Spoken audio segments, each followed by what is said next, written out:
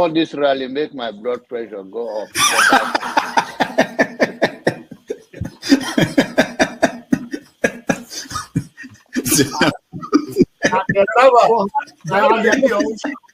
And the people who are asking a platform for him, who are supporting him. So you should get a filter sometimes. Filter your thoughts before you say. I'll continue to take blood pressure medication until Why are you getting high blood pressure, Jonaba? Now, I'm not taking medication for myself. I'm taking it for people like Paul and some of you guys that after the January, February something, and then people like Soludo, that is a good spoiler. I thank God for his life. He's working for my. And I am ready to die defending Nigeria in whatever way. When it is God's time for us to go, it is you not took my going time to go. You are ready to defend Nigeria. I gave you I'm coming. Alexi, hold on. You already started. What I'm saying, defending Nigerians is this. I gave him my time and he's using it to defend No, sorry. I'm sorry. I hope that Nigeria wins. I'm never going to wish any president evil so that I can say I told you so. No, I won't wish them evil. I hope. You see, I'm not praying. There's no point. I can't pray for Nigeria to be fine. I only hope that Nigeria wins and Nigerians win. Because if you choose a dodgy doctor who has a dodgy record, who has, all sort of accusations leveled against him, to say this doctor, we think he's done this, or this doctor, this surgeon, yes, he's a senior surgeon, he's the most whatever surgeon, but there are a lot of accusations leveled against him. If you choose him to operate on you, and you tell me to pray for you that it doesn't kill you surgery, what's the point? I can't pray. You might make it, you might not make it. My prayer won't change anything. So I hope Nigeria and Nigerians win during Tinubu's 4 years. Thank you. Thank you. Uncle, right? I have the right to address Showore the way I like. You don't know what Showore did to me. So learn to control your emotion, right?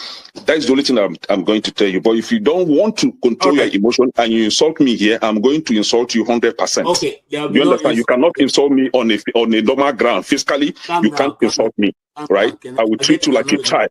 If you insult me physically, I will handle you like a child. I don't care your age. Do you understand?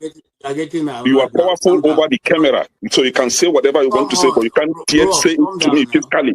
You understand? I will handle you like a kid. Can we arrange the meeting ground? Can we arrange the meeting ground? So learn to control your emotion. You understand? Okay. Please don't take him out. I also have a right to respond because you mentioned my name. There's no need to take him out. All you have to do is to meet them or something. And you're taking too long to manage them. Comment. What did you say? Comment. I know, but he mentioned my name, so I'm asking to respond to him. When he gets your time, No. He mentioned my name. If you want to make it rowdy, I will take you out. Take me out, you son of a bitch. Take me out. You think you're a big boy because you're moderating. Take him out, please. Hello, come on. Don't use such word now. Don't forget, that state is now an oil producing state. So they now have derivation, if you are not aware. So if you want to speak for anybody, please do not defend a Kalata like a Yabelo. Please do not. Okay, let me respond to him 1 second. Do not defend a Kalata like a Yabelo. Do not. All right, thank you, Mohammed. The people of that state. Can I respond to him? No. Then go to hell. Rudolph, go to hell. All right.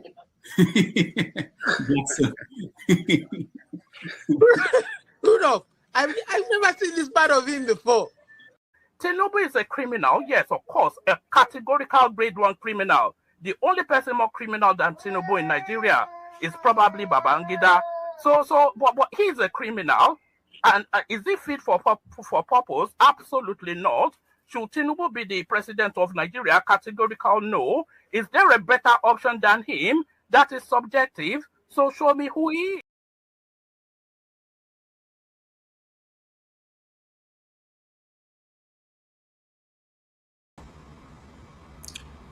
Hello, ladies and gentlemen. It's good to have you back on stage. It's been one good day, today with Nze Tobe, and it was a good discussion. I'm not on that that extreme where he is. I mean, I'm not a traditionalist, but I understand traditional custom and tradition of the Igbos, at least to a large extent, because I work with the elderly, and those who work with elderly people always know a lot of things. And today it was a very good discussion, and I'm not going to waste time before bringing people in. I just want to give my opinion so that I can get that out of the way. There are many things which Nze Tobe said today which I don't agree with. For instance, they're talking about why should people continue. Okay, that's from Dr. Mo. Why should people continue to do traditional wedding and white wedding? And they don't seem to understand this. In the Bible itself, and if you go to any Bible believing church, they will tell you that the traditional marriage you do is more important than the Christian marriage. The Christian marriage is a blessing, just to bless your marriage. The real tradition, the real exchange is done when you do a traditional marriage. That's where the parents of the bride hands over, to the family of the groom. And that is what is regarded, even in the Bible, that's talked about, that if you are interested in marrying a lady, you go to the parents and pay the required bride price. That has not been negated by the church. Sometimes some people bring accusation against the church because they know very little about the Bible, apart from just flipping through the pages. When you flip through the pages of the Bible, you also understand it by just flipping through, just like any other person. But when you take your time to search for an understanding, it will also open up to you. So we as Christians do not say because you are doing a Christian wedding, you cannot do. In fact, most churches will tell you that they will not wed you if you have not done a traditional marriage where the father of the bride hands over the bride to your parents or your people. And some churches also will tell you that you don't even necessarily need to do a church marriage. So if you have been wedded, if you have done a traditional marriage and you come, some pastors are good enough to say, you know what, come into my office, bring your friends, bring your family, and I'll do a church blessing for you. And that's what they do. They don't even, in fact, nowadays, most churches will tell you, don't even want you to spend your money. If you don't like, we'll just do it this way. If you have the money to spend, okay. So let's not continue to heap accusations on the church.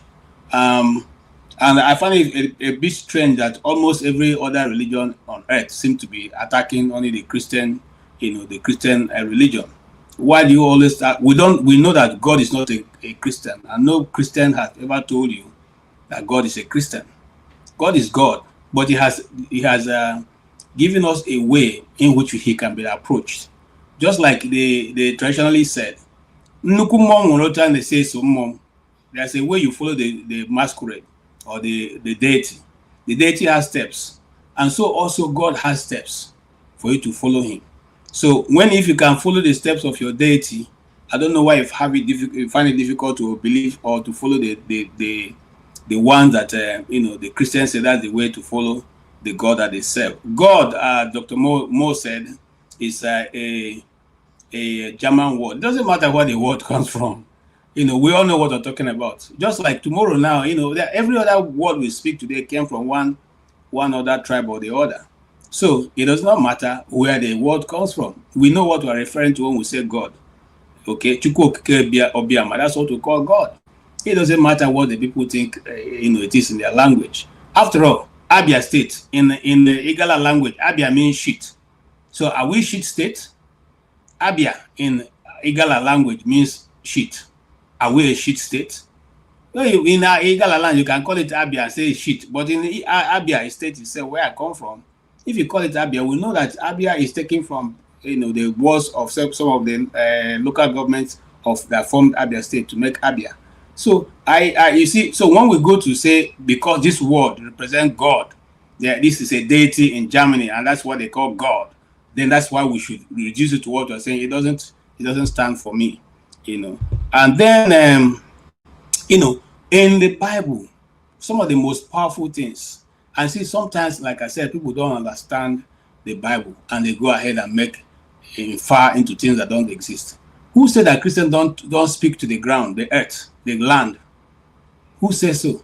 The earth and water is one of the most oldest things on earth. They were here before mankind even existed. So Christians also know the importance of those things, but they are not God. Allah, above God. Water is not God. But we can speak to those things. Everything on earth that you see has a voice, has an ear, and can hear, and you can speak to it. And that's not strange to anybody who is a practicing Christian. We know that. Okay, and then some people say, why are we following the tradition? This Christians just came yesterday. So, and we should evolve with time. So let us see now, will the sun change tomorrow and become moon? Is the moon tomorrow going to stop shining and become stars? Will today night not come? And will tomorrow morning not be tomorrow morning and the day after? These are things that are also, constant. So when we talk about things that are evolving and how we need to make adjustment for the new age and time we live in, let us also know that there are certain things that remained before time started and they've not changed. For instance, the other day I was thinking about water. The water that we are drinking here on earth is probably water that was the same one that rose up to, to submerge the whole earth. Because where is the water that you and I used to go to the loo? Where did they go to? How is it purified? How does it come back to us? If the water that started it at the time of existence still remains the same water we're drinking, don't you think that the water has a lot of data itself and that also can stand as a way of sending a message? So these are things that we sometimes negate when we make, infer into certain things. Again, I as an Igbo person, I find it a bit difficult to swallow those people who make comments like Nnamdi Kanu and his cohorts. My brother, if you could have done better, Nnamdi Kanu has been in prison for the past 5 years. You have not done anything. Whether you are an intellectual in Igbo land or not, you have done nothing. You have not even done anything. Okay, now that insecurity, just like he also admitted, insecurity, Simon Ekpa has been, having his time in Finland. Nnamdi Kanu has been arrested for the past 5 years, is languishing in DSS dungeon in Nigeria. What has changed? Is it same his people that are keeping the people of the East to stay at home every Monday? And then some of us are quick to saying, if you know how much the Southeast have lost for just sitting at home, hey, come on, wake up. Wake up and smell the coffee. You guys have suffered even more. In 1965 to 70, what was the commercial activity that went on in the Southeast? When the war ended and they gave each of your parents 20 pounds, what commercial activities were there in the East? That today, the one day that you are sitting to make a point known, where you and myself are being treated as, inconsequential citizens, or even if they regard you as citizens, one day to make that point becomes that will kill the whole of the Southeast. You guys, I don't want to use the wrong word. And I find it a bit irritating that when you call a man who has put his life on the line, he has no reason to be there, and said, look, this injustice must be addressed. So that since you are in the Omenala, I thought you use your powers to now get the Nigerian government to do what is right to the Southeast. Instead, you are saying that the man who doesn't have that power that you have is fighting with the one he knows, which is the one he understands. And you are there condemning him and his people. I find that very irritating, and that's why I logged off, because I felt that was going too far. Look, if you are a man here and you cannot, a woman, a human being, and you cannot recognize when somebody has put his life on the line for a purpose, for a cause that he believes, and you cannot admit that that person is something, then I don't think I have anything to, I don't have anything to discuss with you. Because those who brought the civil rights that we're enjoying today, those who went, South Africa, Mandela didn't get on a platter of gold, okay? Martin Luther King didn't walk on that, that street for nothing, okay? They knew that their lives were in danger and they were able to sacrifice it. Then you wake up today and tell me that what he did was rubbish. This guy has been languishing. I don't know if some of you know, Nnamdi Kanu is not from a poor home. His father was the king of their village before he passed. He lost his parents on this cause. He lost his mother. his father on this course. And some people come and tell you, just open their mouth and speak unadvisedly. I think that is very, very sad. And I think any Igbo man who think you are doing your paymasters a service by speaking, just speaking out and saying those, I think you are doing yourself a disservice, not the people you even think you are trying to please. Because when those people finish with Nnamdi Kanu, likes of Nnamdi Kanu, and the likes of me, then they will come for you. That's the truth. Get it and be at peace with it. That's the truth. So saying that doesn't make make them recognize that you are now better than the rest of the Igbo people, because you like it, you don't like it. Only Igbo. All right. So we speak to the earth also as Christians. We speak to the earth. We address elements of the earth. We address those things that have to do with the earth. So when somebody tells you that we're not doing that, or they don't understand it, we Christians speak to the earth. We do those things. All right. All right.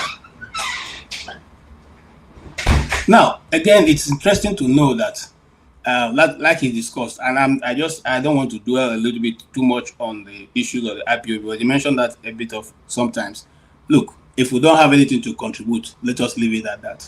It don't make you any different when it comes to talk down IPOB.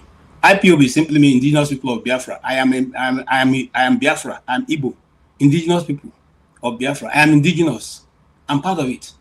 Go and sit down and think about those things. Unless you say I'm not indigenous, unless you say I'm not Igbo. When Buhari was addressing the issue of IPOB, he said, you IPOB, you think you can escape anything. You're just a dot in the circle. He didn't say only the members of Nnamdi Kanu movement. It means all you Igbos. Because if you think he was talking about Nnamdi Kanu people, he said they own properties all around Nigeria. Does Nnamdi Kanu people own properties all around Nigeria? They are referring to you. Wake up and smell the coffee. Stop deceiving yourself. All right. Having said that, I'll move on. And yeah. So there are many things that was said that I think is being misconstrued. Like, for instance, the one that Dr. Mo talked about, which is addressing the witch of Endo, that King Saul approached. It was outlawed.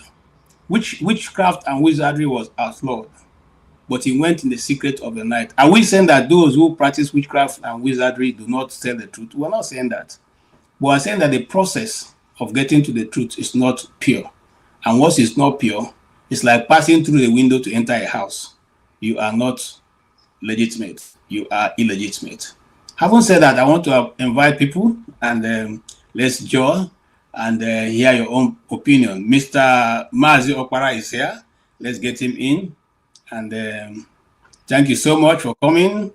And I'm sure you must have listened to my rant. I also have Mazi Christian.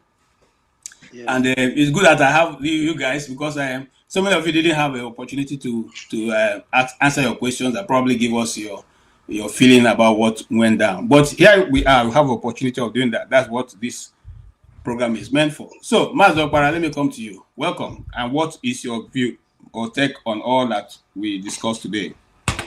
Yeah, KJ, yeah. In fact, I was almost, sleeping, and then I heard that you are coming. That's why I just woke up again. Thank you so much. You are my man. I don't know how to get your contact, honestly. I will send it to you, sir. How?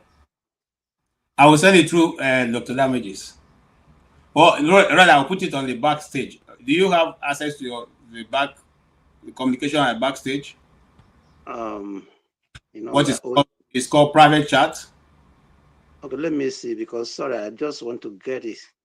Yeah, I can see your private chat here. I'll send my number to you.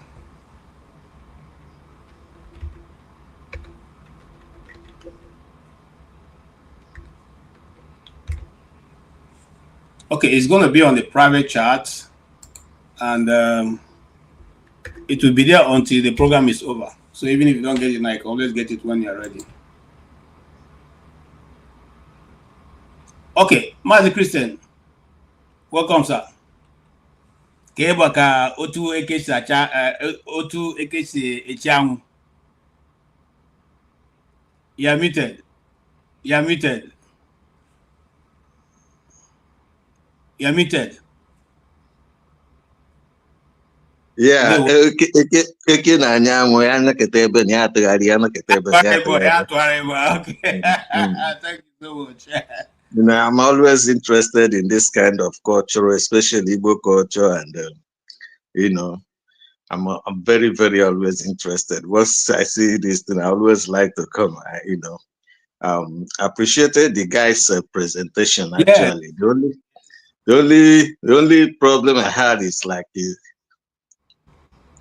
you know, he seemed not to understand that part of civilization is to be organized. You know, I was telling Dr. Damages before we closed that I went to a white man's church. The white man said God is limited. Yes. So he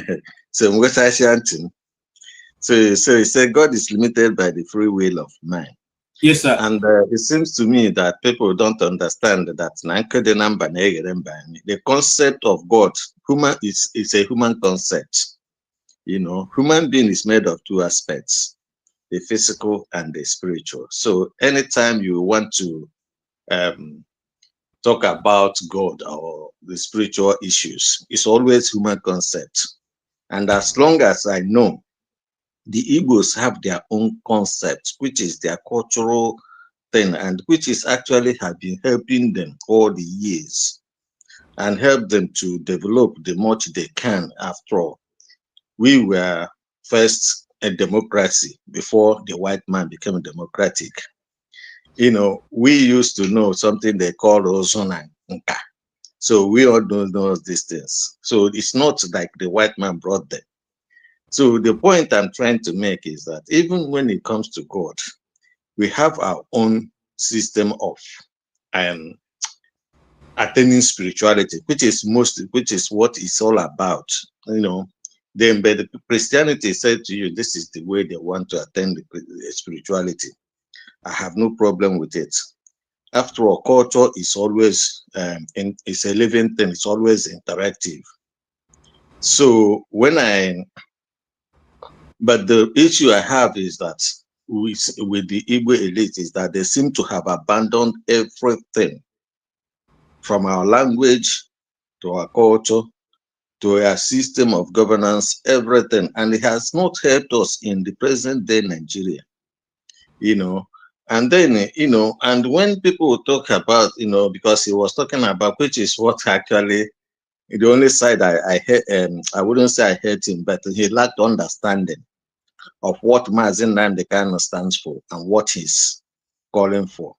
Okay, this I've always told them that Nnamdi Kanu didn't start agitation. It's natural inborn. The Igbo people have always wanted freedom, self-determination. This was addressed by Right Honorable Dr. Nnamdi Azikiwe in 1949. I keep on saying it. It's just because our people don't read. You know, if you go there, everything that Nnamdi Kanu has been talking about today was canvassed, was discussed in that address. But the only difference today is that Nnamdi Kanu meant it. He meant that we should be free. We should be self-determined. Whereas the other person, the other Nnamdi Azikiwe, was deceived by the lure of having a big Nigeria, which he himself knew that it wouldn't work. But probably he thought he was going to be the first prime minister, and then he would be able to, to organize Nigeria according to his own thinking. But it didn't work that way. So Igbo man is now stuck in between the deep sea and the hard rock. So when I listened to his presentation, which though the internet wasn't much the same, but most of the things he talked about the Igbo cosmology, the concept of God, impersonal chi, and reincarnation, and all those things, which basically, if you go through the Old Testament, is there. So I sometimes think that probably because the Igbo people have embraced that because of those Old Testament practices. Because if you look at, if you go to the Old Testament, it will look like you are discussing Igbo culture, whether it is sacrifice or whether it is reincarnation or whether it is all those kind of practices they do, circumcision and all that. So that's why I think that we need to go back, because there's no society that develops without their culture. And I've always said it, the difference between us, Africa, and Asia, which the Europeans also conquered and colonized, is that the Asians retained their culture, whereas Africa embraced the European culture. You can never understand the culture if it is not, it's just like you being removed from a fish being removed from the sea, the natural environment, and put in a puddle, you know. So he can only be running around trying to figure out how to survive, okay, in a puddle. But if it's in a big, large fish, a large sea, he will be swimming around. He will be in a natural environment, so he will survive. But if you are put in a puddle, it will be difficult. So that's where I stop for now. I agree with you totally, Christian. And I want to quote from Dr. Nnamdi Azikiwe's speech of 1949. I said, the Igbo people have reached a crossroad, and it is for us to decide which is the right course to follow. We are confronted with a routes leading to diverse goals. But as I see it, there is only one road, and that I can safely recommend for us to trend.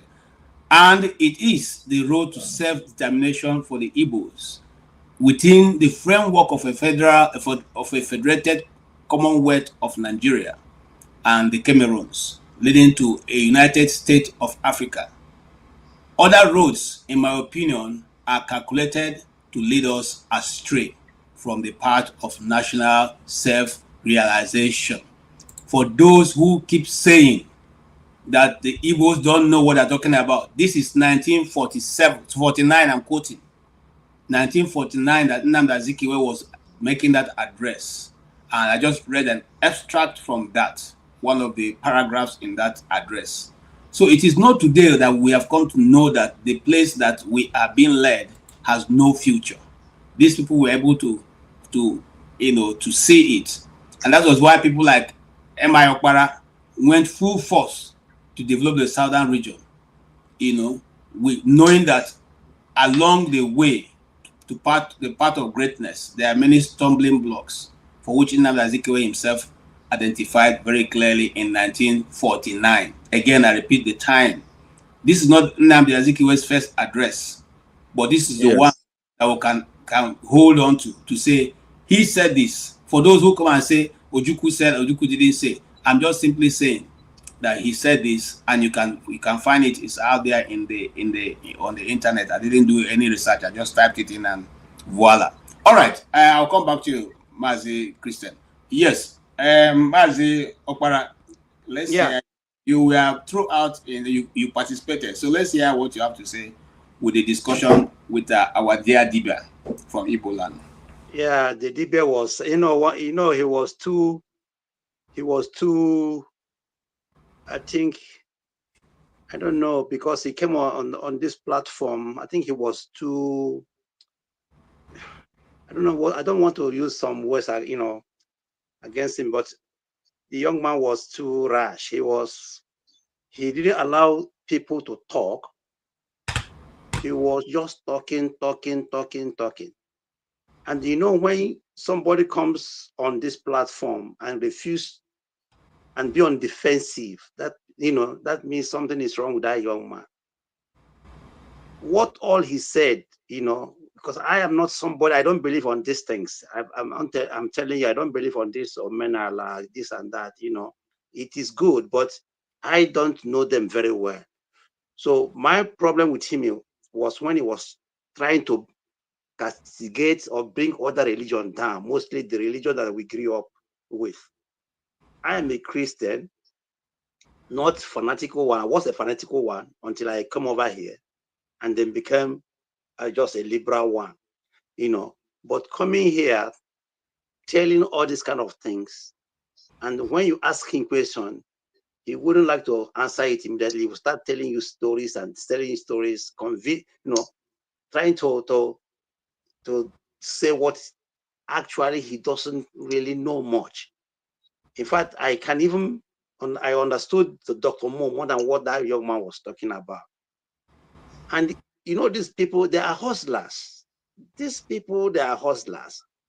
The only way they can make a living is through all these platforms.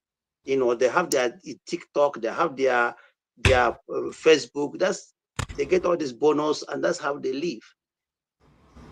For example, he was talking about P2B has no structure. What brought P2B here in his discussion? These people, they are getting some stipends from politicians. That is why even you see how he's comfortably talking, because I don't know, but maybe he could be in good position or in good contact with the sitting governor of Anambra State. That's why maybe it's untouchable. That's why his own dibia is different from other ones that are now in detention. Because it's just when when you are in good time with them, you will dine with them. When you are not good time with them, you will not dine with them. So I believe that I'm not sure, I'm not accused, but my own belief. He brought up P2B's issue. P2B has no structure. Come to neighbor and ask somebody who is the structure. He cannot even, nobody knows him. One person, this man is a politician. Somebody sent him to castigate P2B. I am not a P2B fan. I'm not a politician. I cannot vote in Nigeria. I've never voted in my life until I came here, start voting. When I was in Nigeria, I never voted. I never voted until I came here. So okay, I want to ask you a question. Are you from Anambra State, Okpara? No, I'm from Imo State. Okay, what about you, Christian? Are you from Anambra State?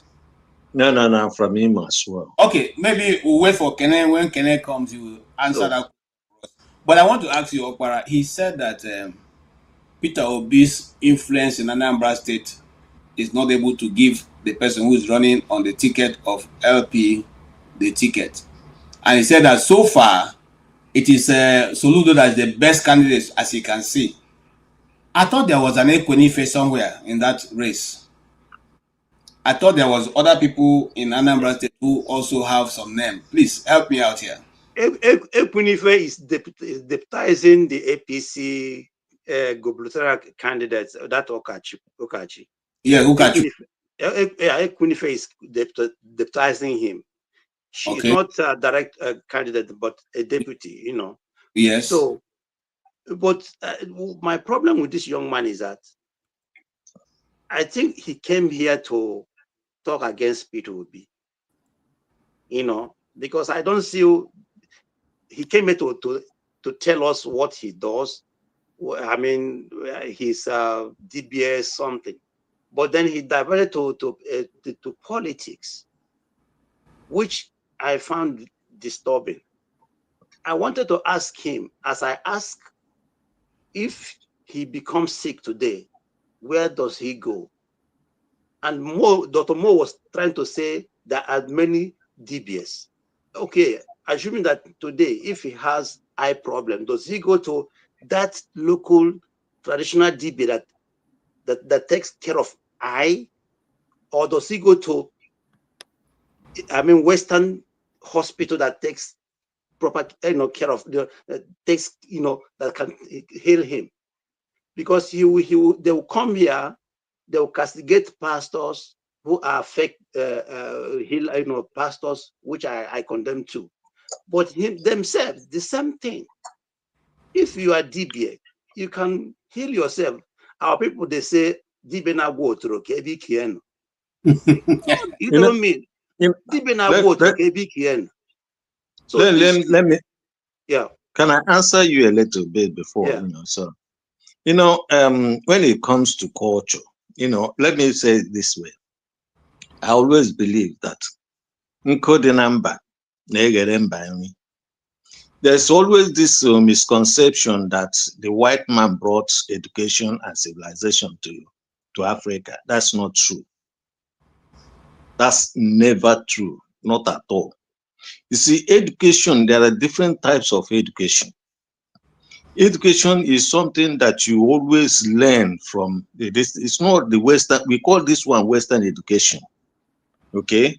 So the Western education, they came, they imposed it on us. Just the way they imposed Christianity on us. So the way they impose their culture, or putting on tie, putting on this and that on us. Now, it means that they actually truncated our own march towards civilization. Now, let me put it this way. I'm very I know for certain that in each leaf in the forest have some Christian, chemical. I won't be too long because this is almost after 12 here. I just wanted, KJ, I've sent you my email. Okay. Please, Christian, let us be honest with ourselves. Look, I'm proud to be a black man. I'm proud to be an Igbo man. But when we see people that are above us, let us accept it. We are talking about civilization today. You are in somewhere you studied in Nigeria, probably you left. You are somewhere where somebody already developed. I am somewhere where somebody developed because we are incapable to develop our place. Let us be honest with ourselves. China was also colonized.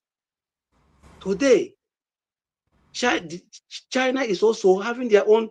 Look at the way China is growing, because I believe that China was also, they tried to colonize China, and China later got independent or liberated from them. And look at China today. So what stops us, black people, sub-Saharan African people, what stops us from at least, okay, now we are 65 years, we liberated from these people. Let us at least show that we are capable of giving ourselves ordinary pipe-borne water, ordinary schools. We still hope, depending on these people to give us good education, to give us malaria tablets, to give us, vaccinations, malaria. And you are still telling me that we are not, we are lagging behind. Okay. Yeah, just let me clarify. No, I don't want you guys to have the discussion, just you and him. I want us to okay. And those who are thinking, no, we're not trying to change what the man said. This is people's reaction to probably what the question they couldn't ask. We know what the man said. We know that the man made a comment because Dr. Damages asked him about the politics in Anambra State. And his response is what we are responding to. Don't misunderstand us. We're not trying to, there's no trophy to win here. Okay? No trophy to win at all.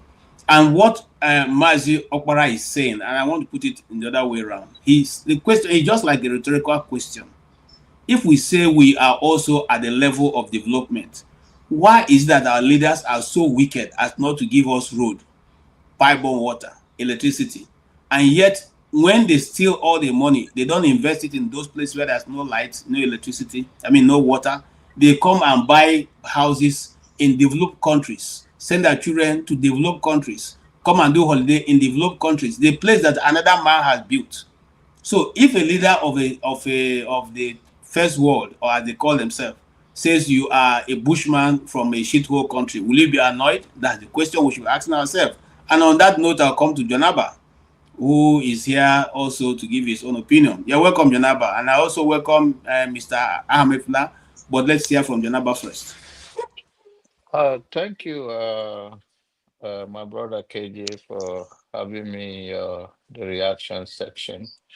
The man, I listened to him from the very beginning to the end, is knowledgeable about what he's talking about. And one thing that I would like us to understand is that we all have knowledge in a different way and understanding and the way we look at things. But in this subject, in putting it in the context of what he come here for and all the questions directed at him, he answered it to the best of my knowledge very well. We may disagree on how our own view, whether it's on politics or a comment he make about agitation. We may have our different view. You are entitled to it just like it's entitled to it. But one thing that when it comes to what most of us have said here right now, why we cannot develop our place, well, it's bad leadership and a cowardized society who refuse to fight. Um, so, and in that case, when I see young men, whether they are wrong or right, but the fact that they dare to challenge the authority that has been or fight, uh, I give them thumbs up. I may not agree with them in totality of what they do, how they go about it, but the courage spirit to dare to challenge the evil system we have is something we applaud those that are fighting, whether for themselves or for their society. But one thing is clear is that a way forward that this is what the world is turning to. Nothing, what goes around comes around. Nothing lasts forever. And we are seeing a change. One of you have mentioned how many Reverend Father they have killed. Nobody want to see another human being killed, especially not even the Igbo culture or even Africa culture. We believe that a spirit, a human being is bigger, since you cannot create it. Although we believe we produce human being through sexual thing, and we believe it's bigger than that. So it's also understandable that people have a different view, and we should respect that regardless. But the guy is deep in the subject.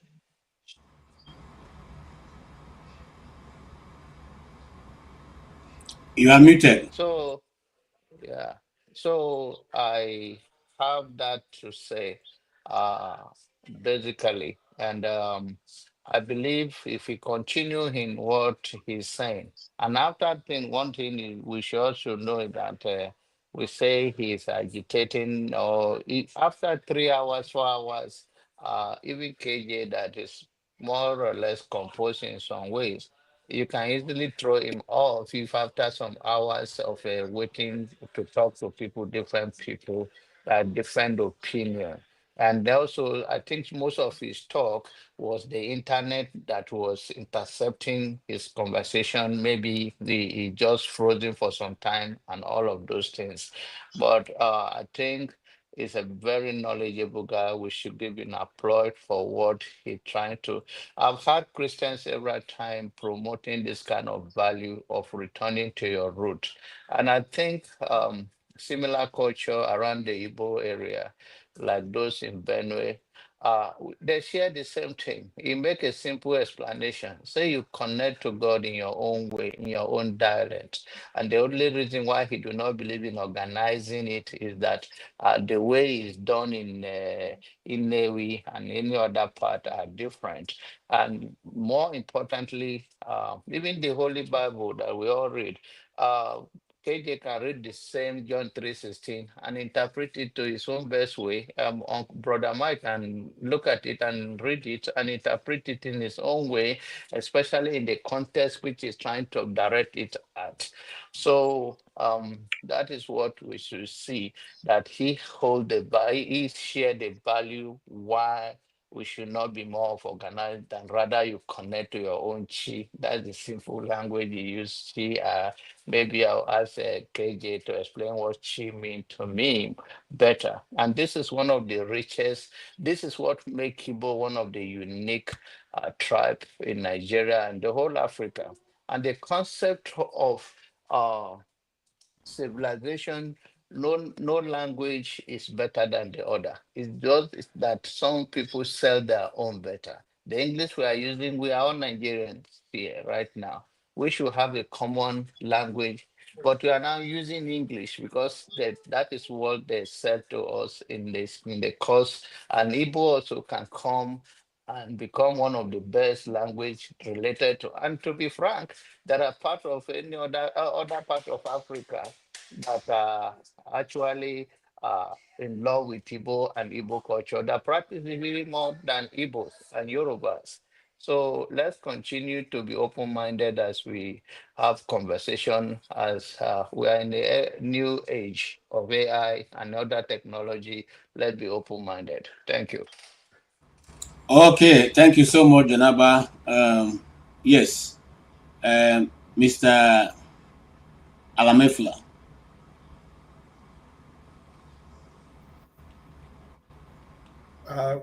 Good afternoon, good evening, good morning. First of all, God bless you. I'm in Java. You mean the year? Okay. Well, I'm on your way. I want to know God bless you. Yeah.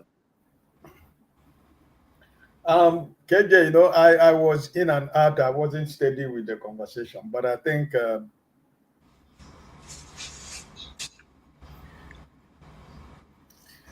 I want to borrow a leaf from what John Abba just said now.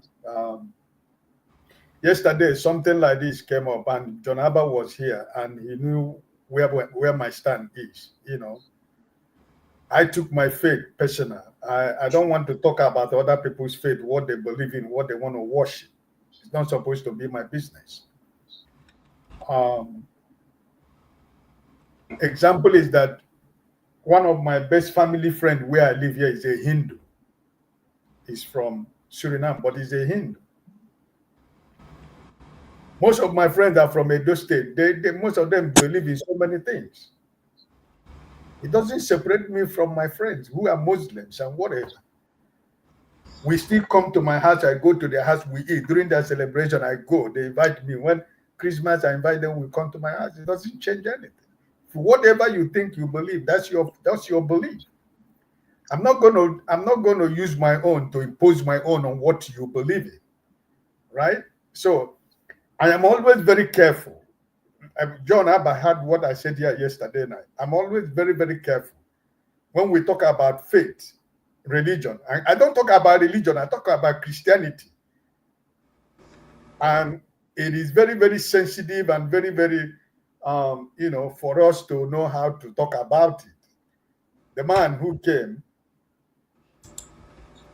he said he's a doctor of Omenala. I don't know the kind of the Igbo Omenala he is, because I don't know if he's which one is there. There is a lot of doctors in Igbo tradition, as Dr. Mo was trying to explain, the doctor of those who care stomach cake, those who do this, those who do that, those, you know, there are so many. So I don't know those who were here from the beginning, what kind of his own Dr. Omenala is he, because I don't know. I wasn't here to understand his own area of, you know, his own area of belief in the traditional way of worship.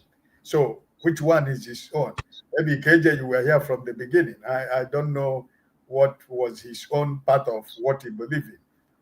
I don't know what he practiced, you know, but so I can't completely say I'm going to have anything to say unless like KJ, who started from the beginning, can tell me what he said that he believed in or what he practiced. Okay, he believes in Omenala, Omenani. And I, in response to that, I said to Dr. Mo that the word Omenala has always been in my dialect, and that the elders of my community do not distinguish between, the so-called, so many gods they are calling, and the God of the heavens. That is a likely that if an elder in my community wants to throw kola, the first thing he does is to call Chukwokike Obiama, and then he calls the the lineage that that he has come from. Okay, in other words, in the Igbo methodology, we believe that the God that we have different variations. In other words, there is the God of ancestors and all the rest and all the rest and all the rest. In the Christian religion, we know that in heaven it's not only God that is in heaven. We know that in heaven you have other beings in heaven. There are the 24 elders. There are the cherubims, there are the seraphims, there are the covering cherubs, there is the 4 living creatures. There are many others that I cannot count. There are legions of angels, all with different titles. So, in the Greek methodology, if you did meet, and that's why I said to him earlier that when I was asking a question, I said I studied theater arts as my first degree, so I know the Greek methodology, the suits, and all these things. But at the same time, they didn't call that to be God. They said that these are the God of facilities and the God of this, is a God of that, but they made the person, the creator of the heaven and the earth, they still know as God. So are we saying that the creator of the heaven and the earth in the Igbo tradition is not God, or that our own God is not the same God that we worship, that Igbos have a different God? That's where I couldn't find a footing, and I don't know, because Christians seem to know all about it, so he may be able to give us an understanding. Christian, tell me, so is the God that we, the Igbos, worship different from the God of the heavens? First of all, let me correct you. You said you know. You don't know. What you say you believe. Okay. And okay, so because you don't know. I don't know. When you said yes, you don't know there is God, or there is a cherubim, or there is a heaven, or there is hell. No, I know that. You believe, but you No. believe. No. You believe. You see, Christian, there's a difference between belief and know. Okay. Because something you know, you have to have an empirical or physical you have to be empirical to be able, you have to be physical, you have to show it. So to say that you know this. But when you believe, it's just simply saying, admitting that you don't know, but because of your faith, you believe that this will happen, or this is what, and that is what religion is all about. But let me say this, God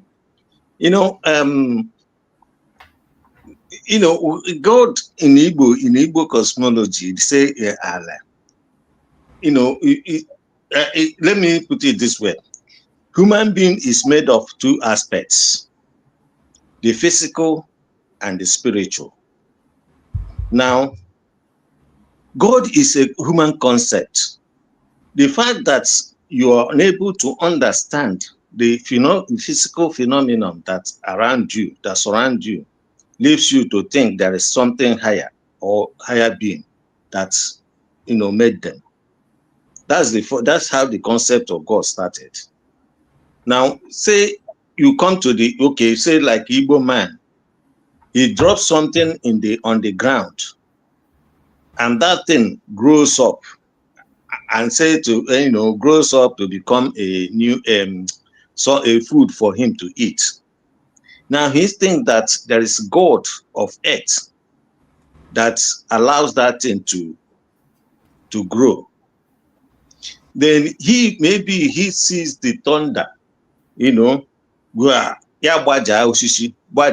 and so he thinks that that is a God that that goes with fire, that kind of thing to destroy. So these concepts are things that human being sees, and then he attribute them, say this is God. So that's why you find that in Igbo concept there's so many cheese or personal, because we always say bofu nemo, bofu chieke, because you are able to do certain things, even though you are born with the same parent, the same destiny, but your siblings are unable to do those things. So because we don't know, and that's why we think this is God. Now, the reason why I'm coming from this concept is simple. The reason I'm coming from this concept is simple. You know, even the Christianity that the white man brought to us, I've told you here, I went to white man's church and he said God is limited.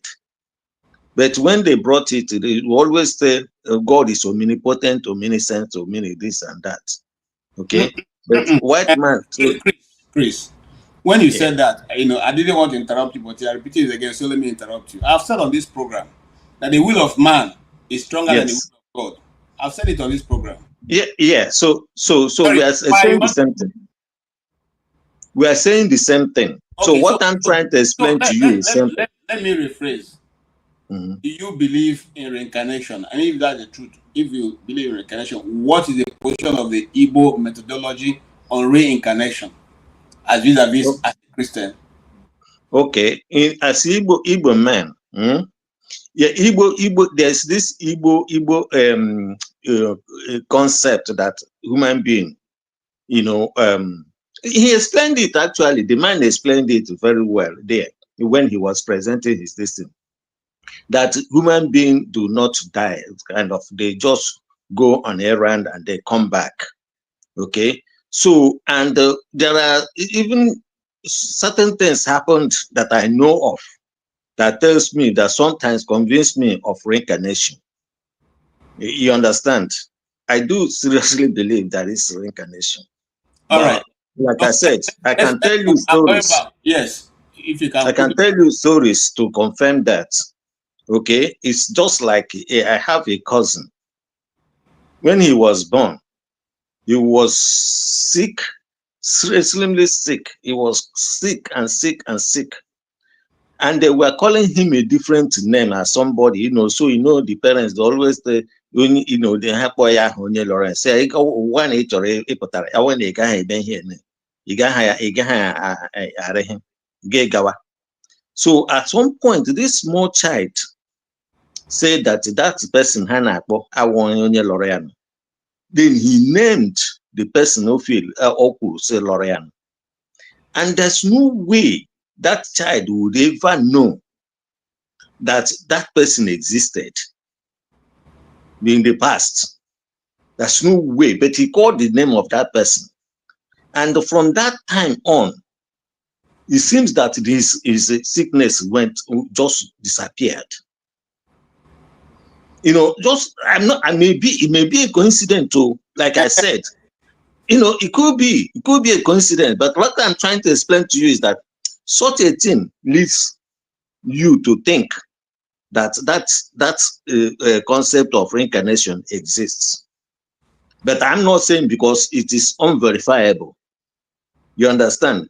Okay. But I'm just saying because something about religion is that your things you believe in is something that you do with belief and faith. They are unverifiable, and that's the problem. All right, let's move. Yes, Mr. Okpara. Can you have heard what Christian said? The Igbos have this belief of reincarnation, and there's this story that ran in Lagos of the lady who married an Igbo guy who was who had accident and passed on, and came back and married somebody in Gabon. I had 4 children, 5 children, and eventually brought her back. And I can look for the video, Jonah, don't laugh. This is real. In fact, it was a very popular story. It's featured in if you follow Nigerian news, you know a guy called Expensive, okay, in Lagos. It was an Expensive news, and Expensive dived into that story and we got people. He got people from their community who confirmed these stories, and eventually, so yeah, there are mysteries. And Christian, you said something I like. We Christians say you said the world people exist in three ways. No, two ways. No, they exist in three ways. You have the body, the soul, and the spirit. You see, the last one that people don't talk about is the spirit, which will eventually go back to the person who created it. The soul, the body will then eventually leave itself and is done with this world. And that's why, but that's a different topic for another day. So let's not go there, because not everybody that is on this channel now that is ready to hear that one. Yes, Mr. Okpara, go ahead. You heard what he said. Do you believe in that? And have you heard anything like that that have occurred before? Yeah, as an Igbo man, reincarnation is I believe everybody. I know whom my parents told me. I know that I am from.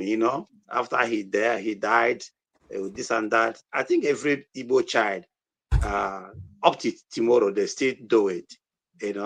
Tell you are the next person. You are from this person. You are from this person. So I still know at least whom my parents told me where I came from. But I think that is what we call also Omenan. All those things are part of Omenan. But because I don't believe that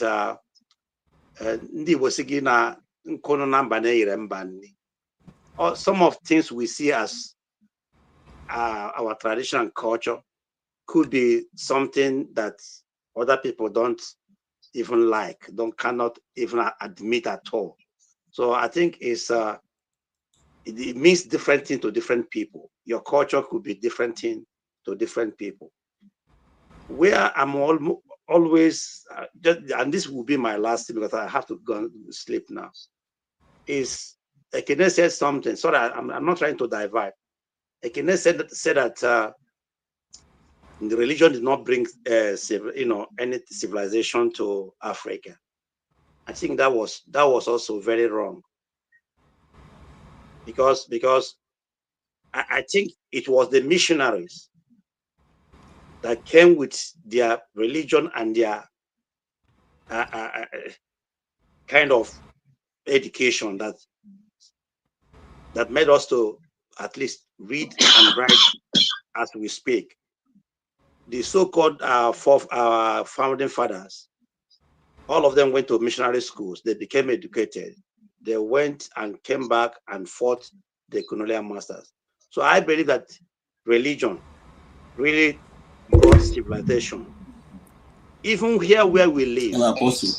Even where we live. I've been on an online meeting. Yeah.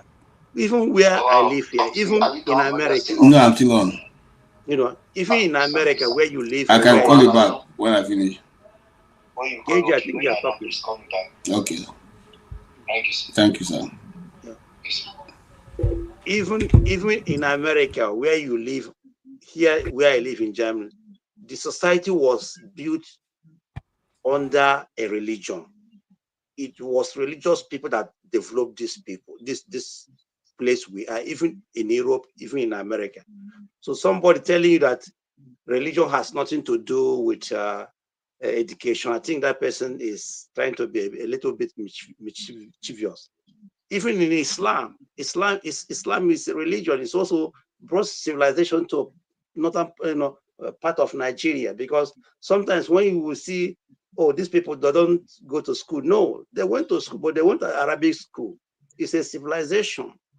So these things, we have to put them in right perspective. That for me, the way I believe that Christianity, the missionaries came. Okay, they had their own flaws. They had their own brutality too, but they really at least helped us to develop faster that we could have developed.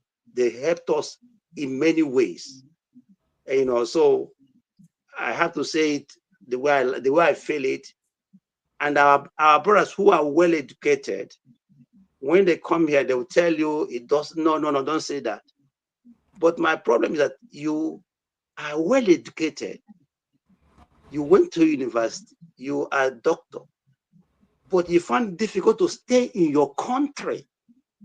In your country. You run away from your country to another man's country. And you don't find you find it difficult to believe that something is wrong with us. I mean, I'm sorry. It's very difficult for me to understand it. Good night from here. It is almost 1 o'clock here in the morning. All right, thank you so much, Mazi Okpara. We appreciate your time and the treasure you are spending with us. We appreciate your contribution. Many people also on the online are appreciating it. I want to call Otti. Otti, you are making more comments than those in the studio. Please stand up and then let's discuss, because you probably have an area that we're not touching, which you intend to touch for us. Yeah, Jonaba. And then let's face the fact. The truth is that we know in parts. Nobody knows everything. You know, I talking here. I've interviewed people who have died and come back to life.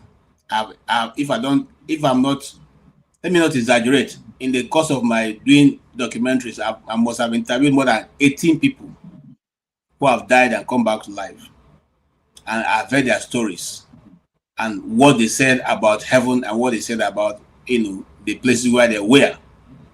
So we don't know it all. We know in parts. That's what the Bible says. So I don't believe any dibia, whether you're a native doctor, you are a primitive doctor, you are the one who started the native doctor movement, that you know everything. Everybody knows in parts. And we also prophesy in parts. You know, some days ago, and I'm coming to you with this, Adonaba, some days ago, some people woke up and said the war is going to end on the 25th of September. That when 25th comes, the war will end, the rapture will happen. Okay?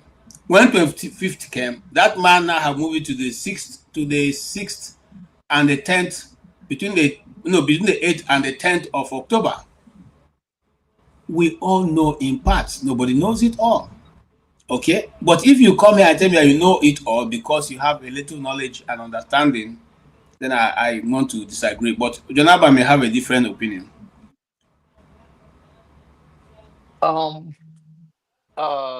My brother with you and Rondo Mazi Okra was saying, our story as Black and African is a pitiful story of a wandering people that we are still having this conversation. Hopefully that this one day our children will have a benefit of their own ancestral home. He said that while we are all scattered around the world, if we don't believe that Christianity or religion has brought something for us, well, I think it's like gonorrhea. It is sweet you, it dey pain you. So there is side of it that is true, the side is not. We could have grown in our own space. When you jump up, the tendency that you come down from where you jump from is there.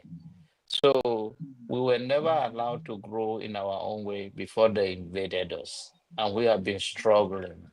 I want to use this as an example of him saying that if we do not, while we could not help ourselves, we are medical doctor, all that around the world. Let's use the IGP camp in Benue, for instance.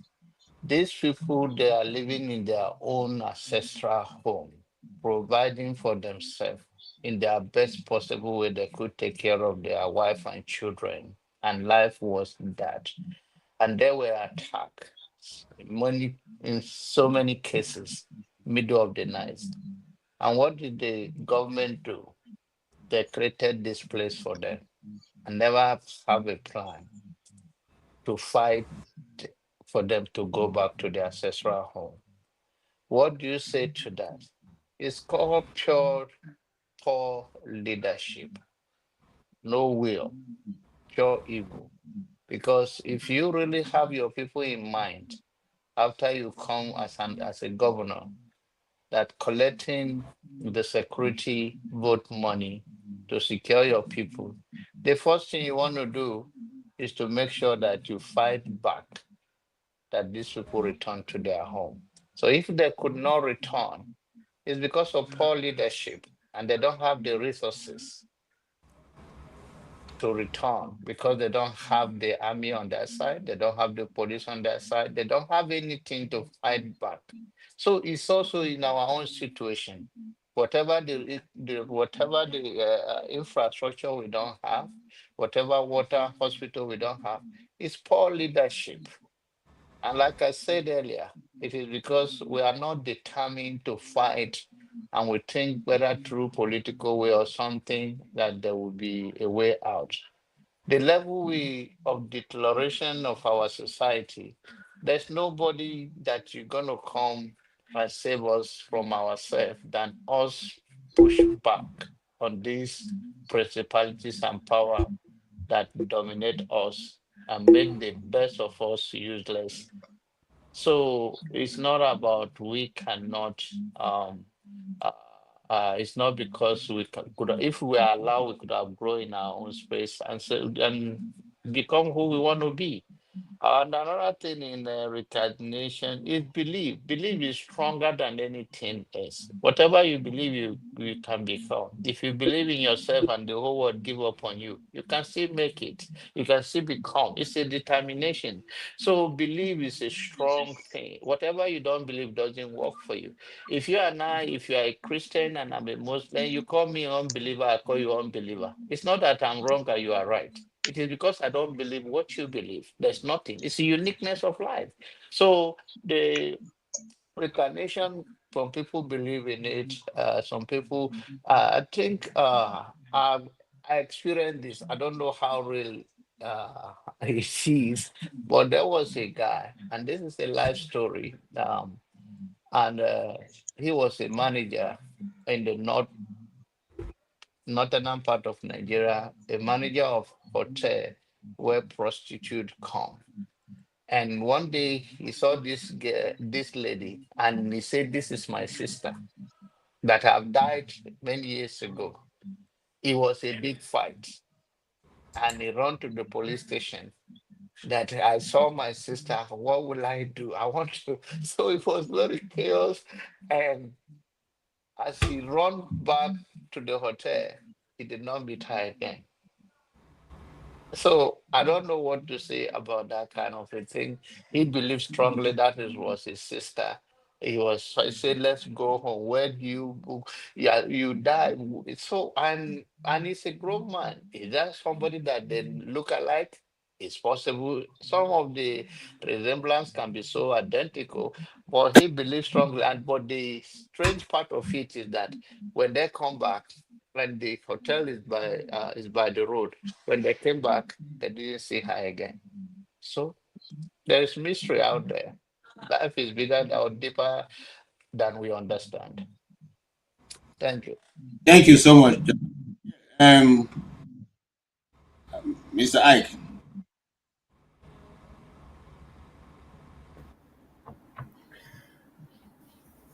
In Igbo perspective, a lot of people believe in reincarnation.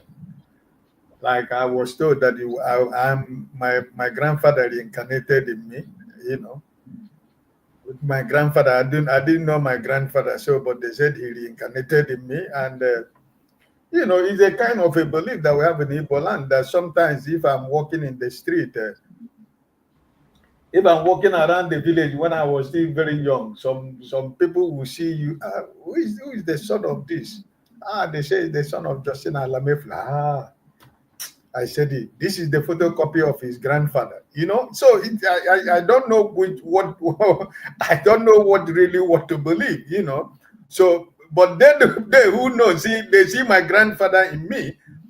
Probably, sometimes when I talk or when I do something or the way my life is, they always tell me. They always say this is the photocopy of the grandfather. And you grow up with that kind of understanding that your grandfather came back to life through you, right? So, but for me personally,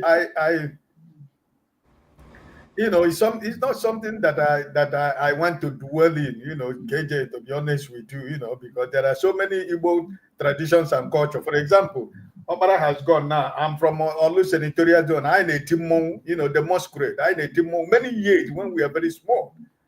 You know, they made us to be fearful of the masquerade that during the time when we are still very, very young.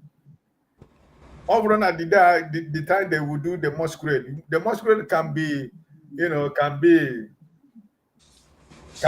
you know, if you know where National Stadium Lagos is, the masquerade might be at the National Stadium. And people that are watching it, they are telling us that, you know, it's spirit, it's not human being. And the people that are watching the masquerade, the younger will be like Costain. You know where Costain, from National Stadium to Costain is far away. You know, so they made it so fearful that you can't even go close to it. They say it's spirit. You know, that the Mongo is a spirit. You know, and that's the way we grew up with it. But as time goes on, when we begin to grow up in the village, we begin to see that, you know, the people have been initiated into the masquerade, you know, and my senior brother too was initiated into it. And, you know, some of my family men were also initiated into it, you know. But before they would tell us the spirit, you know, and at the end of the day, the person that is going to wear that masquerade, he might be your brother. The time he's going to leave the house, you will not know. And when you go to the place of the masquerade, you will not see him. You know, it's kind of a funny thing. You understand? But as time goes on, we begin to grow. You know, people begin to go leave the village, go to towns and cities. You know, you begin to see that the fear of the masquerade has beginning to go away. Eventually, right now, the masquerade now, it is the young boys in the village that they try to go and carry the masquerade. You can stop with both of you will shake hands. Those days, who are you to go very close to Mongo, you know, in those days? But right now, it's something that they used to make fun in the street, in the village. So I don't know, you know, from that perspective, I don't know whether our fathers and our uncles were trying to put, you know, a lot of fears in us that we can't go close to the masquerade, you know. But what I'm seeing in the present day, you know, Igbo land, right? The something now in a teacher obodo Igbo now. I mean, na Germany, I na Spain, and a boom, and a city na village, boom, obodo Igbo, and a everywhere, even London. So it's no more like. So people now recognize it. This is not that when I recognize it, this is part of Igbo culture, right? That is a very sweet culture. You know, displaying your culture and your tradition. It's normal, selling it into the world. You know, so it's something that is fun.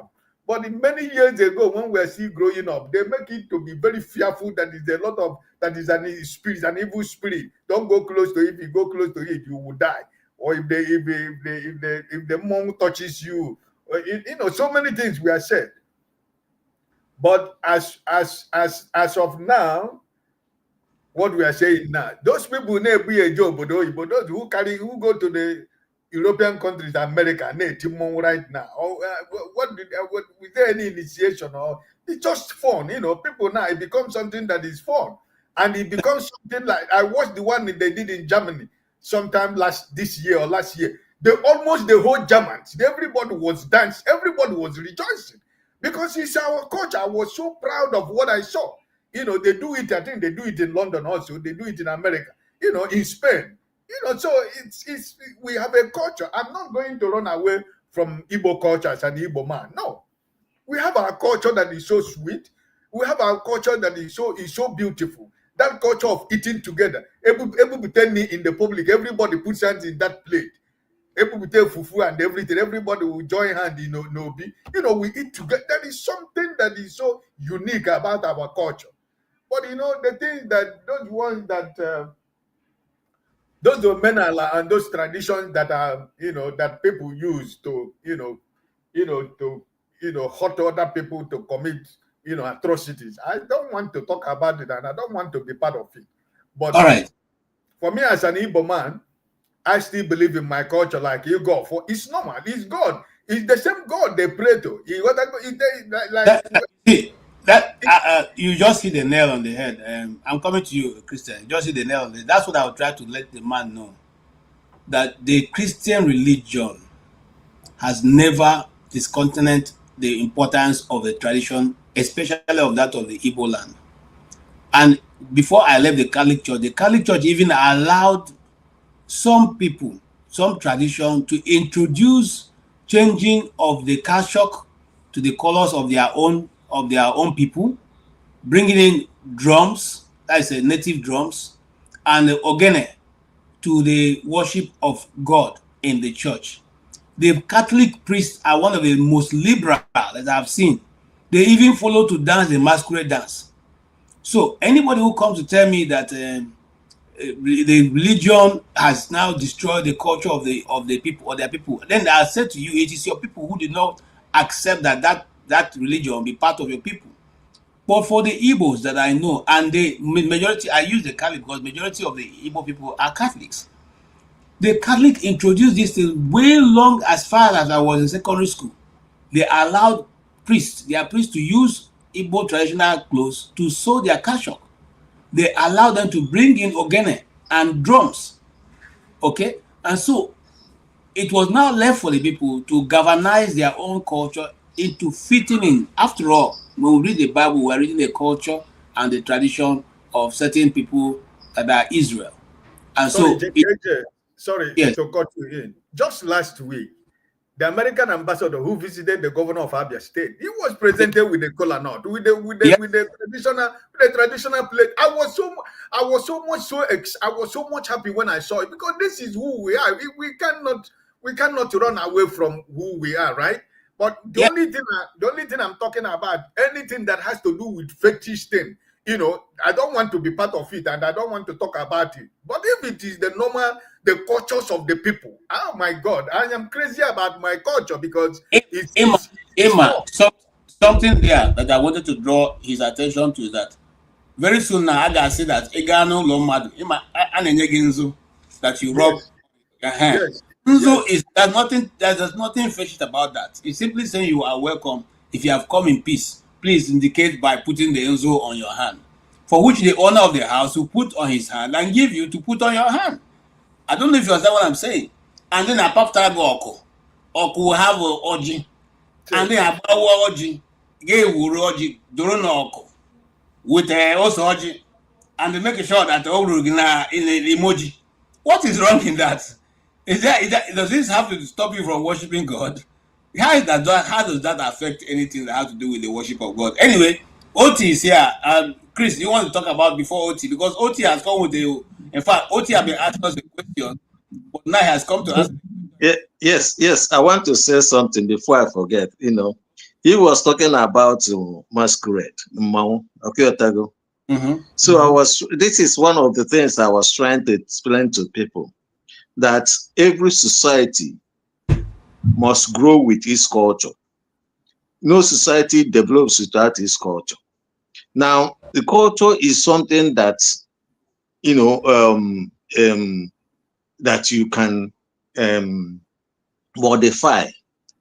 Okay, it's something that you can modify. You can always update to the time, you know, to suit the time you are living in. Now, the reason why I talk about this Mon is an enforcer in Igbo traditional government. Okay, Mon is an enforcer in Igbo traditional government. Even if you read this fall apart, you will notice this. So Mon is always used as a police. It's always used as a modern. In those days, it was used as a police. So in order to fear, you know, human being, they say men are made better not because of love of going to heaven, but because of fear of going to hell. Now, they said that human beings are by their nature sinful. That's why we make laws. Okay? So when we talk about Igbo tradition and this Mon system, it's just to enforce the laws. Like Mon werike igebe ihede. So in either na ube or here or anywhere, nobody enters there. That is a kind of, so in order to make them people to be afraid of them, so that's why this mistress about Mon system, is created. Okay, just the same way they created heaven and hell in the Christian Bible to make sure that people adhere to behave themselves. You know, so what I'm trying to say in effect is that when and the other guy, the other guy that left said, why Christianity brought us civilization. And I said to him, it's not true. And he was wondering why people were unable to give ourselves certain things. I happened to study at Nsukka. One of the things that I know is that if you go to the laboratories of that university, you will see a lot of research work, you know, people carried out that were sitting in the dust there, you know. So the difference between a developed society and an undeveloped society is when you move your researches from the lab to the city, to the human and to the production line, and then produce something to give to the people. So it's not like there are lacking researches that can produce things, so people can do things, you know, lack of knowledge of what people can produce. But what the society, the government, you know, what the government is trying, how the government is trying to encourage that researches, or what is the priority of each government, you know. So if we, you know, that's why I said to them, you see, culturally, people cannot grow because it's something that value system. It has to do with value system. So, and when I talk about, I always talk to the people about ethnicity. All right, let's bring Otti. Yeah, Otti, go ahead, sir. You have been, yes, you have come with a lot of information for us. Hello, hiya. Good evening, everyone. Well, I listened to the dibia, but I did miss some segments of his presentation. You know, so I was otherwise engaged. Right. So, Christian, let me point out. I think Mazi Opara, you know, when he talked about Christianity as a religion, because you know we have so many other religions, but Christianity did actually not just only to our African societies, but to Europe. Christianity actually civilized Europe, so it brought civilization to Europe. Okay, we can even in political theory, in governance, this idea of even separation of powers, right? You know, I mean, in separation of church, religion from politics, government, is a Christian idea, right? In Rome, for example, there was no such division, you know. So, you know, like, you know, the government and politics and the religion, it's all one power as such. But you remember, you know, Christ talked about give to God what is God and to Caesar what is Caesar. So, and you find out that is a very essential concept in the Western political system. And so many other things, you know. I mean, the idea of the concept, you know, like sovereignty, for example, or even human dignity. You know, this is, you know, so they really have religious roots. Christianity as such brought, you know, that's Western civilization. Is the root, is the foundation of it. And then it discovered that Europe, because they have kind of turned their back on the root of their civilization, that's why they're kind of going down. That's a decadence. So religion, Christianity does actually bring civilization. Okay, so you know, that's for me. That is that. So I agree with Maz or Para on that. It's quite correct. So I don't know. You guys have been, you know, discussing so many things. Okay, now things I don't know. I say I don't know. You know, I mean, I'm open to, like to, you know, to learning any subject. You know, anything. now, for example, the topic of reincarnation, I want to say simply that I don't know. I don't have enough information for me to kind of say that yes is a fact, is a reality or not. So I'm just quite open to it. For me, it's just kind of it's incorrect. I don't have so that's I have that kind of approach in so many things. If I don't know, if I don't have enough information, I just kind of leave my mind open about it. Okay, and now where it comes to now culture generally, yes, I mean I think most of us are quite right to accept, to make the point that culture is something that is dynamic. It can be purified. Not everything in culture is good, and such things can be dropped. And I don't is to say that Christianity has destroyed our culture. No, I think it's perhaps just is a wrong way of looking at it. There are things that our forebears practiced. I mean, we cannot say those things are our culture and then carry on with them, even when we know better. We've come to realize that they are not helpful. They're against from experience. From really kind of having a more enlightened kind of ethic, moral understanding of human relationship. So, for example, maybe there was a time, the clean of twins and stuff like that. Maybe somebody, a man dying, and then the wife is, kind of subjected to very inhuman, kind treatment, in the name of culture. Such practices.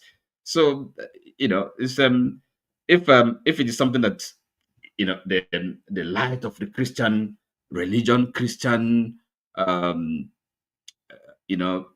worship has brought about, we cannot complain. It's a good thing, So, and the good things in our culture, I don't think Christianity is going to destroy them. Has come to destroy them. I don't think so. For those who are believers, who are Christians, well, speaking for myself, I think even though there's so many things, so many good things in our, I don't know as much of Igbo cosmology, Igbo worldview. I should, I think every Igbo person should. But now, for example, I mean, this there are books I've not read, that actually deals with this. This Igbo dibia thing. A dibia, Professor Ume, John Ume, is from Nobi. Is a known dibia, and so well-educated man. Is the first professor of estate management in Nigeria. So he studied, but he's traveled. He's written books. So have 2 volumes of his book, After God is Dibia, and I've not opened the page, but so he talks about this, and the dibia thing. So it's just not having the time to study, to do the research. Okay, so that is that. The knowledge is there. There are dibias. They know quite a lot. And both in the language, the Alpha language, which only dibias can understand. So that's why dibia is really somebody that is a mystic, learned, has access to deep, profound language, knowledge that is not accessible to ordinary people. That is that. So, but as a Christian, from my understanding, the little I know, because I'm not a theologian and I'm not a philosopher, but at least kind of being open to being interested in kind of knowledge, learning stuff. I think in terms of truth, the universality of the Christ, it's not an European. It's not something. It's not. The West also was how do you say it? Kind of this converted. So it's not. Christianity is not an European phenomenon. It's not an European civilization. Okay, so they were also the way we are. It was brought to us the way we. That's how it came to them. So it's not. It doesn't belong to any people. Okay, but of course, that's if like the threats, the historical threats, the journey, from the Jews and Israelites and all that. But it is a universal, the universality of it. That's what you cannot deny, and it's brought profound changes in the world, in the history of the world. Nothing else has had such an impact, So to that extent, sorry. Yes. Yeah, go ahead and round up because I want to move. So to such an extent. So I think whatever truth, and knowledge that is in my Igbo culture, somehow, I said I don't know a lot about it. I don't know much about it, but I'm still interested in looking into that. But in the meantime, the Christian religion, the theology, I think it's that's what I'm an adherent to, at this point in time, and I'm not sure anything will change that in the future, So that is my position. All right, thank you so much. Aladdin K is saying that we have not been able to watch enough Medivian videos or movies. Please avail yourself to Medivian videos and movies. Maybe they will tell you the story of your great-grandparents better than you are telling it. I don't know, but that's an advice, and we will try and see what to do with it. It's just that the things you guys don't know. Hold on. Movies. Yeah, most of what you guys don't know is that no Igbo parents would not tell their children where they are from and how their journey has been. None. I can say that with my full chest. There's no man who is a man in Igbo land who saw his father with his eyes, who father will not say, this is who we are, this is where we are from, this is this is that. It doesn't happen. They always tell you. In fact, some parents go to the point of telling you, this is where I failed, this is where I failed, this is where I failed. Don't take this road, don't take this road. But I won't say that. It's not an Igbo day today. One of these days we'll discuss it. Let's move quickly to a video I want us to discuss. And let's watch it. And after that, we'll come back and talk about it. Also going to talk about legislation I introduced this week to protect Christians in Nigeria. Nigeria has seen a persecution of Christians that has been staggering.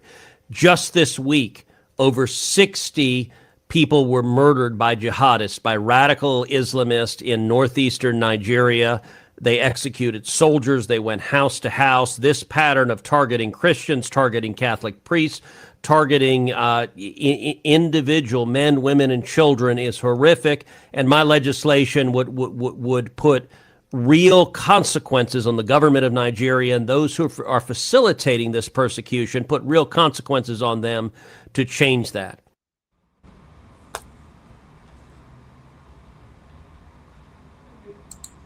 Okay, welcome back. That was Ted Cruz from Texas, a very popular Republican senator who, 2016, right, contested vied for the position of the, the ticket of the Republican Party. But I know him as a very serious senator, and he's a lawyer, and most Republicans will describe him as a very aptitude lawyer, very, very sound in the federal justice system. So he's making or taking a swipe at the Nigerian government, not only a swipe, but also going ahead to present a bill in the Senate to try and checkmate the constant, buying of Christians and others around Nigeria. Now the debate came up in Nigeria, and Tinubu responded, which brought up even much more response that he is not true. They are not. The first person who raised this issue we discussed on this panel was Bill Maher. Bill Maher also talked about this and said if the news not carrying it, then your news station sucks. And since then, this information has gone wild. And to be fair, he was very fair, because what the people in Nigeria that are being quiet on daily basis is more than that that's going on in Gaza. But I'll leave you guys. What do you make of this sudden break from the normal news that we have been hearing of the Middle East into what's going on now in Nigeria? Mr. Christian, do you agree with him? Okay. Well, it's always the case that from time to time the Western government always appear to be interested in African issues and African problems. Can you hear me? I can hear you, but I'm asking, first and foremost, is there a genocide going on? Well, of course there's a genocide going on. I mean, people don't understand it.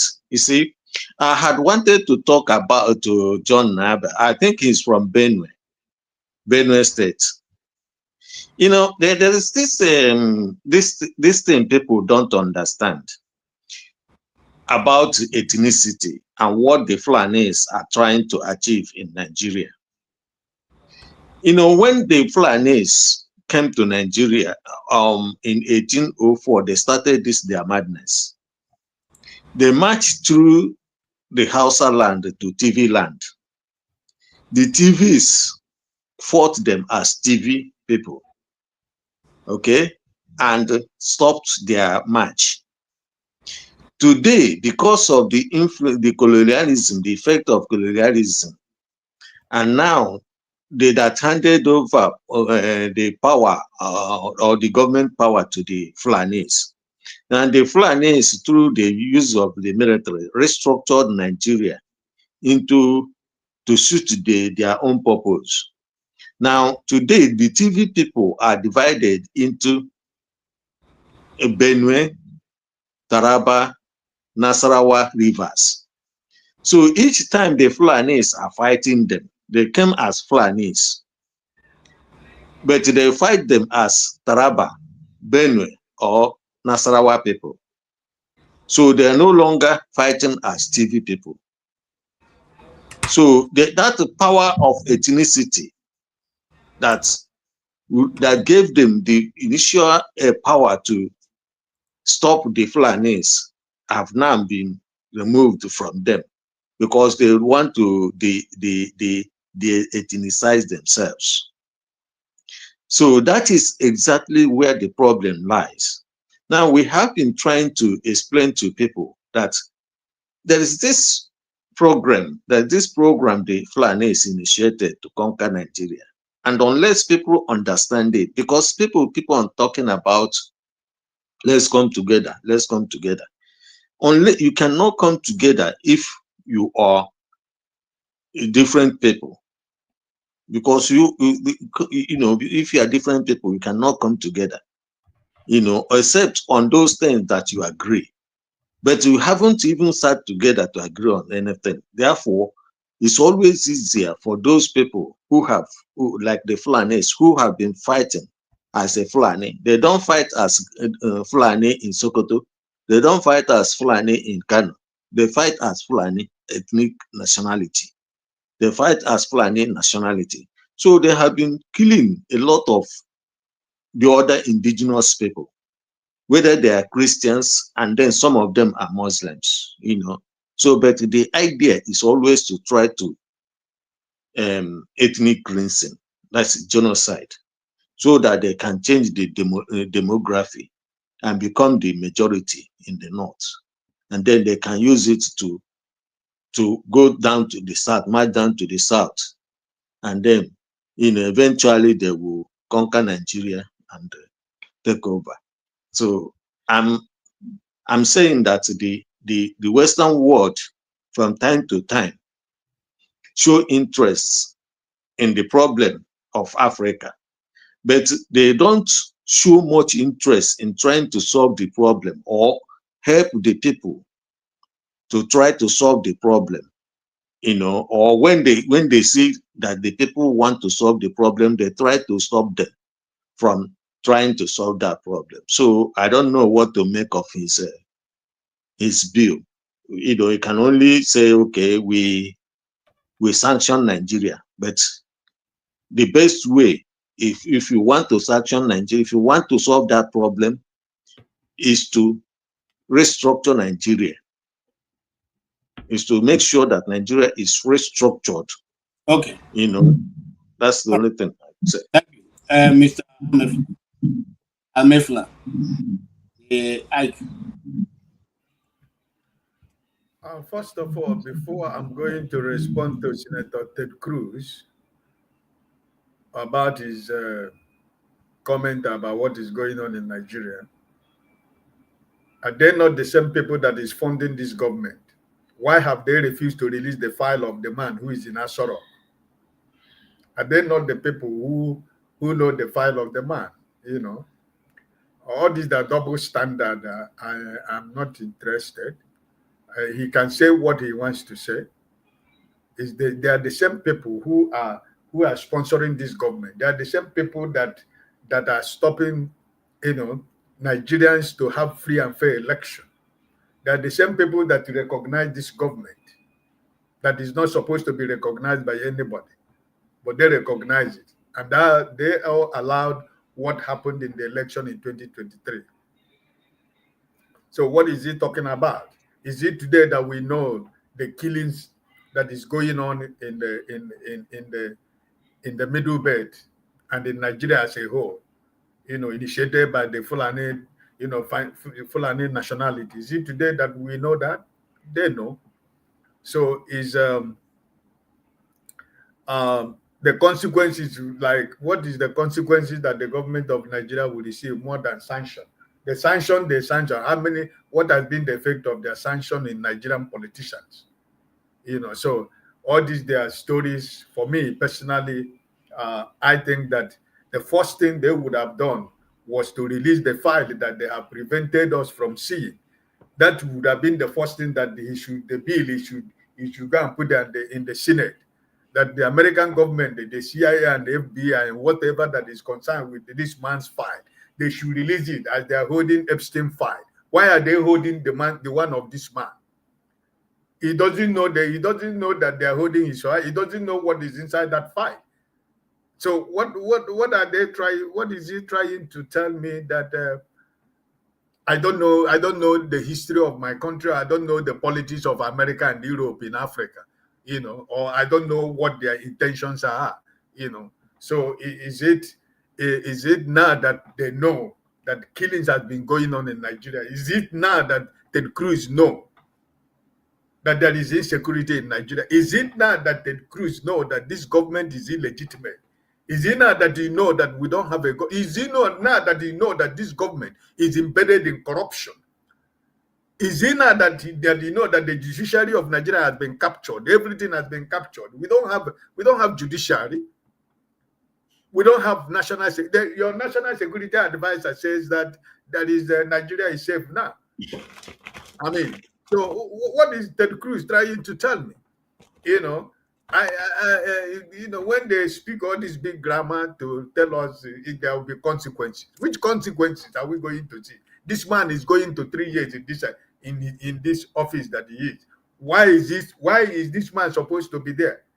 Don't American people, American senators and members of the House of Rep and the government in power in America know that this man is illegitimate, but they are still dealing with the same government? Okay, I need to ask you a question here, Mr. Ike. What do you want? What do you want him to do? Is he supposed to come and help people drive out the people? I'm not trying to tell him to come to Nigeria and fight for us. What I'm trying to tell him is that they should release the file of this man because they are holding it. We want to see his file. So I want to ask you a question. That's what I want to ask you. Saudi Arabia and Qatar released the name of those people who were leading Boko Haram. Did your country even mention those names? Did they even mention those people's names? That's the point, my brother. That's my point.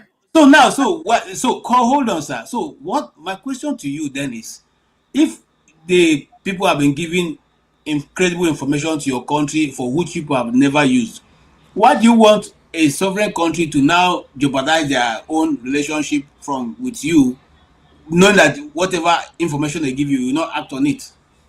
Let me answer. Don't go too far. The reason why that the information that has been given to the government is not being used because that government is not legitimate. That's the point. Because it's the same people that you are giving the information. The same people that are there their names are the people that are in the file. So what are they going to do? Can I come in now? Wait, Mr. Otti, don't come in first. Hold your peace. You've been asking so many questions now, so no. Let's. The people's name that are in those files is the same people that are presently in the office in every department of Nigeria we are talking about. And that is the reason why KJ is asking you the question. So allow me, please. No, because you started off well, okay. No, but then the question became too much. So those questions are not are they going to help us? So we understand the situation, you see, and Christian also alluded to it. So it's really for me it's just a waste of time. Now, KJ, yes, quite rightly posed the question: are we not supposed to be a sovereign country, sovereign nation, independent? So why should we wait for another country to save us, come and save us of our problem? So now you ask yourself, there is a certain Mr. Kume, right? He's I think this secretary to the government. He's from Benue, okay, and he was actually one time governor of this state, the epicenter of the so-called genocidal campaign. Is he bothered? I mean, are these not his people that are being, made homeless? It's just a pity. Look, I'm a practical person, I don't believe in too much talk, quite frankly, So we have to, by now we should understand what is going on, understand the situation, read the room, and decide what we need to do. So all this talking now, they talk about unity, okay? Even our president, why he's busy destroying properties in Lagos. They talk about unity or decision. So what people say, it doesn't mean anything. It's what they do.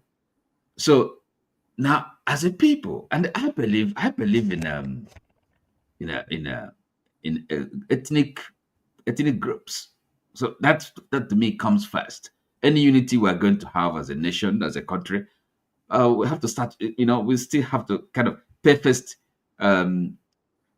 regard, homage, respect to where we're coming from, our root, before anything else, before any unity.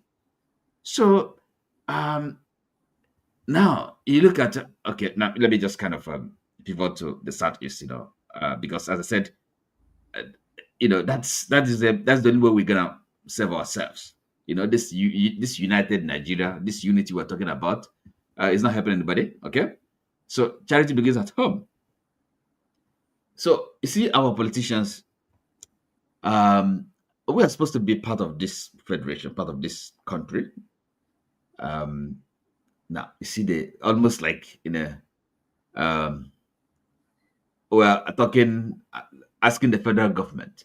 Every Igbo leader, person, our governors and our representatives were begging the federal government, and this, all along, this has been going on. Okay, so what do we do in that situation? If you ask me, really, the people, because in the end, power belongs to the people, and those that represent us, they have to get their power from us. Okay, and the reason why they are representing us the way they are representing us is because we've not if like empowered them. They're not driving their power and authority from us because we're not organized. So we don't have our people's power.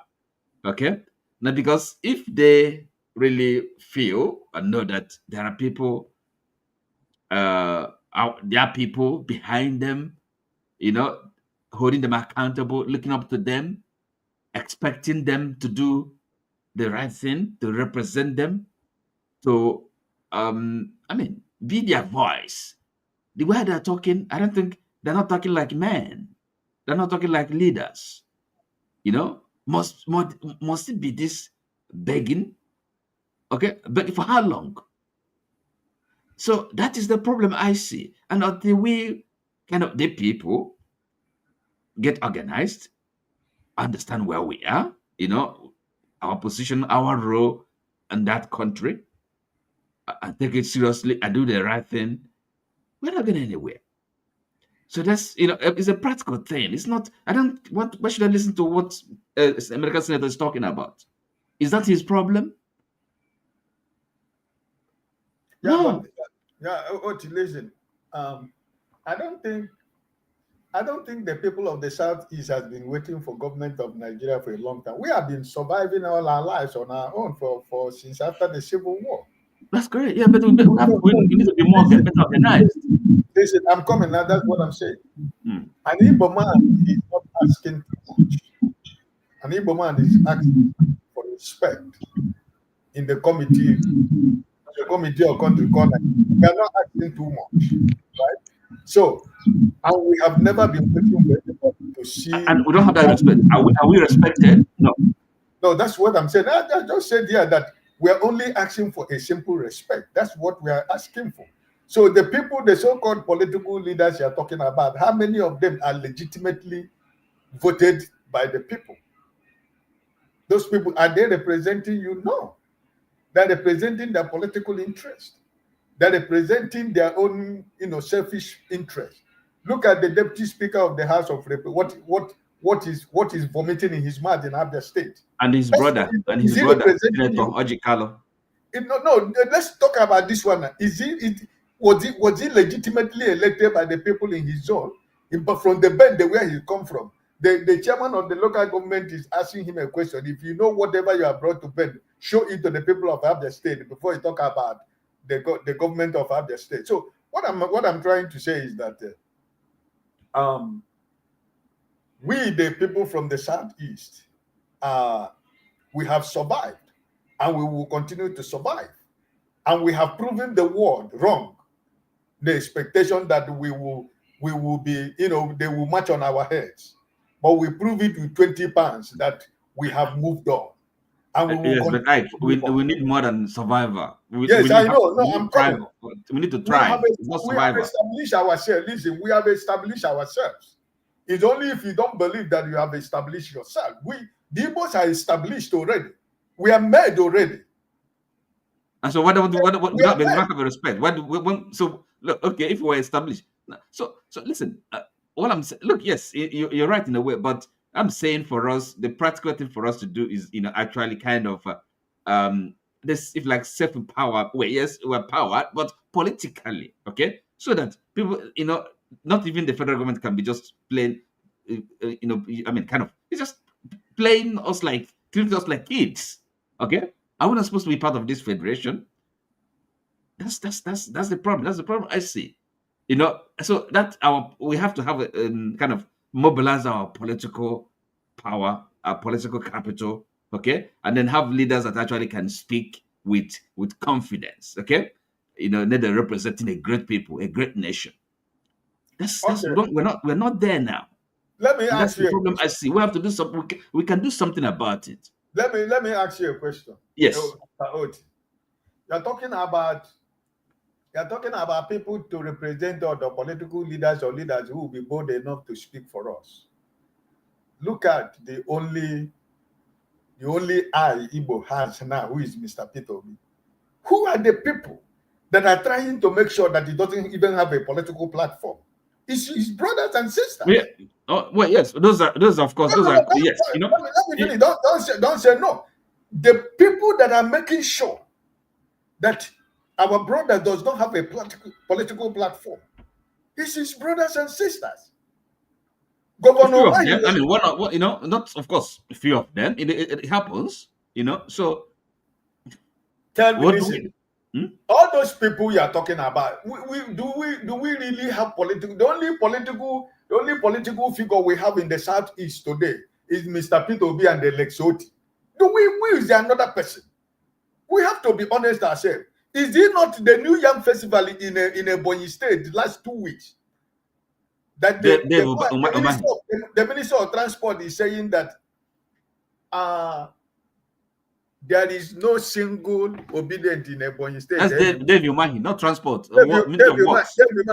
Is it not be so? The same Umahi who is telling you that there is no single obedient in Ebonyi. The wife who voted for Mr. Peter, in his household, his family, his household, they're obedient. You know. So this is what I'm telling you. What is the governor of Anambra State doing? Every day wake up, it's all about Mr. Peter Obi. Is it Uskopu Zodima? Is it Oju Zokalo? Is it the man? Is it the man, the deputy speaker of the House of Representatives?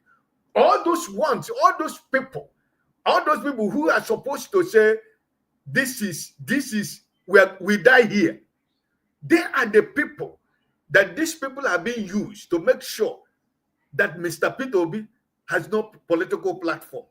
But the man that they're trying to bring down, listen, the Bible says that whom the Lord has blessed, no man can curse. That is what the man is. The more that they try to do what they want to do, the more he is growing in size and popularity and position. So I want you, Mr. Otti, to believe that as an Igbo man, be proud of who you are as an Igbo man. No man can intimidate you. And that is their fear. I've never been intimidated anywhere in the world. When I was traveling with Nigerian passport, I don't care. As long as I know I don't have any incriminating thing with me, you cannot intimidate me because I have a green passport. Because if I know that my visa is original, why would you intimidate me? I'm coming to your country to spend my money. I'm not coming to your country to beg for food. So as an Igbo man, I want you to be happy, because everywhere you go, you prove a point. Even for 2 weeks, anywhere an Igbo man go, he proves a point. Why we are blessed by God. It doesn't matter what people are doing. Yes, we are suffering because most of our people who we are looking up to are the people that are being used against us, right? So, but we cannot say, or we can't pretend that we don't know. We know them by their names and we know them by their numbers. But I am telling you that time is coming. What did they not do in 2023? It's only 3 people tweeting in the room. What did they not do in 2023? Now, what the new song they are singing to the man in Asorok is that, oh, what happened in 2023 was a mistake. It can never happen again. Are they speaking in the minds of the people? No. Because when Mr. Peter Obi appeared, that's why they don't want him around, because anywhere he goes with them, they forget that they are governors of state. So forget. We know what we are saying. Yeah, but Ike, that's what the problem is. You see, that statement have been made today. Nobody has been arrested. It was a press conference where the man said, look, you guys think that 2023 is different, and I'll look for the video and play it. You guys, that what happened in 2023 can never repeat itself. Or the one from Lagos? Yes, the one from Lagos. Okay. Yeah, okay. And he said that the second Oluomo. And he said that if anybody think they're going to vote anything that's beyond APC in Lagos State will not happen. But nothing has happened to him. And that's how he's going to see. That is, once that information has gone out, they've already started mobilizing and not done about it. And meanwhile, demolitions are going on. Yeah. So they are taking you on in different sites. They are demolishing your houses, for which nothing is happening. Yeah. Yeah. If you remember, one of the broadcasts that in 2017 that Nnamdi Kanu made was this same thing. He said that they're going to bring down their houses. They are going to make sure they're going to come one distance and say, please, the reason why we're bringing down your houses, and nothing will happen. And after that, in fact, anyway, I'm trying to, it's just that I'm so busy, but I'm trying to do a broadcast on that because I have all that, I have all that videos, all that. And now the question is, do we still have a country? Because if the government of Lagos State is calling Igbos aliens, immigrants in Lagos, then what else? What are we? Those of us who want to say there's a Nigeria, what is it that we are actually asking after? What are we? What is the thing that is holding you, giving you confidence that you are in Nigeria if you are an immigrant in Lagos? That question goes to Christian. I think he may be one of those who believe in one Nigeria. You see? You know him? Okay. Oh, look, listen. I don't know if this is. I don't know how much time you have. I have time. First of all, you know, Nigeria is not a it's not a nation. I don't even know it's a country. I've told you about Nnamdi Azikiwe's agitation from the very beginning. And I've also told you about the power of ethnicity. In fact, one other one I referred you to an article written by late Professor George Obiozo on this power of ethnicity in nation building and that. So the reason why I'm saying is that there's no way Igbo people can ever be comfortable in Nigeria. You know, in Nigeria can never, Igbo man can never be any, I mean, it cannot reach their potential in the country called Nigeria. So every Igbo man that is actually, it's one of the things I had against the guy that presented this thing today, because he was talking about against IPOB and the Biafran agitation and all that. And I don't like discussing this because it's very annoying sometimes when we ask them, let's have a debate on why Igbo should be in Nigeria. If there's any reason why Igbo should be in Nigeria, let them come. You know, that's one of the things why when I see Professor Soludo today, I look at him as a man without character. When he made a presentation on Biafra politics, the politics of Biafra, and you know, the book written by Ofodile, he talked about debate. Now he is a governor. I would have thought that he would be, you know, creating forums for debate, you know, so that people can decide, Igbos can be debating, you know, whether we are better off as a nation on our own or as a part of Nigeria. Now, I know that Nnamdi Azikiwe said self-determination, but he was deceived by the big, you know, the idea of having a big Nigeria.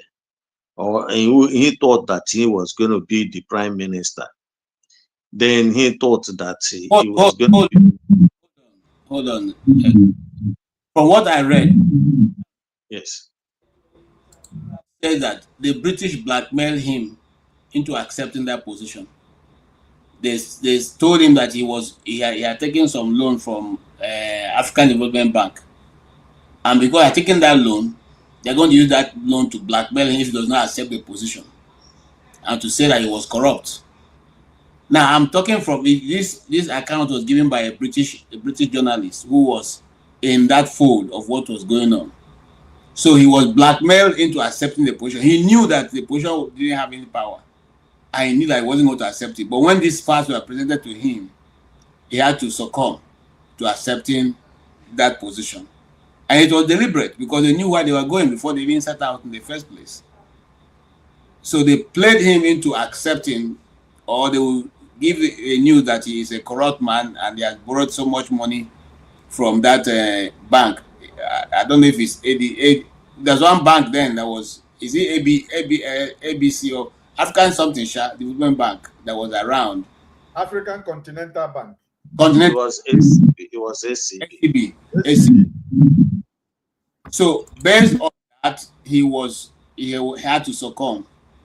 But that's the British reporter's account of that, who took part in most of the negotiation, or who was, you know, in the fold of what went on. I'm just throwing that in. KJ, I think it's written. Even Achebe actually, I have a book. You know, I mean, there was a country. It is actually what happened. The British wanted to hand power to the North, and that's what they did. So they did the election. So it's not, forget about Nnamdi Kanu. So I have it, Achabe, his book. So he actually wrote about it. What happened. So the election was like a fix, So they wanted power to go to the north. So that is nothing to do with Azikiwe as such. So by the way, Christian, this this guy that yes, what he said about Biafra, I can't fault him. It's not saying that he doesn't believe in Biafra or anything, but the issue is this, that those that are kind of speaking for Igbos, they're not asked anybody, right? And I mean, I've made this argument and other people too. So that is really the crux of the matter. It's not that, in other words, the debate had not been had. You cannot pretend to be, a nation, and then some individuals, no matter how passionate they are, and then just, okay, look, saying this is how it should be. And if you don't believe in it, okay, you must go down. That can be right. So that is the angle he's coming, and I quite agree with him. It's that he wasn't saying that you have to make the case. You have to make the case, right? So that's So I want to ask you a question, Otti. Yes. Hold on, Otti, hold on. Is there any place in any of the states where if you want to carry out a function or make you go there and stand an announcement and announce to the whole of the Igbos that this is what we are going to do, or if you listen, you see, come here. Is there any mbara like that? Is there any place square like that? Hold on, listen. So where do you expect the people to go and stand? No, listen. Hey, is there a deal that you go and climb on and announce that I'm coming? No, listen, KJ. Listen. Even Christian here, he just said that kind of saying that his disappointment, in Soludo is that he has not, as a governor, facilitated that, if you like, that debate, that conversation. And that is true. That is correct. So look, the majority of people, as far as I for one, and the people, so there is that conversation. You have to convince people. It's not by force. Are you with me? You have to ask people for their opinion, right? So you may be convinced, you may be persuaded, you may be privileged, you may be privy to, maybe to the inner workings of IPOB or whatever. But everybody doesn't Chris, you're not speaking. Don't put on your mic. It's not, the audio coming from there is no good. It's bouncing back. Go ahead. Sorry. So what I'm saying, you see, so you may be, you may be privileged to know what a lot of people don't know, but people are really entitled to ask questions, to have more information, to be consulted, to be persuaded, we call it a dispute situation, democracy, at least amongst the Igbos, is a part of our nature, deliberative, consultative. Okay, you can't impose things on people. It's part of the problem, right? Let's make the argument. Let's have the argument. Let's have the debate. Yes. Okay. Are you hearing me? Yes. Okay.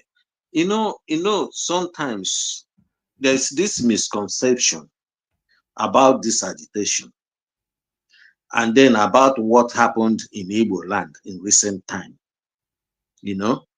Now, first thing is this: people didn't realize that Nnamdi Kanu, while he was outside, he was meeting all these so-called Igbo leaders, the governors, the Ohaneses.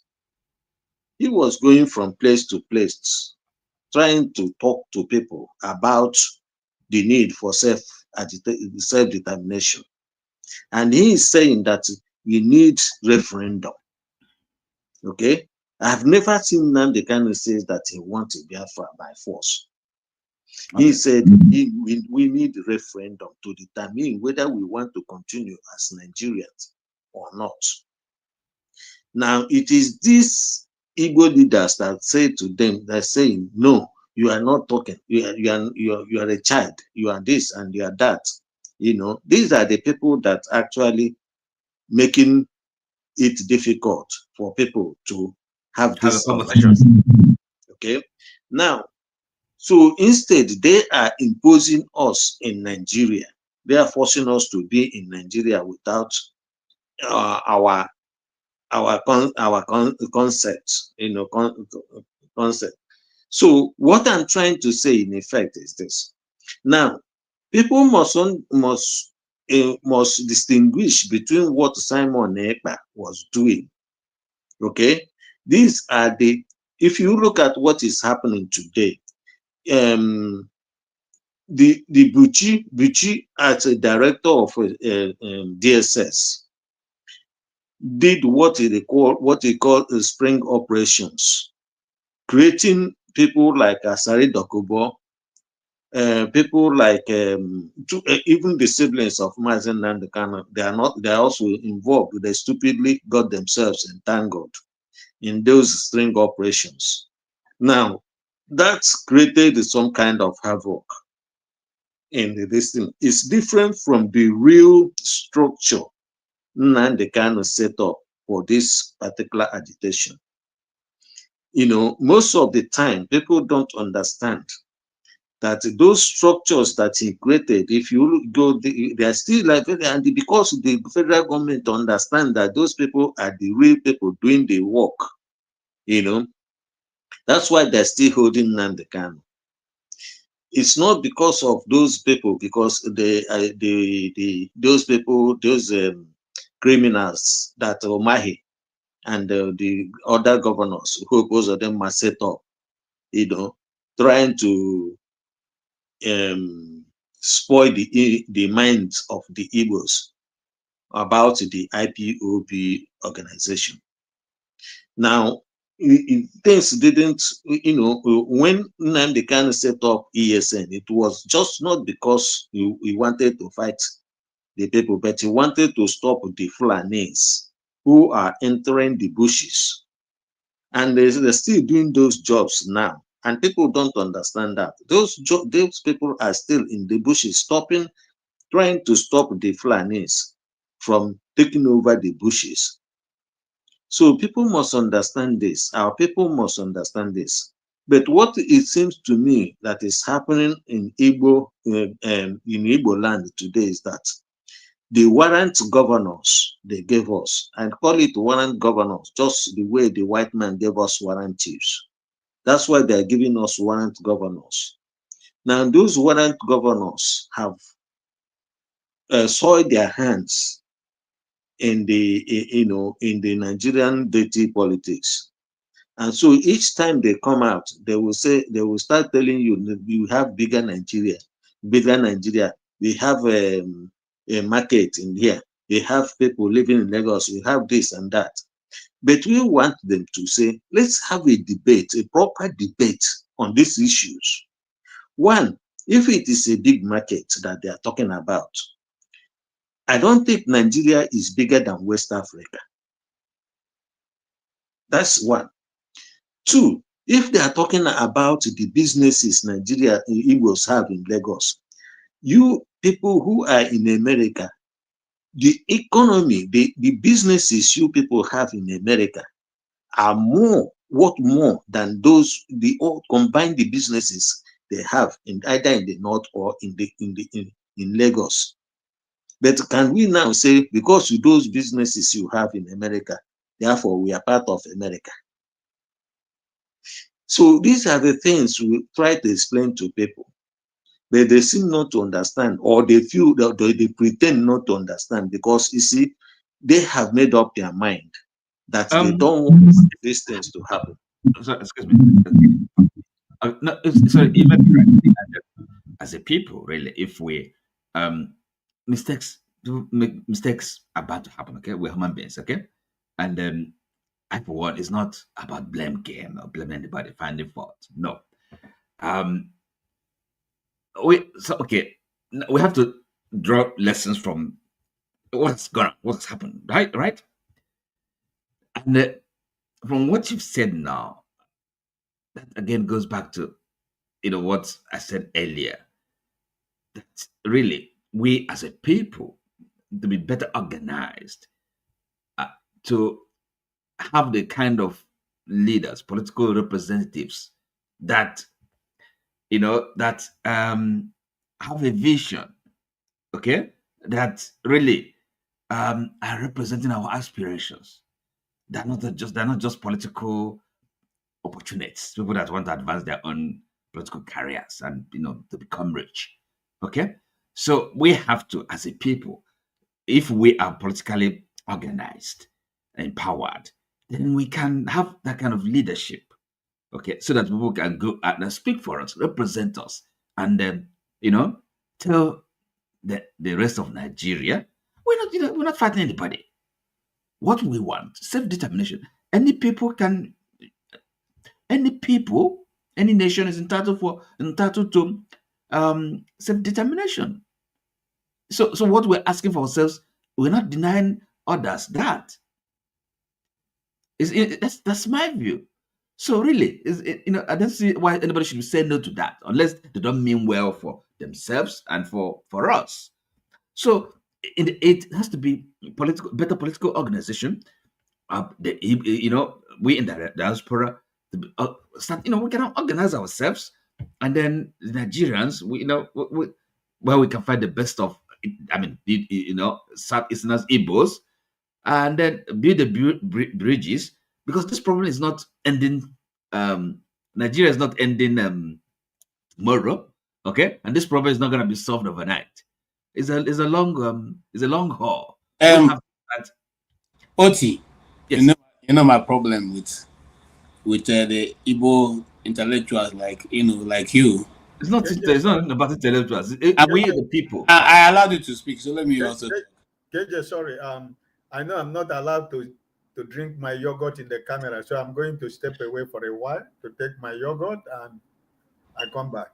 Yeah, I think when I see live now. Unless you want me to be here and eat my yogurt, fine. If not, I have to. No, if it's yogurt, it's not alcohol. It can be. You can take anything like juice. We don't allow alcohol, No, it's not. I mean, it's yogurt. It's not alcohol. I'm just saying. If it's yogurt, it's okay. It's only alcohol. Maybe I can remove my camera and I will be watching. No problem. Okay. All right. So here is what I want to say, Otti.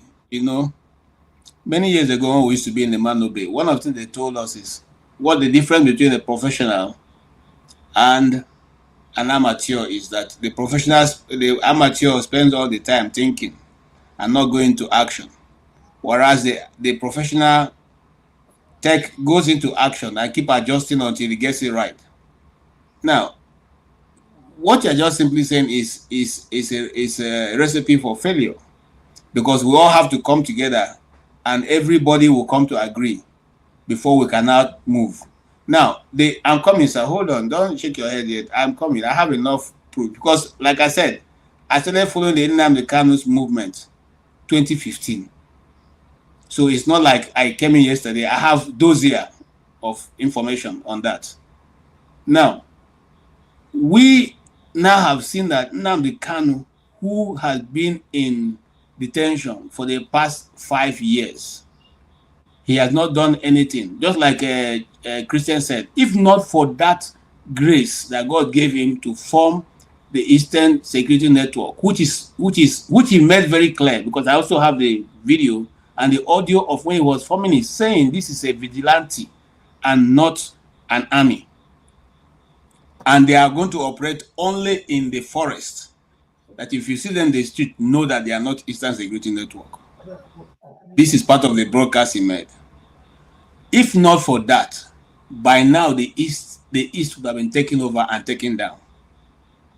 But that has happened. Now let us advance. He has been away now for 5 years, locked up in a dungeon in the DSS detention camp. Which of these people have come up now, including Soludo, have held even one discussion? Even one. You see, you and I keep forgetting that even when you go back to what we have been discussing, which is the history of the Igbos, you find out that the people who frustrated the move all the while were the intellectuals amongst us, who keep saying it's not yet time. It's not yet time. It's not yet time. Now, it's not yet time. The things are happening. Things are going bad. It's not yet time. Things are happening. It is because of that lack of leadership that people like Mazi Simon Ekpa rose out of the dust to come. It is because of that kind of lack of leadership. Nobody, I'll give you an example. I have a video and I'll find it when I decide to take on this topic. On what's his name? The guy who owns oil. Atoeze. Atoeze said many times, it's not the turn of the Igbos. I've said it more than 15 years now going. That's what I've been telling the Igbos. It's not their turn. Atoeze, despite his importance and the money has amassed for himself, has he ever held a meeting to discuss the way forward on these issues? But some of them will get up and tell you that there is nothing and that they cannot lose what they already have. Because going into this discussion will mean that they will lose what they have and they're not ready to lose it. My brother, my sisters, or whoever is listening to us today, is that the way people get anything done? Is that the way the people get anything done? Let us even look for it. Take, for instance, what has gone on in the last just like 3 days ago, when Tinubu's daughter marched from Lagos and want to go and take over Edo State. Who spoke? Is it the Oba that first spoke? No, it's the people in the street. In fact, the video that went viral, it's a lady that made it. I don't even think she's up to 30 years old. Okay? She made that information become viral because she spoke about it and continues to give update on it. Why didn't she wait for the Oba to speak first and then let the elders go and discuss it? Because the Bible puts it this way. He said the children will take the enemies at the gate. It's not the fathers. And a father who lacks the ability to direct the children aright, then he's not worthy to be a father.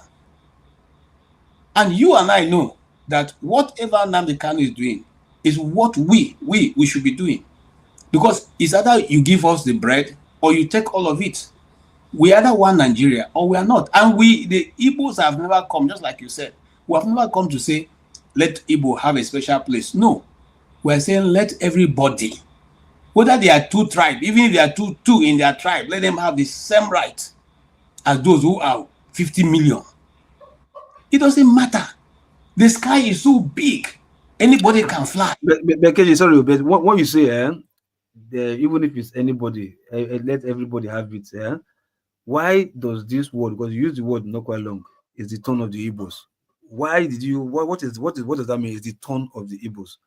What do you say? What the word? You said something just now, like even no.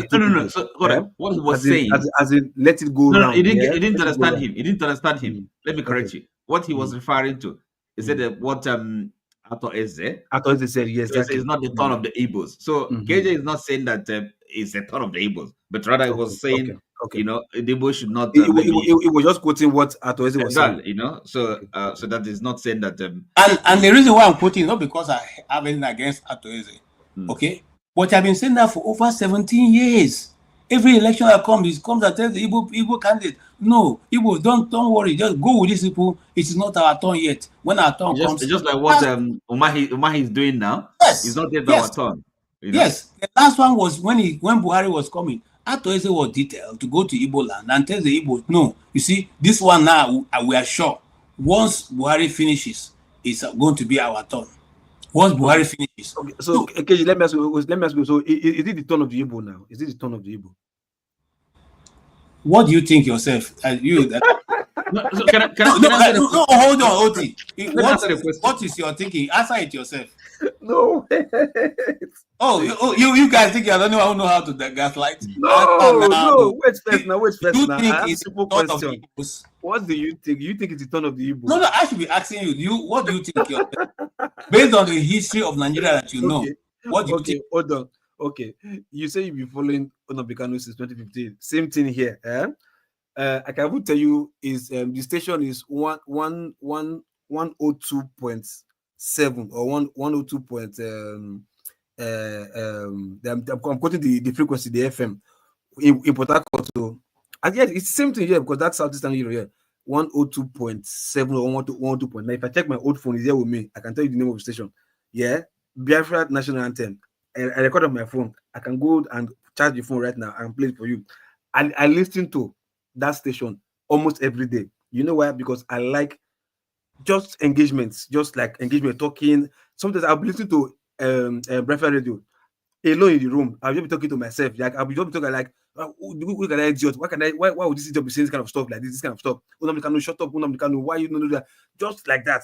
Today I listen, even if I don't agree with most of the things they're saying. I still listen to tomorrow. You understand? Though? Like even if I leave the country. So what I'm trying to say is like, if you say turn, yeah, you are fighting a fight, but indirectly you are putting some subliminal fight of selfish fight there, not acknowledge the fact that it's not only 3 tribes that are in this country. You understand? We know 2 of them are in cahoots with each other, trying to play the rest other tribes. Why you? Everybody know that one. But in now you're not saying no, it's the turn of the Igbos. Somehow, some way, it's indirectly telling all other tribes too that it's not their turn. You get my point? So that's why when you say Nnamdi Kanu is this, like, look, I've always said this. If I have 10% of Nnamdi Kanu's followers, during that Buhari's time, because it was February, Buhari entered that. I think it was 2nd month of Buhari that Nnamdi Kanu just started fighting against anti-Nigeria. Nigeria just go away, whatever. No. I know, no worry. I know. So my question is here: when they like turn, when I hear this turn, they marginalize you. Is it that they marginalize all of us that have been marginalized, or everybody is doing or aboki with the keto? Everybody answer your pan name. It's no longer a collective thing, because if it's not like a collective thing now, that means it's go your own, I go my own. So if you are crying your cry, cry your cry, but don't cry your cry as if other people who are crying, who is affecting, are not relevant. So if you say it's your turn, is it that it's not also the turn of other people too? What about the Rivers man, the Ikwere man, the Urobo man, the Edo man, the Isako man? What about their own turn? That's where I'm coming from. That's why I'm asking you if it's the turn of the Igbo. You are trying to drag me into a discussion that I don't want to. Okay, do you want me to answer him? Yeah. Well, if you want to answer him, but you see, I have enough answer for you. You know why I'm saying that? It's a subject I have followed. I'm a victim, and many other Igbo people who lived or who have gone to school in Nigeria must have suffered one way or the other, and we still suffer it. Okay, we know. You know. Sometimes I feel a bit nostalgia. I don't know. No, I feel sad when someone like you come and say, "Are you the only people who are marginalized?" My cousin had 240, couldn't get into a university.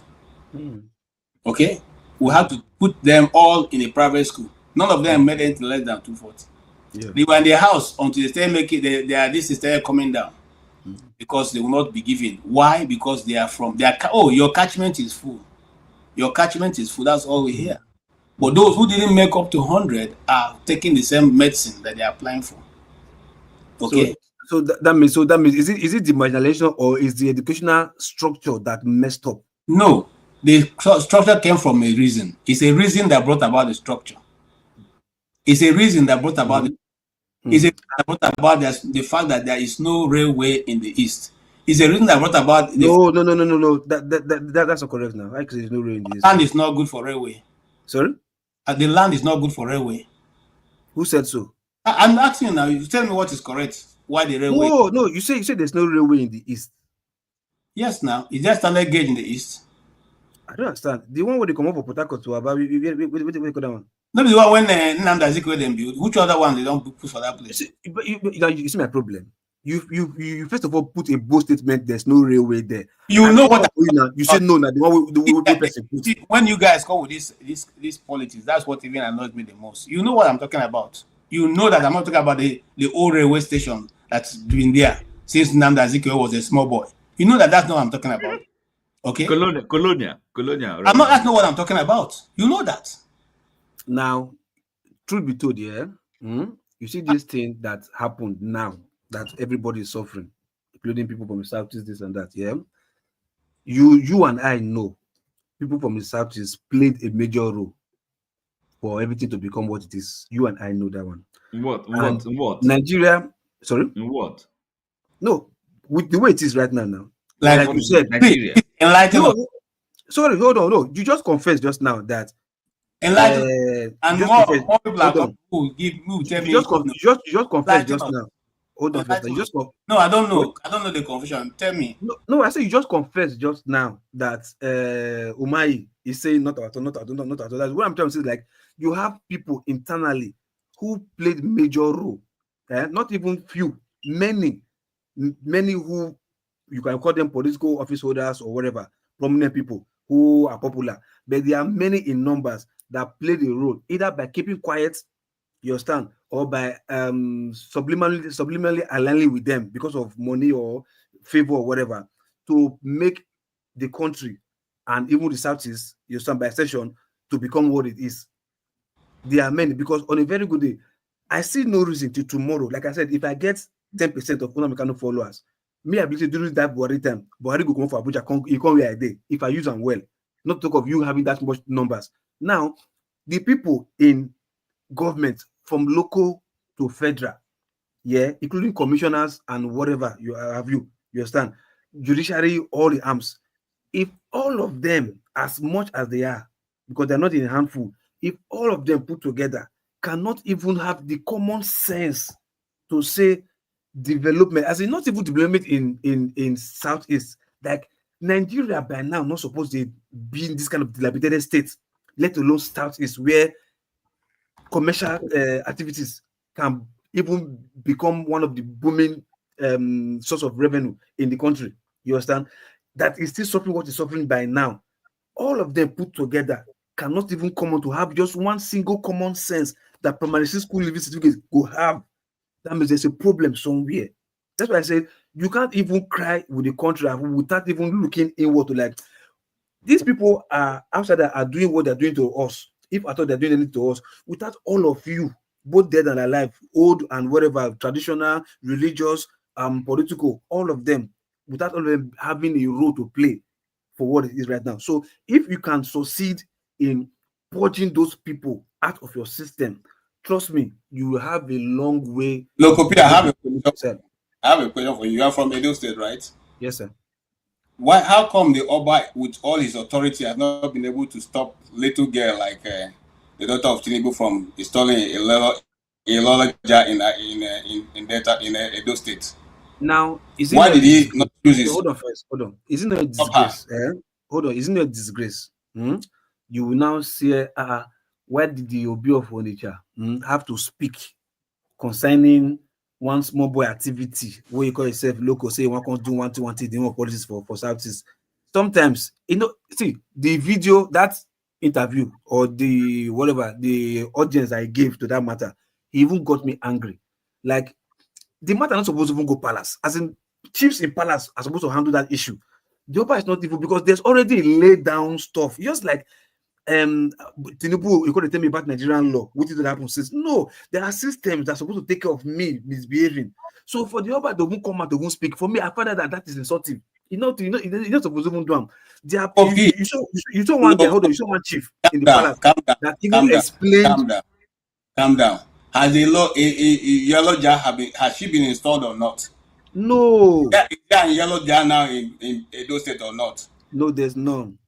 What are you saying now? In case you don't know, hold on. In case you don't know, let me tell you. You see the one, hold on. You see yellow jar, it's the same meaning. You can't even take or remove anything from Iyeki. That one called Iyeki. Iya na mama, iye na mama. Oja na market, eki na market. It's the same word. You understand? So the Yoruba meaning of iyeki is iyaloja. If you have an Igbo word for mother of markets or market leader, female market leader in the market in Igbo, what do you call it? It's the same thing with iyaloja. You get my point? It's just this political, it's just the governor of those that is stupid because of trying to please Tinubu, say Tinubu put up for there. So anything they come from Tinubu, go and do it. Hold on. If you check, they'll tell you they've already done that inauguration first, before she now went to the palace to say we came for the inauguration. You see, but they know, because they know if they do them, palace will fight. We will not allow them to do it. So they do political. So not that saying you couldn't stop her. They already done it in government. They didn't do it in the hall. In a government house. There's a hall in government house. So now the Oba lacks the authority to tell the lady to her face, I heard you have done it, that I cancel it now. It doesn't stand, right? The Oba lacks that authority. So say what? To say to her, I know you have done this inauguration and I cancel it now. Hold on. Don't have any Yaloja. Okay, hold on. Let me explain. As of that day she went to the palace. There's no information in the palace. Go to the palace. You say, oh boy. No, hold on. See, let me break it down for you now. Yeah, we are not even in Benin. Let me break it down for you, bro. Let me break it down for you. See, the day you see that day she went to the palace. Yeah, the news or the inauguration. The palace was not aware. They are not aware that she is coming from the inauguration. The palace story as she came to tell the palace that she is coming to come and do this. So after the palace, she's going for the inauguration. That's why people are now saying she lied to the Oba or to the palace that she came for the inauguration. Meanwhile, she've already done the inauguration before she went there. So palace did not get the information that she've already done it. They only got the information that she is coming to go and do it. So after that visit, she go and do it. So that was why palace now educated the chief now educated her. That no, it's alien, that is not done, it's only marketing or whatever. You understand? The question KJ was asking you is there now that installment, has it been done? Hold on, two things here. No, it's a yes or no. Listen to me. Listen, just listen. And you have been listening to you. Listen. There's some things you don't understand. Hold on. It's just like me telling, okay, how will I put it now? No, you saw the time. Wait, just hold on. Let me give you instance. Let me give you instance. Let me give you instance. You asked me a question. Pastor, please calm down. Let him talk. You asked me a question. Please calm down. So wait, before the question, because it looks like you are having problem answering the question. You can answer yes and then explain. You can answer no and then explain. No. So that your explanation will make sense. Okay, now listen. No. No. Okay, it's not been done. No, it's not been done. So this is my knowledge. Very good. Let me explain first. Yeah, the palace is an institution. The palace is not a one-man person to say. That's why I use the word presidency, or I use the OB say, or the OB cannot speak on one frivolent one when there's a lay down rule. Now I'll give you one small instance. Yeah, there was a time Sultan of Sokoto said something. Then Very Dark Man took it upon himself to be saying whatever he wants to say. You can see people came out to bash Very Dark Man. But you will not tell me, no, the Sultan of Sokoto came out to condemn what Very Dark Man said. He can't do it. It's not even possible. That he cannot even he's coming out to come and condemn what Very Dark Man said will not even exist. You understand? I think hold on. My challenge is when you have to use plenty words to explain a very simple sentence. That's why because if I say no now, you say why did he do it? He can't. When I say the palace, doesn't mean the king will say. There are institutions, chiefs who are made for market issues would be the one to go and do that. When getting the information did you watch the interview with the Oba when he said to the Oba, this chief will tell you more about it? Do you watch that interview? So I'm coming. So what else is remaining since the chief was in charge of the fact even of the matter is that Lokopi's information is wrong. I don't Google it now. It's totally wrong. I don't want to go there. Pastor Josephine Ibagwe Zejele. Yeah, it's the new look, wait now, Lokopi. Don't see anything. It's your problem. It's your problem. It was installed. Listen now. You listen. It's good to listen. You have continue. It was installed. The installation took place at the government house in Benin on Tuesday. And you are wait. Hold on. You see your problem, yeah? When she went to the palace was when? Leave palace out. The question KG asked you is whether the installation has been done or not. It doesn't matter where it is. How is it relevant? KJ, did I tell you that she went for this installation first before she went to the palace? Yes. The question is, has she been installed? That's what I asked you. It doesn't matter whether she go there before or after. Has she been installed? No, has she been installed? Okay, hold on. Listen, my explanation to you here was She came, she did installation first, completely. No, this first. explanation is for yes, she has been installed, or the explanation for no, she has not been installed. Which one is the explanation? No, the question you asked me that has the Oba come to say no? No. I said, has she been installed? Has she been installed? KJ, no. Masker, ask KJ. KJ asked a question. Okay, let me ask KJ. I know what I like. Okay, wait. Now let me ask KJ. KJ, what was your question? I asked him first of all, has she been installed?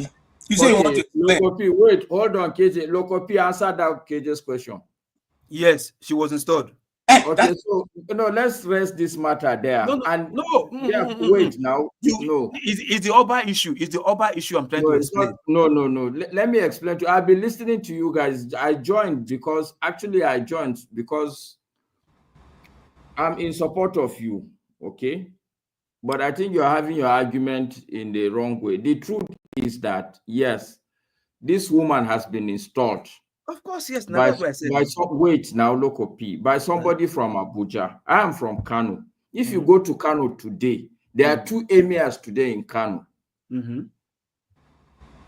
This is what KJ is saying, that the federal government sort of always meddle into regional affairs. There's no reason why in Kanu there will be 2 emirs. There's no reason.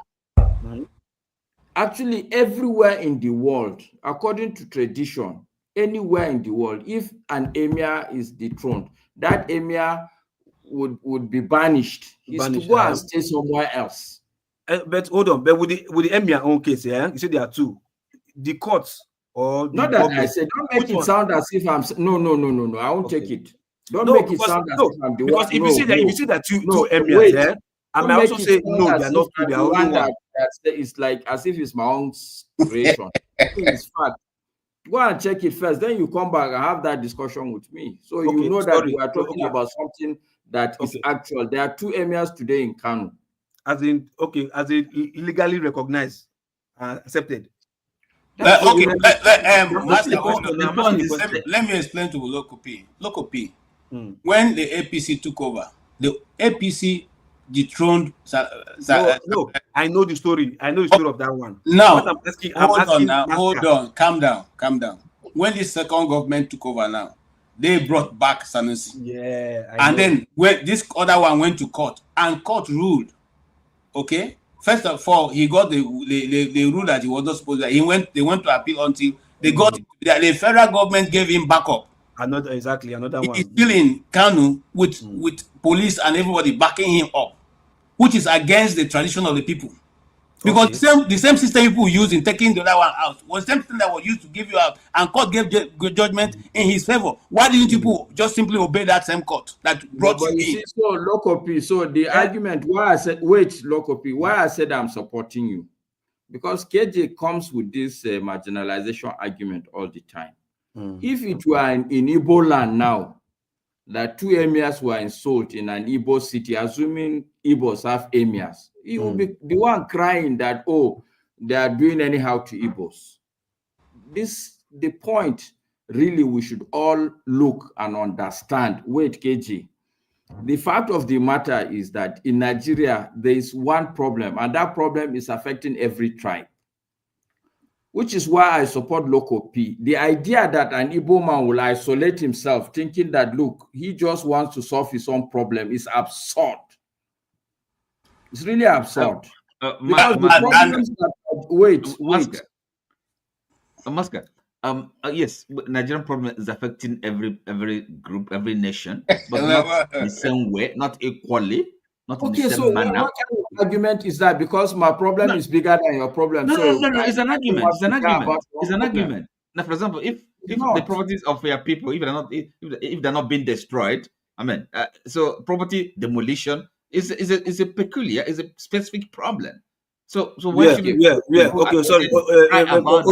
Otti, where are they being destroyed? Where are they being destroyed? Yes. Where? Well, tell me now. Where? No. I'm going somewhere. Where? You tell me where. Lagos. Okay. Are they destroyed in Delta? No. Are they destroyed in Edo? No. Are they destroyed in the so they have to be destroyed everywhere before it becomes a problem. No. Now, hold on. Because of some certain reasons now, maybe one state used to destroy properties of Igbos now. Yes. Now, automatically, the whole states that are not doing this thing now. No. Exactly. So are you saying we have to wait until? All right. Hold on, guys. Let's not allow just local talk. Let me go to Chris. Chris, what do you have to say? It's not my turn, no. KJ, I haven't spoken. No. I know, but let's go to Chris because you two have intervened and you helped us prolong it. So I'm coming to talk.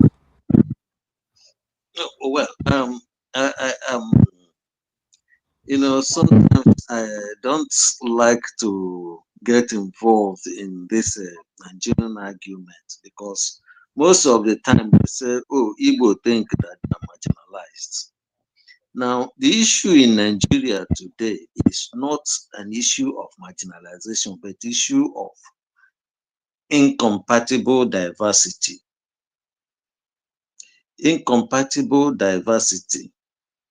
So when unless we solve this issue of incompatibility in the diversity, then it will be difficult to understand, or it will be difficult for Nigeria or any part of Nigeria to grow.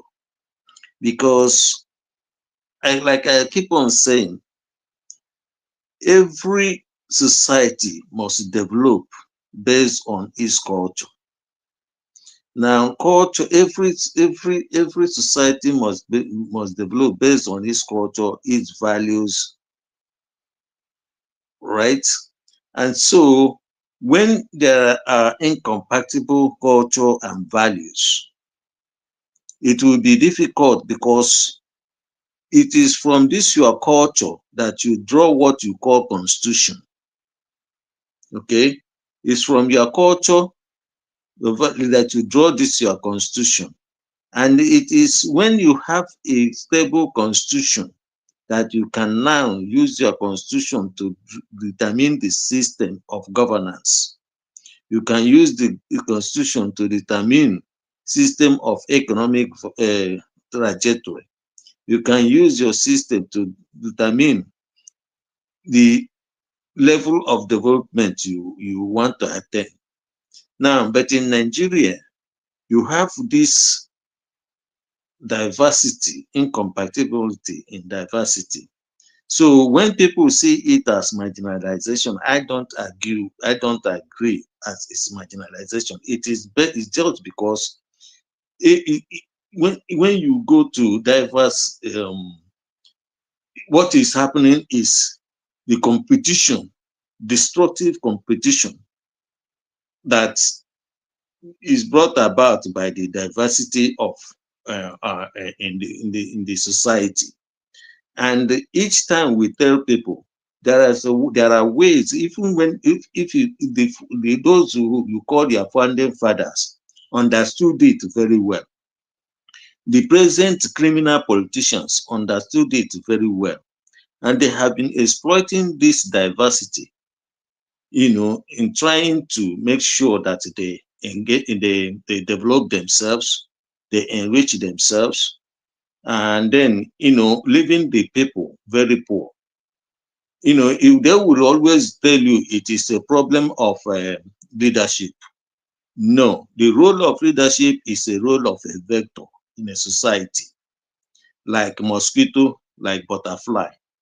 The butterfly or mosquito carries the character or the pollen grain or the plasmodium to the body, sprayed it.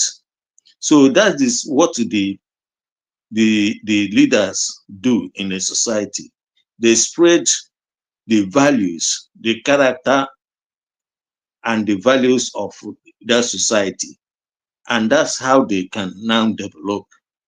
If they have good character, if they have good values, it will enhance their development.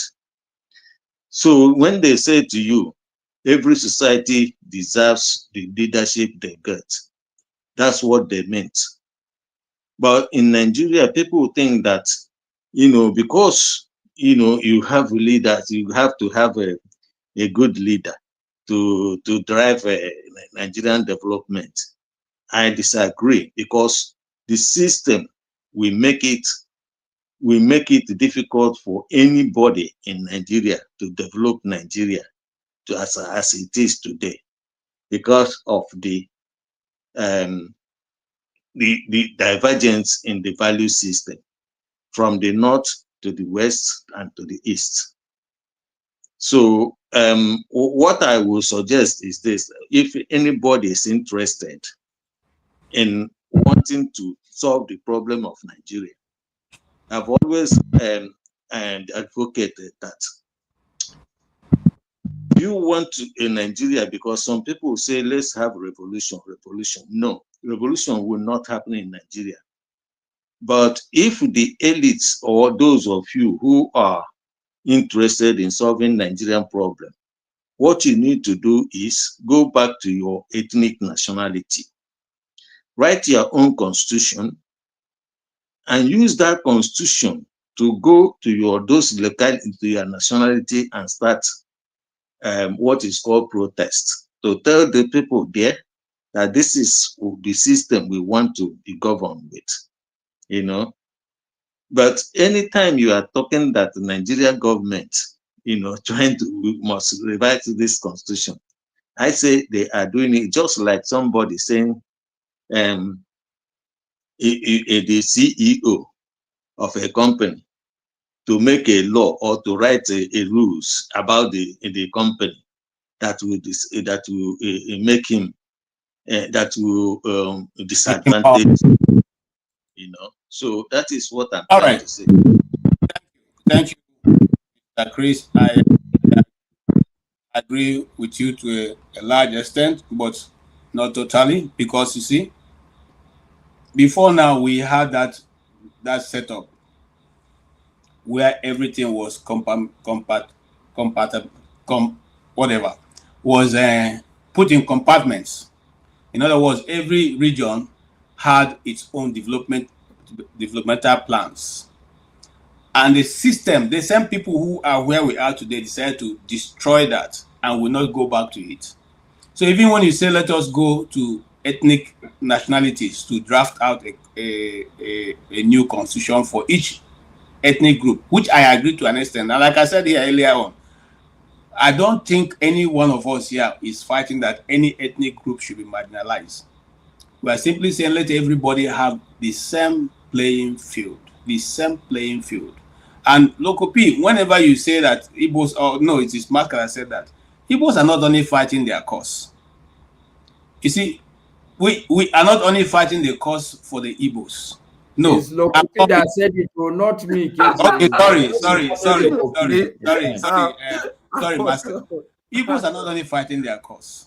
Igbos are not only, see, the reason why we started saying, okay, let the Igbos go on is because people from the South say they don't want to be part of it. They shouldn't be part of it. They don't want to be. They are comfortable where they are. Okay, if you are comfortable where you are, and certain people say they're not comfortable where they are, is that a problem? It's not a problem now. Okay, if we talk now, Local people say we are always shouting that we are marginalized. Who will it be that what is going on with Nnamdi Kanu will be going on? Which other tribe in Nigeria will allow that? Which one? Just name one that you put a man in that problem in a dungeon for 5 years, and you are still holding on to him, even though you have 3 of your courts, your courts, the courts of the land, declaring that person innocent and should be let free. You people still hold him till tomorrow. Is there any other person apart from people from the Southeast, do you think any other tribe is happy that this boy is there? You see, again, you have come back. This is the same reason why I asked you the question of the Oba. You're still going back there. It doesn't matter whether those people are comfortable. You see, you can be comfortable in your slavery. It's okay. No. Now ask me a question. I say, do you think other tribes are happy that Nnamdi Kanu is there? This is where I come from. Yes is the answer to it. No. I won't answer. Those people have people that think for them. You see, the problem that me as an Igbo man have always had that other people want to think for us. I'm not thinking. I live in Tivland. I even have a Tiv name. Okay. I will not because of that. So that will not. But you know, just information. I'm providing information. Okay. You know, you were asking which tribe. Do you know how many years Hamza Al Mustafa was incarcerated? 15 years. Okay, no, but brother, you see, me and you were not supposed to drag this thing. You and I, you know better now. The guy was not in prison. It was the guest house where he was there, even giving his wife belly from the guest house. So let's not talk about this now. Okay, so now you have this is what Lokopi is complaining about, because when we make a statement, okay, and somebody do a pushback, then you go into the fact that, oh no, he was in a guest house, but the man was incarcerated for 15 years. Masker, do you think that if Nnamdi Kanu was in a guest house, we will be bothered about him? No, I think you should be bothered about. Even if you exactly. I think you should be bothered about. It's also the reason why everybody is shouting is because he's losing his life. He's losing his life. You know that, and I know that. If the Nigerian Medical Association can come together and say this guy's life, and you guys don't, and you're telling me about there's nothing like partial freedom. Yeah, any court is orders arrest for 10 years. 10 years. People complain because it's not freedom. Nobody will be happy because it's not freedom. So there's nothing like maybe because it's in the guest house or not. It's not freedom. Gentlemen, you see my problem. We're always looking at using an equal yoke when it has to do with the Igbo person. Okay, if you are listening to me now, you have opportunity. Tell them to take Nnamdi Kanu to a guest house and then see whether we'll be complaining. Let him have the opportunity to see his children and family and even give his wife belly. Whether you see, we'll be complaining. What are we saying now? What are we saying? So your issue is not that he is actually in prison. Your issue is that he should be taken to a guest house. Sorry, excuse me, Pascal. Solitary confinement. I mean, these things have degrees. You cannot ignore degrees of punishment, and said that every imprisonment is the same. I'm not okay. What should that be an argument? Is Christian true?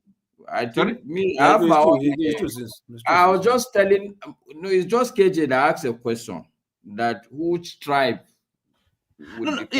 Yes, and you brought up the 15-year imprisonment of the certain person. One example that, as far as I don't know. No. Listen, and KJ is equally right to say that the condition of Nnamdi Kanu's confinement. It's not even in prison because he hasn't been sentenced. Okay, so right? my pushback, Otti, is that if that was where KJ first came, I would have no issue. But his issue was that, is there any other person in any other tribe that was incarcerated, despite the fact that courts have said go? That was his argument. So I gave him the example of Hamza Al Mustafa. Court say he should go. But he was there for 15 years. Was he also kidnapped from abroad? Okay, so I think I will. Your argument to make the case that Igbo case is different. My argument is that Igbo case is not different in Nigeria. That's why when KJ gave the example of the Yaloja, I'm saying that this thing is not just only in Benin. These same people have installed 2 emirs in Kanu. If we open our eyes, we'll see that the problem is everywhere. I know a lot of governors that will go and destroy people's house, their political opponents. Every fire has done it. Masker, we're not denying that. Okay, but see, if we are crying, no, we will not stop other people from crying. I mean, no, that's the problem. Really. That's not a statement. Otti, what I want us to do, I think KJ wanted people to go around and speak so that it do not sound like us and them debate. No. It's just. I believe. Let me tell you, I believe that yes, the case of the Igbo people in Nigeria is a unique case. Okay, it's a unique case. Unique in the sense that, look, these are people who ordinarily are not, I don't think as of today, you would say that they are problematic people. Okay, in the sense that they are everywhere in the country and they live peacefully with people. Okay, they are everywhere in the country and they do their best to make sure that they make their good ends Nigerians. meet. Okay, now having said that, I believe that, look, if we sit around the table and ask everybody what's your problem, I believe that the Igbo problem, the one they will put on the table, most likely will be bigger than a lot of the other tribes. Okay, I don't want to use the word. Is that a problem for Nigeria? No. See, that's why I said, I'm just telling you that I believe, I don't want to use the word marginalization. Okay, because when you say, but I'm saying that the Igbo case is different. Is unique. You use the word unique. No, not unique. You use the word unique. You did actually. It's also the same thing as different. Yeah, it's also the same thing. The point I'm making is that it's different. Okay, it's bigger than a lot of the other tribes. Okay. Because if you are looking for equity, especially when you're looking for equity, the Igbo man can raise a lot of points to say that no, you people are not being equitable. But the point I'm also trying to make to all of us is that the truth is that almost every tribe, if you take the average Hausa man in this country and not look at the few political people that are Hausa people, if you look at an average Hausa man in Nigeria, his fate is the worst. His fate is the worst. And Lokopi said it. The truth also is that a lot of the Hausa problem is foisted upon the average Hausa man by Hausa people. You cannot deny the fact that if the Hausa man is poor in this country today, he should go and blame his Hausa leaders.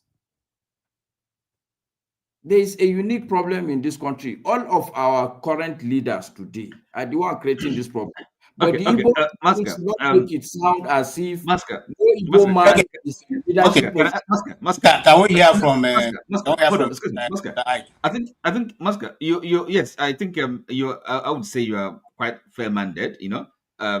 Okay, no, but see, the thing is this. Do you really think that the Igbo as a group, or even the individual persons you've spoken with, do they give you the impression that they are kind of, if like self-centered, they don't care about other people? Is that the impression you get?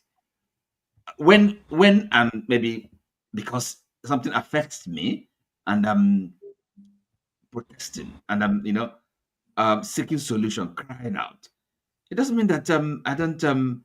Is that a rhetorical question, or is a question that requires an answer? No, it's a question. It's a question. Is that? Okay, so do you have an impression? Okay. Let me add an additional question, an adjunct, so that you can now. So if we look at the Nigerian current situation, if like national politics, presidential electioneering, so the one Igbo person that stands out, okay. So from his politics, from his vision, from his efforts, does he sound or appear to you like someone who doesn't care about Nigeria and Nigerians as a whole? If he's a representative of an Igbo person, Igbo worldview, Igbo philosophy, Igbo, yes, tell me. Okay, so you have asked two questions. That's correct, yes. But they're related. Okay, the first question, my response is that an average Igbo man that I know is not a self-centered person. I have a lot of Igbo friends. I was even telling Dr. Damages on the show, I met one of his townspeople from Nobi. Okay. It's also in an Igbo man's birthday party in Lagos that I met him. So the average Igbo man is not self-centered. And I can put it to you, Otti, that the average Igbo man I know in Nigeria is not looking for secession. He's not interested in any way to say that I want to leave the country. The Igbo people I know are all going about their business. Okay, the second question. Wait, all of us are complaining together. Okay, but in terms of the self-centeredness, is the people who I call, and it's not only Igbo people, even me, I put myself in that class. We cry more than the bereaved. The average Nigerians that are crying honestly don't even have the time to cry because they have too many problems to sit down and do this charade that we do every day. Okay, the average man in Kano or in Lagos, honestly speaking, in Alaba, is not talking about secession. Secession to where? He's looking for how to make ends meet, how to feed his family, and have a full understanding that the political shenanigan cuts across. That's the average Igbo man. But the ones that are self-centered are those that are constantly trying to paint a picture of that the problem in Nigeria affects only the Igbo man. So that's the answer to you. The second question that you raised about Peter Obi, I can also put it to you. There are two issues that you must take note. This Peter Obi syndrome or phenomenon, it cannot be a phenomenon just because only Igbo people are in support of Peter Obi. This idea that other tribes are not behind this popularity of Peter Obi. But that's not the question. That's not no, the I'm question. answering your question. I have not stopped. Now, if I stop, then you can say, oh, you haven't answered my question. Okay? Now, the fact of the matter is that, number one, a lot of other tribes are in support of Peter Obi. Granted, yeah, granted. For instance, there's this Yakase guy. There are a lot of other people, even at high level, I can put it to you. And I can mention a lot of people. They are not Igbo people. They are the ones constantly on the TV talking about Peter Obi. So Obedient movement started from Benin. Obedient movement started from Benin. Wait, so no Igbo man should come and claim Peter Obi. Okay? Exactly. But he's an Igbo man. But he's an Igbo man, right? Yeah, but you shouldn't claim him. That's the point I'm making. All right. You're not telling him, but he is. Okay, guys. Otti, allow me to answer your question. The first part one, you're already pushing back. Sorry, KJ. So the first part is that Peter Obi is a Nigerian syndrome. It's a Nigerian phenomenon, not an Igbo phenomenon. Exactly. Okay. So wait, KJ, please, just 1 minute. I'll finish now. The second point I want to raise to you, Peter Obi also doesn't support this idea that the Igbo people should secede. He is looking for a national solution. You are anybody who will come and say that the only problem that needs to be solved is the Igbo problem is not together with Peter Obi. Peter Obi is looking for solution for all the people in this country. Exactly. Okay. And lastly, the fact that why Peter Obi is still going through his travels, it's not a new thing. You may not like it, but this is exactly what Buhari went through. He contested almost like 4 or 5 times. When in this country they think, I use the word think, because it is not guaranteed whether when you come you bring the change or not. But once they think that you are going to come in and bring a change, the establishment will make sure they try to put a break on you. That's the answer to Peter Obi. Okay, let's move on. Thank you so much. Maska, did you school in Abuja? Your university? No. Oh. All right. Okay. Because the way if you're asking, I went to ABU. Okay. All right. You look like one of my friends. What? It's okay. But Maska, all right. No. You understand why I ask those questions? Otti, it's enough. Let's move on. No, Mr. Ike, what do you have to say so far? You've been following quietly and not saying anything, so let me give you opportunity to speak. Thank you, KJ. First of all, let me recognize what Maska said, and I think that 99.5% of the Igbos never see Mr. Peter Obi as an Igbo agenda. And I am one of the people who has a lot of high respect for every tribe in Nigeria for what they have done in support of Mr. Peter Obi. From Benue State down to Kano. The obedient movement started in Edo State till today. It doesn't matter what anybody can say in Edo State. It's the headquarters of obedience, and nobody can kill that fire. So I respect what Maska said. I never see, when I speak about Mr. Peter Obi, I never speak Mr. Peter Obi as an Igbo agenda. No. He is a man that represents the interests of everybody.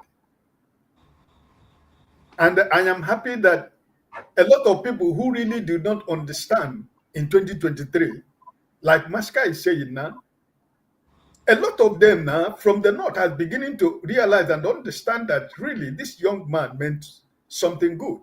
And like Maska said, that's why a lot of northern politicians right now, they are looking at him. They're having a lot of respect based on what happened in 2023.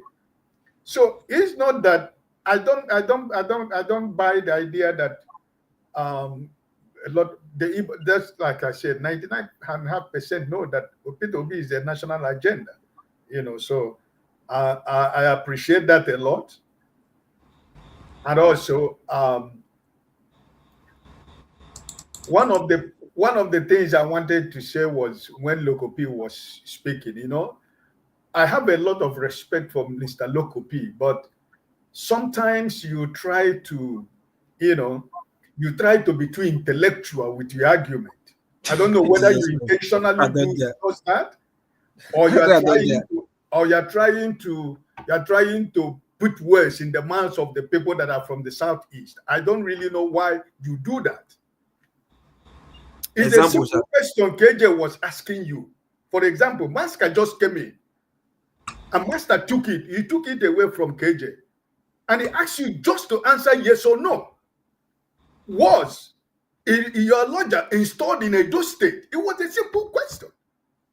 And you're from Edo State, and you did not see anything that is wrong with that action, and you begin to interpret the meaning of, well, let me finish. Okay.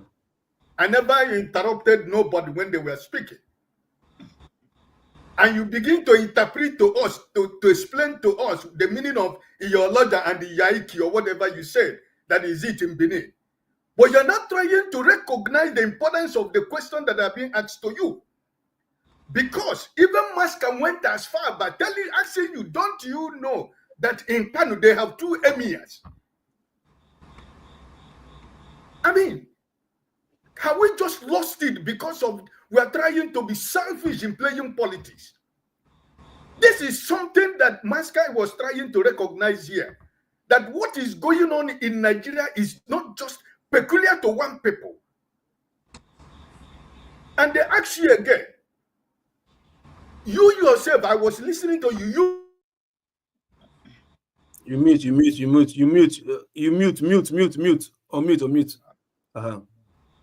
Yeah. You said that your lodger had been installed before the woman went to see the Oba. Yes. And they were trying to ask you here, was it the proper thing to do? The woman was supposed to have gone to the Oba before he go to install somebody of your lodge, right? Yes. Now, when she did not do that, it was done at the government house. You, as somebody from Edo State who believe in the cultures and traditions of your people, my question to you is, was it proper and right that this woman should do what she does? If she doesn't have a federal she's 1,000,000% wrong.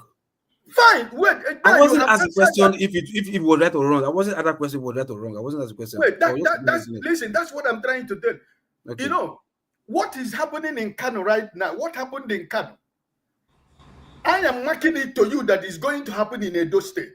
The Oba of Benin, his political that institution is under attack. And this is just the beginning. No, I know. Right? Okay. For years now. I know. So I want every one of us to recognize from where Maska is coming from. And it's factual and it's a fact. Because if I would tell you that I have to dance around about what happened in Edo State, that means I'm not a decent and honest Nigerian. Because I know that it is totally, completely wrong. It is nowhere to be acceptable by anybody. But let me remind you again that it is your own people that they used. Of course, it's fine. It's always like that. It's always like that everywhere. Is it or it now? So I think that people should recognize when people are crying that there is something that is happening to them that is not right. And I want to put it to you. When you were trying to put words in KJ's mouth, or you're trying to pull his legs, when you were asking him, is it an Igbo thought?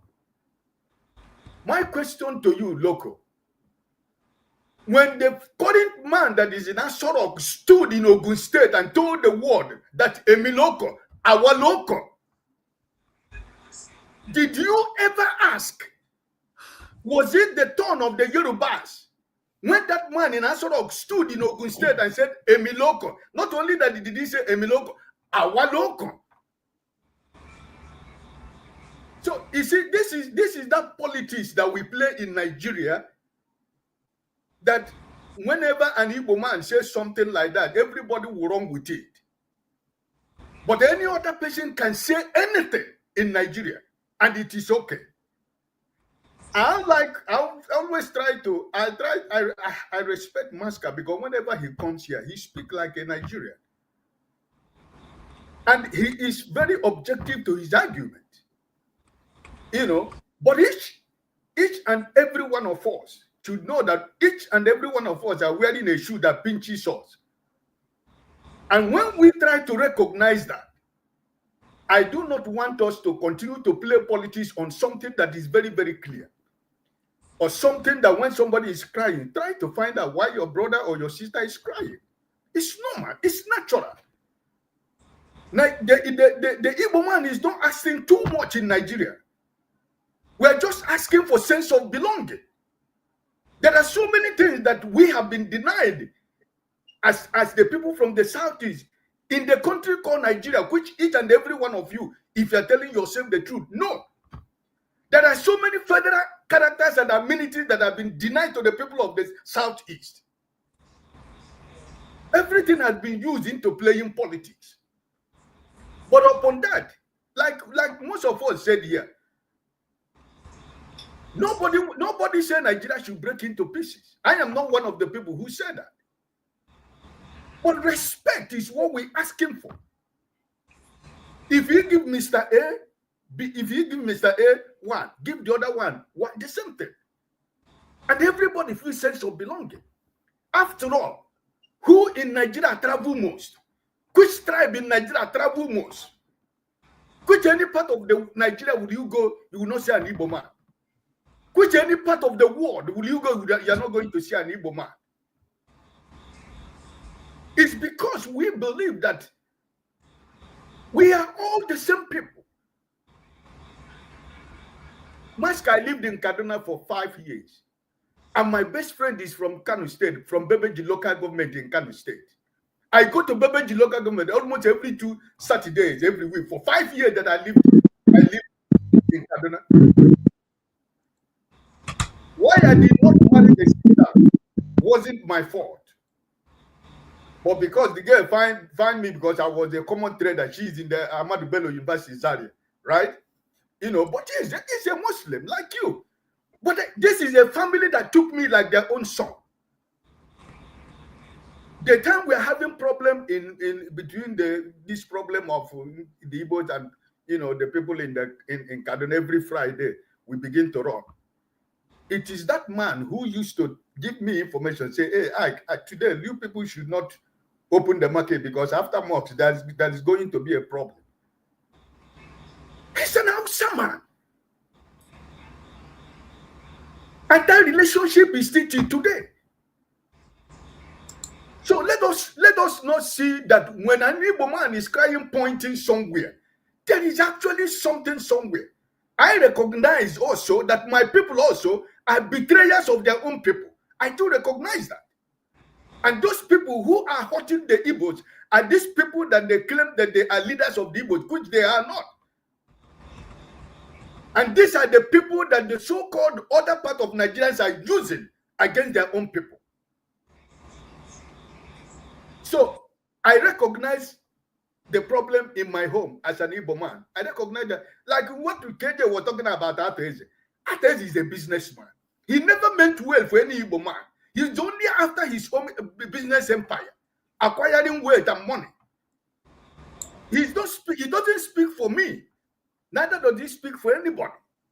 So, as an Igbo man, I have to be honest with you. I recognize the enemies among us, the saboteurs among us. We know them one by one. Nobody should tell me what we don't know. We know. Okay. But what I am trying to say is that recognize the suffering and the political pain the Igbos are going in Nigeria is a factual fact. And I know that everybody know that we are not asking for too much. After all, let me end like this. The case of Nnamdi Kanu and Sunday Igboho and the one from River State, what is his name? Asare Dokubo. And Tombolo now, who is a chief, and they are represented by the government that are giving millions and millions of dollars of contract. These people, they were agitating for one thing or another. But today, these people are free. We are not asking too much, at least for the medical condition of this young man, for his health. What benefit shall he be to Nigeria? God forbid that every time that this young man dies in the prison. What is the benefit? For medical reasons, if nothing else, can't you let this young man to go so that he can go and take care of his life medically? All right, thank you, Ike. I don't think we are asking too much. I have to move. KJ. Yes, hold on. Hold on. We're not even saying they should. Chris, your mic is making a lot of noise. We're not saying he should go. We're saying let them give him opportunity to go to the hospital and treat himself. And that's a national hospital. Let him face whatever the law has said he should face. But for now, he's only a living person that can be judged. Yes, Chris, go ahead. Yeah, sorry. You know, the irony of people saying that Igbo people should continue to be in Nigeria is that my brother here said that when somebody had to tell him that when there is on Friday he should not open his business, you know. So in other words, it's not safe in a country called his own. But let me say this: for those of you who are afraid that if Nigeria breaks up, you know, I don't know what fear. I don't know why you people are. What is making you people afraid? If people return back to the nationalities, you know, say like Igbo nationality, Hausa nationality, Yoruba nationality, or TV nationality, or Hausa nationality, or Fulani nationality. I don't know what is wrong with that. You see, the reason why we are having all these discussions is because we are in a country nobody wants to be in, and everybody is suffering. And this country is bringing a lot of suffering to all of us. Now, what is wrong if we say, okay, can we live? We are going to be neighbors. We are going to cooperate. But for the fact that politically it has become difficult for these nations to reach their potential in terms of development, that we be able to go back to our nationalities. And, you know, like I give an example of what is happening to TV people today is because they have been divided and cast into 3 different rivers: River Benue, River Nasarawa, River Taraba. And the Fulani as a nationality have not divided themselves again, you know, but they are killing the TV people, you know, for the sake that they want to conquer them, or for the fact that, you know, they stopped them in their march from the 1804. So people don't understand the importance of what we are trying to explain to you. The fact that TV man or TV nationality can coexist, and then Fulani man will coexist with in a territory, you know, and then able to grow politically, economically, and cooperate with other destinies. After all, this idea that Igbo people are living in travel everywhere doesn't have any logical sense, because those of you that are living in America, the total business, I keep on saying it, you have in America is way more than the total business Igbo people have in Lagos or in Kanu or in Kaduna, you know. So can we now then say that we must be applied to be a member of a US or a state in US? So what I'm trying to say is that for the fact that we have found it difficult to agree politically, because without a political stability, it becomes difficult to have economic growth. Okay, without a political stability, it will be very difficult to have economic growth. Then it will be much easier if people go back to their own nationality, original nationality, before the white man came. You know, because we are spending our energy trying to, you know, fight to save what a white man created, which he didn't create in our own interests. He didn't create that in our own interests. Or anybody can tell me that white man created that in our own interests. So if he didn't create it in our own interest, why don't we sit down and say, okay, well, we are going to be neighbors with the Hausas. The Hausa man wants to have oil in Igbo land. Okay, pipe this line, pipe this thing to the Hausa man so that they can have oil or gas. They can pipe it to them. After all, it's already there. So I don't understand this idea that we must be in Nigeria. Nobody wants a secession. And then when we say, okay, give us referendum so that we determine this once and for all. And then people will start saying, no, he's committing terrorism. You know, and that's the reason why, because he's asking, let's have a referendum, which is, to me, a democratic process for people to come together and say, okay, well, we have agreed to live together, or no, we are not compatible, because culturally, in terms of value system, we are incompatible. So can we exist just like Europeans exist here? There are small countries that are less than 1 million here in Europe, and they have grown economically because they are politically stable, and they have more. All of us are take asylum in these small countries. So can't we reason, you know, as people, you know, have a different way to reason, to understand that the problem of Nigeria is not much of leadership. It has nothing to do with this, but the political problem has to be solved because the society is not governed based on its cultural and value systems. All right, thank you, Chris. Let you go right now.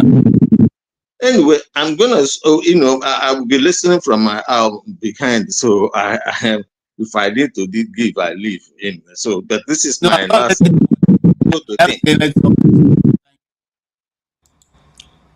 All right. Sorry, Mr. KG, please. I just give me just few minutes. Let me say something. I'll go back. Hold on. I want Ify to talk because if she will talk now. I know. Just I want you to say something clear before I leave.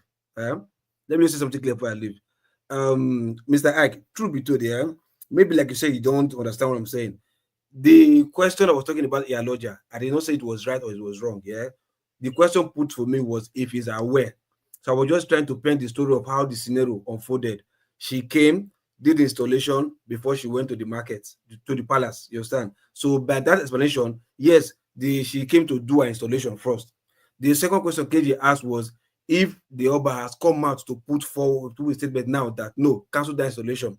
And my argument is now no, the king is too busy. He's not even supposed to even interfere. There are chiefs who have responsibility to interfere for that kind of stuff. That are supposed to interfere. It's not supposed to even get to the king talking about it at all. Chiefs are just like you have commissioner for this, commissioner for land and survey, commissioner for chief or whatever. There are also chiefs in the palace that are assigned for things like that have to deal with market issue. So because she's daughter of Tinubu now, so they want to make it this grand style of a thing, and the government is involved. They have to involve the palace, which I always blame the palace for getting their hands involved in politics. Things like that are supposed to be handled by the chiefs. You understand? And so the question of saying yes or no question, my answer was she came, did installation before going to the palace. Then your second question was, has the palace put a statement, or the Oba put a statement to cancel whatever she has done? The answer is no. You understand? And the Oba is not even supposed to put the statement. It's the palace that will put the statement to that if they want to do that. As of now, I don't know. You understand? So Mr. Ike, so that's probably I'm trying to explain. I'm not explaining anything. Yes or no is okay, but sometimes I just want to give you the picture scenario of what happened. No copy. You need to move. Thank and you. The idea out of it, and the idea of Masker saying 2 emir, yeah. Yes, there might be 2 emir. This thing have already been dealt with. Now let's move on now. No, hold on now. I'm saying I'm leaving. No, I'm not holding on again. Holding on. No copy. Calm down. Make other people talk now. No, let me just finish and leave now. Just 1 minute now. You're not costing anything now. Please, I beg you. You understand? So, Masker, the way you talk about 2 emirs here, are you saying that 2 emirs are being recognized constitutionally or traditionally in Kano right now? Or they are still having their political basbos, whatever? Are you saying that is fully settled and agreed now that there are 2 emirs in Kano? From henceforth, there should be 2 emirs. You understand? Because the political rubbish that they are doing can allow, can make 2 of them be arguing and be there. 2 of them, one is backed by the state government, the other one is backed by federal government or by the court. So 2 of them can be there while they are having the argument. I'm sorry. Is it from now that's okay. The question is understood. Thank you. All right. Let's move on. Masker, you respond to that when it gets your turn. If you are welcome. No, I'm not even going to respond because he's making it look as if it's me saying it. I've said it before. Go and check what it is. It's not me saying it. Go and check it. We are living in an age where everything can be verified. All right, thank you. So because I thought as much. From now henceforth, there should be 2 emirs from now henceforth. No. To copy, stop. There are 2 emirs in Kanu. There's Emir Sanusi and there's the Emir Lamido. Is it Lamido or what is his name? Oh, it's Bayero. Bayero. He's still there. Both of them are there. The only difference that he moved out of the palace, the real known palace, and the other one is there. So let's move on. If he good to see you, are welcome. You must have come for a purpose. And so let us hear your own opinion. It could be different from all of us. But here we go. Hi, guys. Good evening, everybody. Hey, Masker. Uncle I, good evening, sir. Otti, my brother. Christian, good evening, sir. KJ, my brother. Nigeria. I'm not deceived by this, my brother. We know your mouth can be sharp, so... No, my mouth is not gonna be sharp, but we have to be honest, honestly speaking. All right. If this Niger matter no dey tire you people, it don't tire me, to be honest with you. I don't have any interest anymore, in as much as I love my country more than anything. So let's even start with what happened in Benin. So now you people are talking about it. I mean, I was like, why did she not do this when Buhari was in power? Why did she not do that? So why did she choose to do it now? Her father is in power. First of all, is it even necessary? Of what economic impact is this going to have in Nigeria as a country, or even in the state of Benin? Of what impact? We have a lot of things we have to worry about what is going on in our country. And somebody will leave Lagos to come and give somebody a title. From Lagos now, she will move down maybe to another state to give title. I mean, what Arab nonsense is that? Anyway, that is by the way. Masker, you know, I read a comment and I said I disagree with you. And let me tell you, what I mean by that. Initially, I used to be like, I want us to stay together because as a country, there are so many things that, unite us together. I want us to stay together, but I don't want that anymore. Of course, we all believe, I don't want to say that Igbos are marginalized. There are other parts of the country. But if you want a country to develop, a country of 200 and something million to develop. You can't just put that development just in one area or in one state. Look at Lagos, look at Abuja. Where else can you say that is developing Nigeria? Now, we know that Igbos, not because I am Igbo, but I'm proud to be one anyway. But now we know that Igbos, I hate to say this, but I have to. If you don't like it, I mean, I'm so sorry, but that's my own opinion. We hold the economy of Nigeria. I might be lying, I might be wrong, but I think we do. In a typical sense of mind, you would say, you know what? These people, they're supposed to have their seaport. Do we even supposed to have a seaport in Lagos just because we have the sea over there? Igbos, they're supposed to have a seaport. Igbos, they're supposed to have an international airport. Like somebody said, we are the most traveled tribe in the whole of Nigeria, and we are the most marginalized. There is no place in Nigeria that you go, you not see any Igbo person there. If you go to any place and you look around and you don't see any Igbo person, just leave that place. But look at how we're being treated. We are just being treated like a fourth or fifth class citizen. But most of that, I blame it among the Igbos because we are fighting each other. We are our own worst enemy. I always say that, even including my brothers. If you people see what is happening in this country, it's going to get worse. So the earlier, the better you start going home to develop. We have a lot of land to develop east.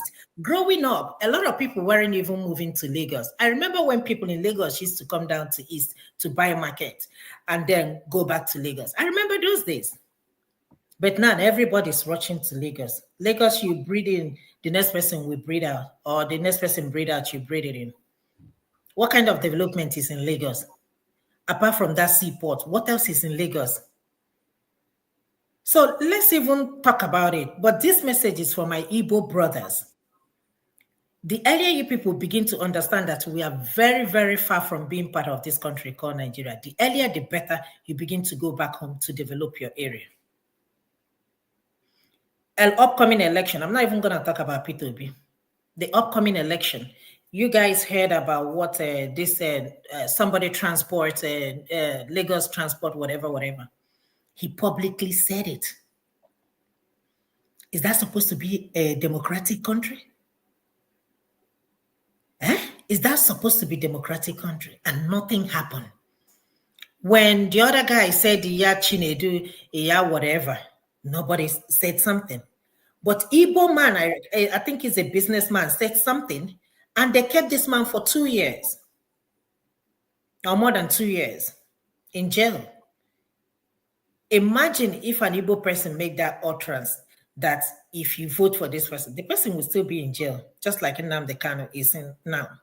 I'm not a fan of Nnamdi Kanu. Let's get it clear. I'm not a fan. But is he being treated fairly? No. You will go and negotiate with bandits, but you will not negotiate with Nnamdi Kanu. Bandits are roaming around. You know where they are? Nobody's saying anything. You're negotiating with them. Tell me what they have done. I mean, they have done worse than anything you can ever think of. Look at what happened in Kwara.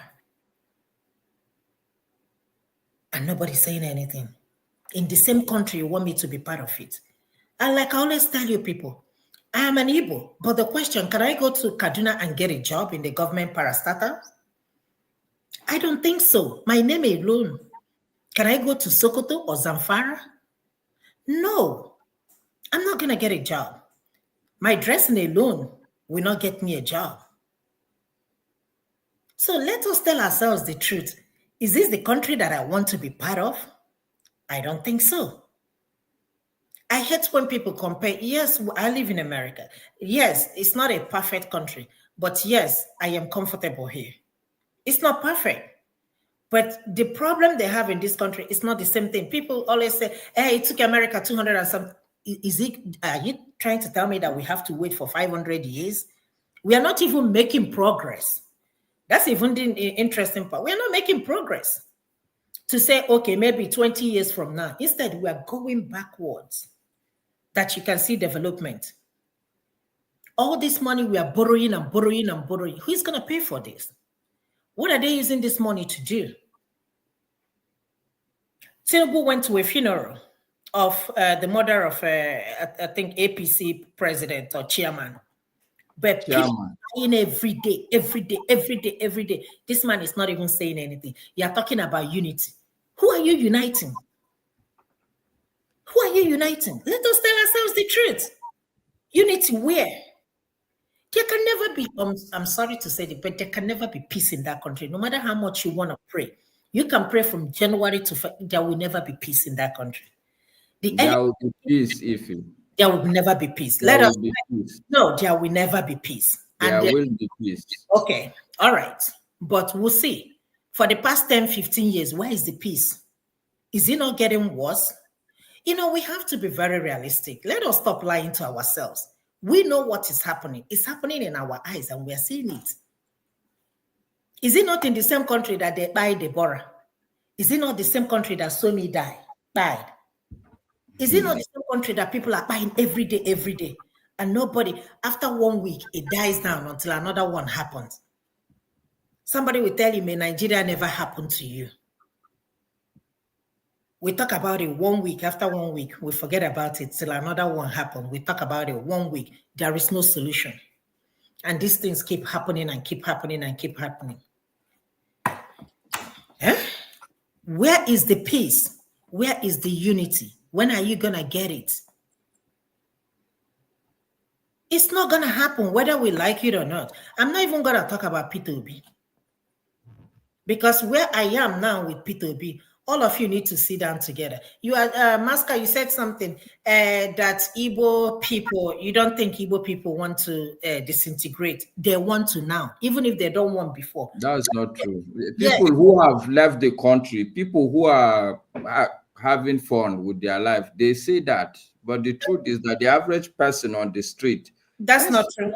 That's not on his agenda. That's okay. That's okay. Put it on the map.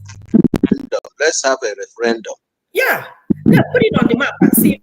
Put a vote now. Let's make it sound as if I'm in a position to make any referendum. No, we are talking. We are just having a conversation. Well, I know. But look, the truth is that I'm here in Nigeria, and I can tell you that yes, I live most of the time in Abuja, but I move around, and I'm lucky. I'm not that type of person that yes, God has blessed me, but I'm not the type to sit in my cocoon and avoid the lower ranks of society. I mingle with everybody. I have friends across not just tribal lines, but even in terms of social strata.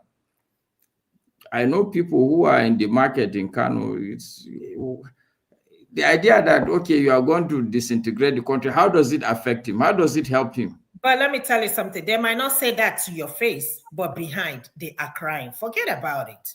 Crying about what? And let me tell you something. Right? Like my brother Christian said, let us have a referendum. Or let us say, let's have a vote.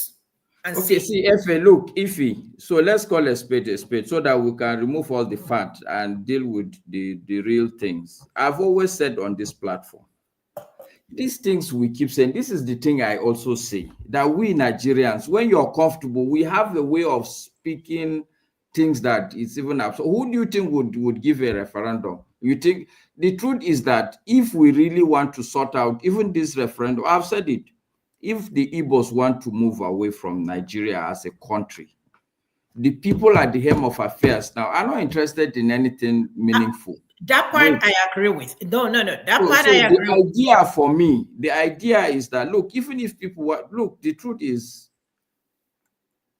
there's nothing Nigeria will do for me that if Kano State is a country itself, that Kano State will not do for me, sincerely speaking. Let me tell you something. Wait, Ife, you've spoken, so I just want to... I didn't finish before you interrupted me, sir. Okay, sorry, Ife, I don't mean to... I couldn't have interrupted. No, go ahead, Master, go ahead. Continue, go ahead. Yes, because for me, I think the real issue is that this country is how do I, what's the word now? It's not leadership. I agree with Christian. The problem is not leadership. It's the people that we need to take responsibility for our country. And I believe it's people like me and you that should take that responsibility. And I consistently say that if we take that responsibility, all these issues will move away. We will fix this country. And if this country is fixed, I can assure you that no Igbo man, no tribe would want to leave the country, sincerely speaking. But I believe that if this country is working well and a set of the people say they want to go away, I'm sure that people will tell them to go. Let me tell you something. The only reason why Igbos or other people are wanting to go is because the country is not working. It has never worked. We've been patching each other, trying to accommodate each other, managing each other. But it has why never why do you think the country is not working? Is it because people hate Igbos? That's why the country is not working? No, that's not what I'm saying. No, that's not what I'm saying. I'm not. What I'm trying to say is that if you want to develop a country like Nigeria, you can't just come to a place and just more or less and put like Lagos, Abuja, and what other states can I even say? This is only 2 states that I can say that is really, really developed in Nigeria. And just development there, no other states. There is no way. I live in this country where we are, not because I'm comfortable here. I want to go home. I love going to Nigeria every year. Let me tell you something. Emotions, anytime I'm going to Nigeria, it's like as if I will never come back here. Anytime I'm coming back, I get to the airport, you will see me crying. People wonder, what is wrong with this woman? Why is she crying? Because this is not home for me. I know where I belong. I love my country. But don't expect me to go to that country knowing fully well that anything can happen. My uncle went home now. He didn't even stay up to 2 weeks. Boom. He's on his way back to... Me, I'm here in Nigeria. I understand and that I've lived outside Nigeria. I have family. Masker. I understand that. But you never know where it can happen to you. You never know. That's why people are running. 2 a.m. I get up. There was a time I used to do 2A to 2P. 1:30, I'm off to work. I'm not worried about anything happening to me. But 7, 8 o'clock, 9 o'clock, everybody's rushing to go home. We don't have no security. Okay, Tinubu is telling us that he's going to bring investors. How many investors have come to Nigeria to invest? Okay, let's talk about it. How many investors? How can you bring somebody to a country where there is no security? How can you bring somebody to a country where there is not even permanent electricity? How do you expect development to happen? Let's forget about Igbo disintegration, but you want that country to, to move forward. No infrastructure. We don't even have doctors and nurses. Everybody's escaping. They're not leaving. They are running away. Your president is going to another country to receive healthcare. Most of all your political elites, all of them, they go to different countries. And guess who is treating them there? Foreigners. We. And what is the solution? So yeah, I mean, we don't have good leaders. I understand, but let me tell you something. You see the solution to Nigeria? Yes, apart from disintegration. Okay, so let me say this. To be honest with you, until we are ready to take back our country from these crooks. Sorry, there's no other solution other than disintegrating the country. No, how about restructuring? Somebody, why is it not working? The reason it's not working is because of cultural and value differences. The cultural and value differences, foundational problems, diversity, incompatible diversity in culture and value. These are, and every society develops based on its culture. Every society develops based on its culture.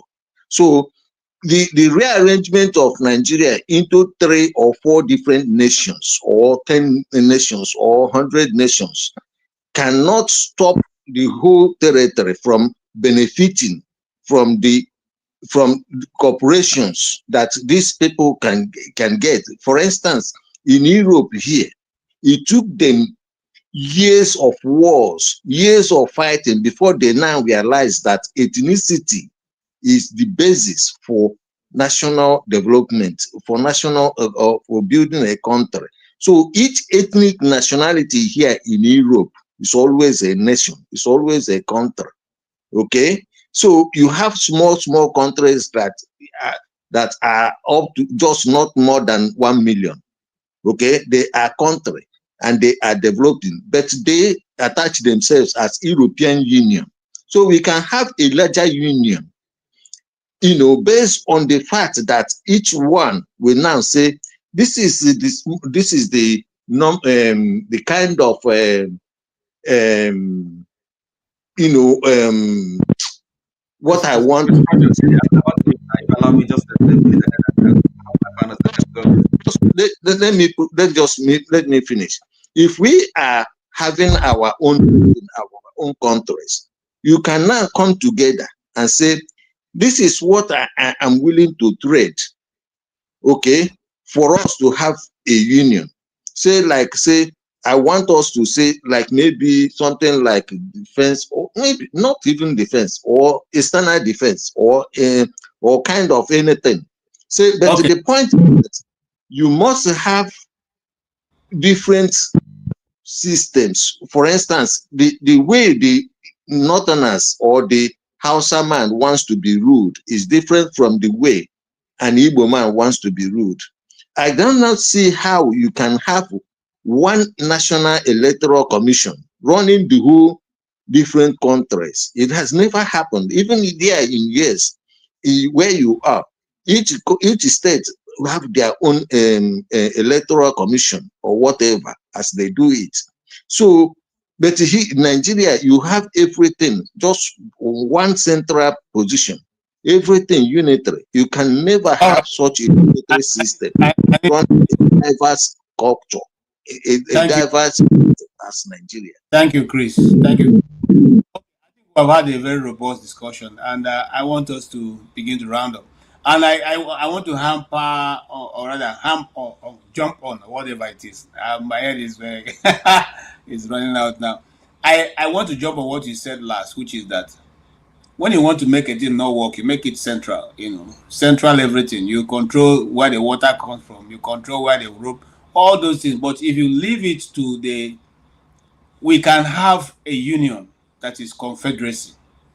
We can have a union that, because when we had a confederacy, the North worked, the West worked, the East worked. Okay? But now it is central, and when you have central, the governors can't even get the commissioners of police to act on their instructions. So stuff can be going on in their state and they are helpless. The people will wake up and cry to them, but they don't know the governors can't even do anything. They say, look at the big man with us, and the big man can't do anything. The governor himself will want to take up the call, you know, in courage, and call the police commissioner, and he'll tell you, okay, I'm waiting for instruction from Abuja. Nobody develops that way. Nobody. No countries develop that way. And these facts are things that the elites do not want to discuss, because it pays all of them. It pays the Igbo leaders, because of that, they're not responding to anybody. So it pays them. So it doesn't matter to them. They can be, you know, they owe nobody any explanation. It pays the people of the middle belt. You know, I mean, Akume is the secretary of government. What has he talked about going on in the Benue? Nothing. It pays him. You know, it pays the people in Kanu and Kaduna and the rest, because what, all of them are benefiting from the largesse coming from the federal government. So, and then the worst part of it is that the Nigerian people are not ready to even stand up and say, we have had enough of this thing. So the question and the discussion goes on. You know, I will, on this note, ask Mr. Otti to use 2 minutes to round up, and I'll come to Maska and the rest, and we'll now, you know, close the show. But Maska, I want to tell you something. You still have to prepare, because I'm coming, you know, with more of these things. I'm going to bring a lot of pushback with facts. Why I keep saying that the marginalization seems to be weighing too much to the south. But then that's a discussion for another day. Mr. Otti, can you give us the word south, KJ? Because the word south now is broken into different pieces, at least. You know, I agree with you, and that is really the problem of the Nigerian society. You see, they keep dividing it into sub sections. So the smaller the sections, the less effective they are. The smaller the sections, the less effective they are, and they easily the easier it is for them to just pinch the leaders out, or pinch the people so-called leaders, and then just hold them to ransom, and they hold their people to ransom. We need to have a more wider discussion on how to go And about actually, that. just 30 seconds to piggyback on this thing that this concept you just said. If you ask me, yes, go ahead. This is for me the danger of this storyline that we are taking, where we want to use our hand to continuously disintegrate ourselves. When Christians spoke about incomparable or incompatible diversity, incompatible. The reality is that, look, the real incompatible diversity is between the black man and the white man. That's the real well, you can shake your head as much as you want, but the truth is that if you look at Muscat, can I just let me just if I allow somebody to land a point, people will shake hands and interject. So you wouldn't know what I want to say, but let's see how that will make us better people. Go ahead. I know what you want to say, okay, but you see, so you can't know now. How can you know? Okay, let me put it this way. I'll take time, and this is my final contribution. Look, you see even what I'm going to say, you won't disagree with that, okay? You see, the thing about incompatibility, perhaps, well, it is there. Christian is correct, and you're not right to say that is only between. I mean, the incompatibility is between only the Africans and the Europeans. No, even amongst Europeans, they also have incompatibility. The French and the Germans and the English, they're not, necessarily the same people. Or I use the word "the real." There are a lot of phantom things. But it's still an issue. So, but anyway, people who sat around the table divided our continent, and you are telling me that they are incompatible. Okay. Let's put it this way. Even with the incompatibility, I mean, even between one village and another, there are differences. Okay. So, but that's not the main thing. What is important is what everybody can agree with, even yourself, Masker.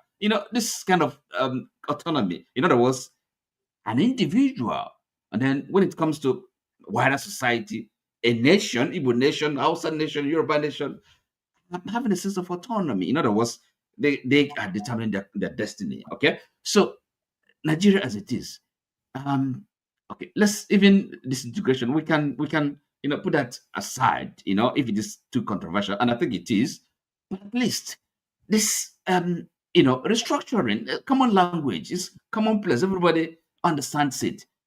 I mean, you can't even object to that, Masker. So because this over centralization is not helping anybody, it's only helping those that are kind of benefiting from the disorder.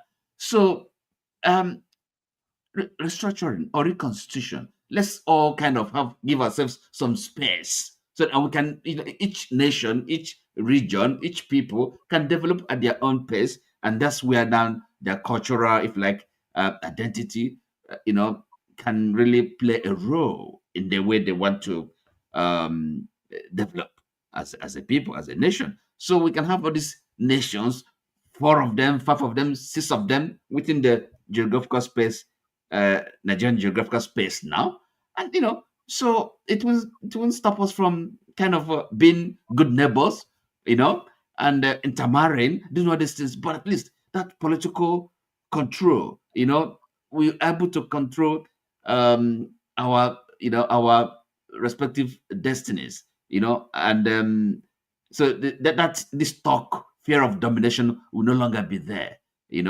so. Yes, I'm saying something as Christian, and Musk, I'm saying you can't object to this, right? Restructuring, confederacy, as so a reconstitution that would work, I believe. But going forward, I mean, it is the situation we are in now. The structure is not sustainable. That's the fact of the matter.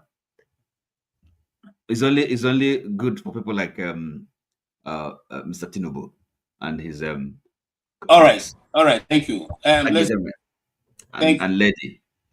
Thank lady and gentlemen. Master, your turn. All right. I don't even know where to start, but let me put it on record. I have nothing against Nigeria disintegrating. Okay.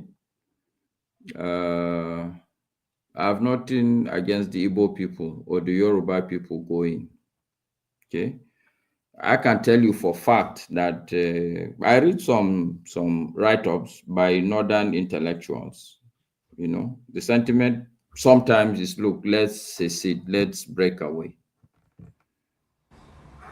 But what I have an issue with is where people don't see things clearly when you get into a big ball of confusion. I have no iota of doubt in my mind that if there is anybody dominating anybody, it's the white people dominating us. I have no single doubt in my mind. I have that absolute clarity that whatever is happening today in the world, the white people, no matter how you look at them, they sat down on one table. It's almost unbelievable to sit on one table, look at other people and divide them and take your share like cake, spread them around. And this thing, we are not talking about thousands of years ago. It's just, I can say a couple of years ago. The ink they used in doing that petition and dividing of Africa, the ink has not dried yet. And the truth is that they are still doing that. Leave even Africa out.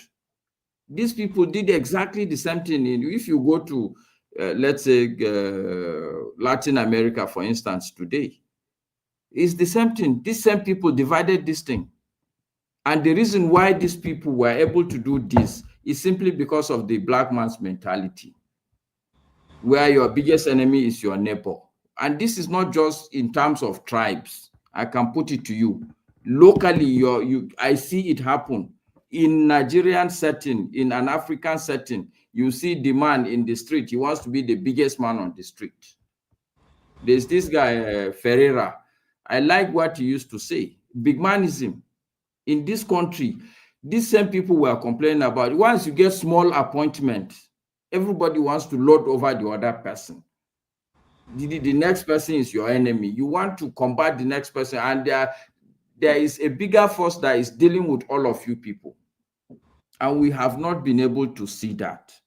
This is, for me, the main issue, that we keep squabbling among ourselves. But that squabble is not going to take us anywhere. Even if Igbo people have their own country, it will still be within the African continent. And I put it to all the Igbo people. There are people looking at the African continent. They don't want to know where this is Igbo, where this is outside, this is Yoruba, this is whatever tribe it is across the continent. Okay? But that is part of it. For me, the real thing I always tell people, or I'm trying to preach, is that the problem with this country as it is today is not a tribal problem. It's not a tribal problem. It's an abdication of responsibility. The poor people on the street cannot do anything if we're expecting them to do anything. They have been so bastardized, so traumatized today. And there's so much apathy. They've made so many attempts, and the people they have trusted have failed them so many times over and over that there's so much apathy in this country. People won't believe it. People will tell you that what is the point either to go and vote? What is the point to even riot? How many riots? Even me as a person, I know how many riots we've done on the street. But the fact that nothing have come of it doesn't stop me from believing or sliding into the state my sister has fallen into. I believe that, look, it's not even a matter of belief. We don't have a choice as a people. What is the choice? That we are going to allow, are they going to exterminate us? It's not a choice. We must make this place work. We don't have a choice. Forget the fact that all of you are there. In the end, it will still come back to that. You must make your home work. It's not a choice. We don't have a choice. And I have no particular interest how this thing will work, whether it's by separating, disintegrating. I have no particular interest. But all I'm saying is that we should not abdicate responsibility. And I believe that the issue we're having in this country is because we've abdicated responsibility. Most of these people that you call leaders, if you take even the Tinubu himself, you take, let's say, the Senate president today, what's his name? Akpabio. What is their pedigree? If they put all these people with me and you on this same panel now, honestly speaking, we are more better than these people. We have allowed the society to bring up the worst of us to be the top. And then instead of looking at them and saying, how do we clear these people aside and bring credible set of people to manage affairs, we keep squabbling among ourselves. And it's very unfortunate. The problems are all over. That's why I was quick to show when people are complaining that the Aloja of Benin, forget about Benin. There is same problem in Kano at a bigger level. Everywhere. This is nothing but impunity. Impunity is the case of what's this guy that you are talking about, the Nnamdi Kanu. It's impunity. Okay? The fact that you have two emirs is impunity. This is the issue, and it's across the board. So we, the educated ones, the ones that a little bit of naira and kobo, we should work together. We will complain. The elections will come. It will go. We will continue to complain. Even if you want the country to be divided, it's not going to be on a platter of gold. People must sit down, think, organize, and work towards it. It's not by just saying or crying and complaining. So that's my rant. I think it's ranting, but I think that's my position. So much, Masker. Thank you so much. Thank you. Ike. Yeah, thank you everybody, KJ, for hosting us tonight. My sister, if it has really been a long time, I'm happy to see you tonight. Wow. I miss you a lot, you know, and I'm happy to see you, you know, really. I hope everything is good with you. You know, I know you are frustrated about Nigeria, your country, but, you know, we cannot stop talking because we believe that even though we are not there, but our talk is doing something. We might not see it now. It might be very small, but I think we cannot stop talking.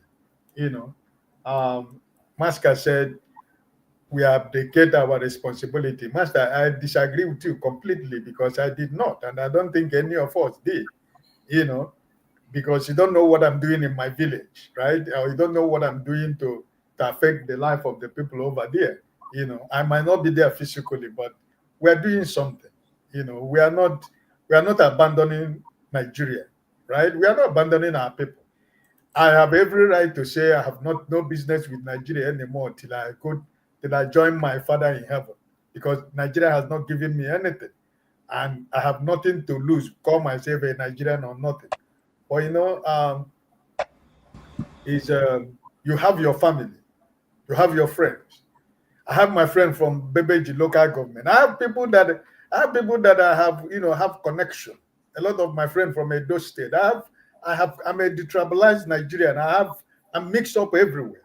So sometimes if I want to turn my back against Nigeria, when I remember my brothers and sisters and friends back home, you know, and it gives me a pause. But the reality remains, like I said here yesterday, that anybody who says that Nigeria is working, what my prayer here yesterday was, may Nigeria happen to you, you know, because if we that know what is actually going on, know the truth, and when we go on a platform, we try to cover up or pretend that everything is working, that's where the problem is. Because sometimes we forget that thousands or millions of people are watching and listening to us.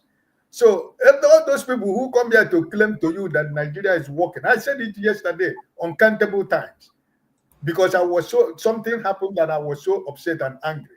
And I said that may Nigeria happen to anybody who said that Nigeria is working for him or for her. You know, so it's sad, but it is the truth, because Nigeria is not working. We know the problem, you know. I think that I'm happy that we can come together to speak or talk like this, share ideas, you know, because we learn from each other. This is better than university, you know, because sometimes I tell people like KJ, who are journalists, and some of them who who has a lot of books in the library like Otti. I didn't go up to that level, but I learned a lot from them who are so intellectual, you know. So sometimes I abandon my wife and I come here to stay for almost 3-4 hours. What sacrifice is better than that? My wife is playing with her phone on the television in the bed. Today is Sunday. We are supposed to be together to talk about tomorrow. But you see, I'm here talking about the issue of Nigeria. Is it not enough sacrifice to tell you that I want this country to work for everybody, you know, and to work for everybody, that if, like my sister was saying, if I travel to Nigeria, the money that I'm going to spend to go and hire security to follow me everywhere, even if I'm going to the bathroom, I can use that money to go to a woman that has no husband with her children and use that money to bless that woman. The blessings will remain forever in my life. But that's not the case. And I don't want to spend such money, you know, giving security money to protect me. I don't need that. So that's why I prefer that those women, you know, those women or those families, I better bless them. Instead of what am I going to Nigeria to do? To go and see, what am I going to see in Nigeria? What is it? A lot of us have built mansions in Nigeria, but we can't go in there and sleep. If you go home, even to Nigeria, you don't sleep in your house. You go to lodge somewhere in a hotel. Early in the morning, you come to your house. Is that a life? It's not life. Because you, Masker, you are living in Nigeria now. You are accustomed already with the situation. You can maneuver Nigeria. But most of us who are living outside here. No, Mr. Ike, I cannot. Now I have to. I've got with light. I've installed solar. Now I'm realizing that I have to go and do another borehole for my own house. It's unfortunate. You see what we are talking? You see what we are talking? I know. You see what we are talking about? We just celebrated. For the last 4 years, I did not travel by road from Abuja to Kano because of bandits. You can it's only this month that I was able to manage by road, and my heart was in my mouth till I entered Kano. So it's a difficult place. We know that. Yeah. So this is why I tell you that, you know, that's why I said that anybody who said Nigeria is working for him, I said Nigeria may happen to you. You know, because look at my sister here is telling you that if you want to go to Nigeria, the same thing you just said now is the way it is. It's the same thing with everybody. Why wouldn't I want my children and my grandchildren to go to Nigeria to spend holidays? But that's the last risk I will ever take in my entire life. I will not do that because it's not safe. It's a fact. Even in your own village, it is your people that will organize the people that will come and kidnap you, even though it's a fact. Because they think you have money. They think you are plucking money on the street. Even with all the whole thing you are doing, you will see some people who will say, okay, he came back now. Let's show him that we are still controlling the village. So there are problems everywhere, my brothers and sisters. I recognize that. And it is sad that it is what it is.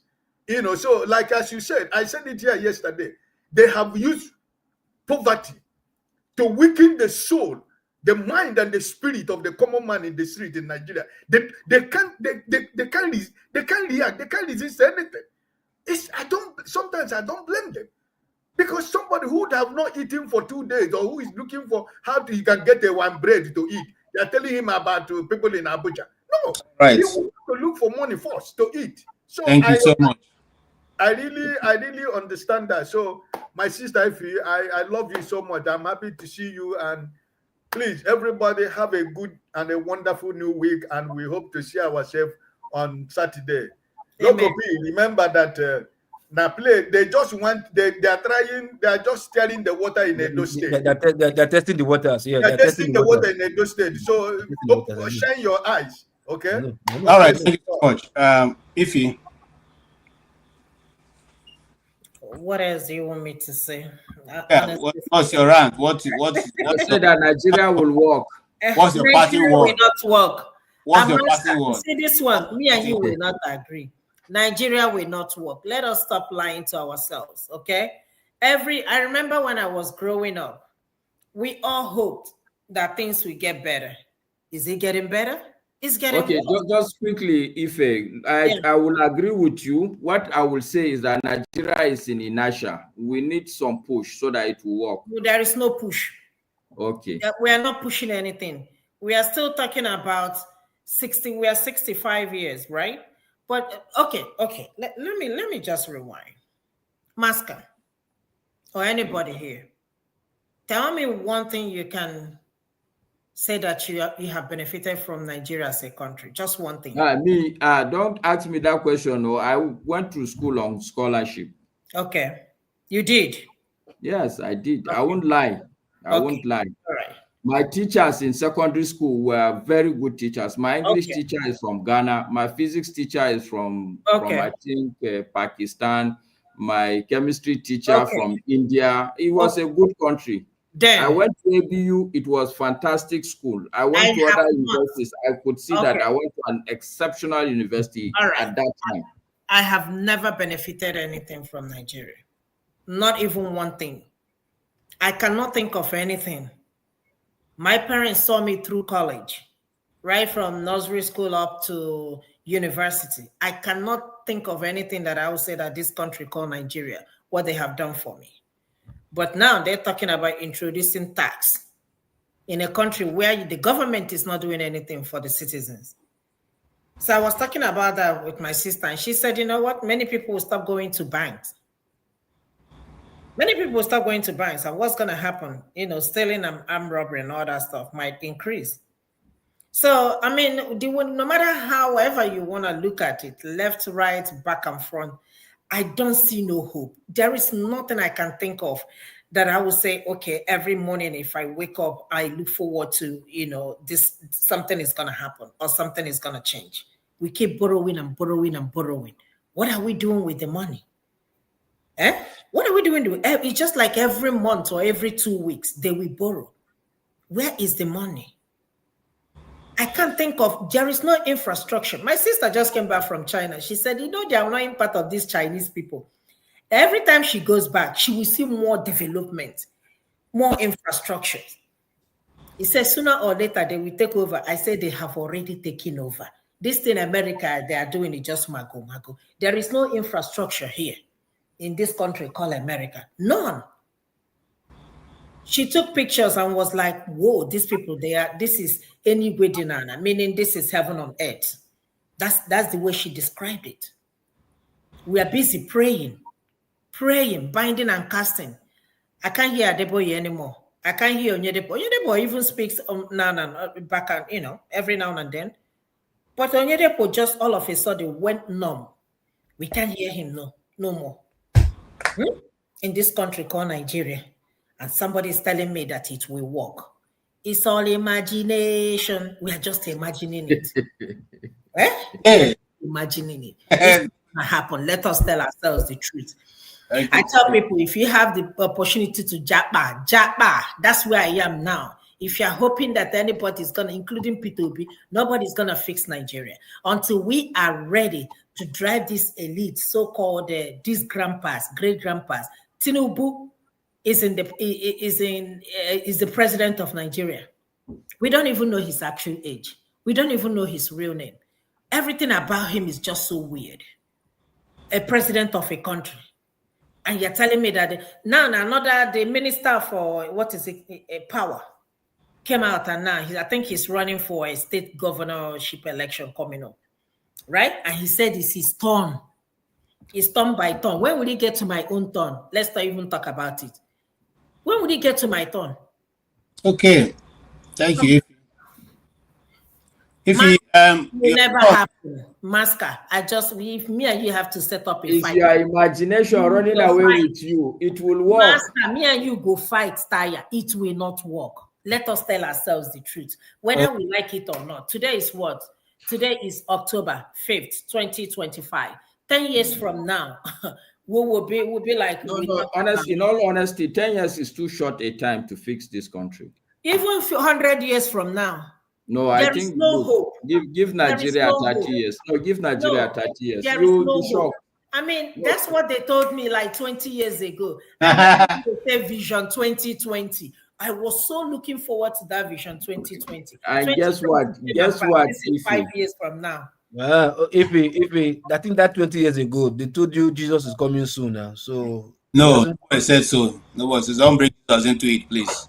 No, my brother Masker. I love you so much. Jesus is coming No soon. matter what, I just him. love your personality. I like you, the fact that I don't even, sometimes I wonder if you're even a northerner, because you're highly educated, you reason differently. No, see, that's an insult if we take it back. Are you suggesting northerners are not highly educated? Not all of you. Not where I'm coming from. Igbo people are educated, please. Let's stop all this. No, you know what I mean. You know what I mean. Honestly, I don't know. Sincerely.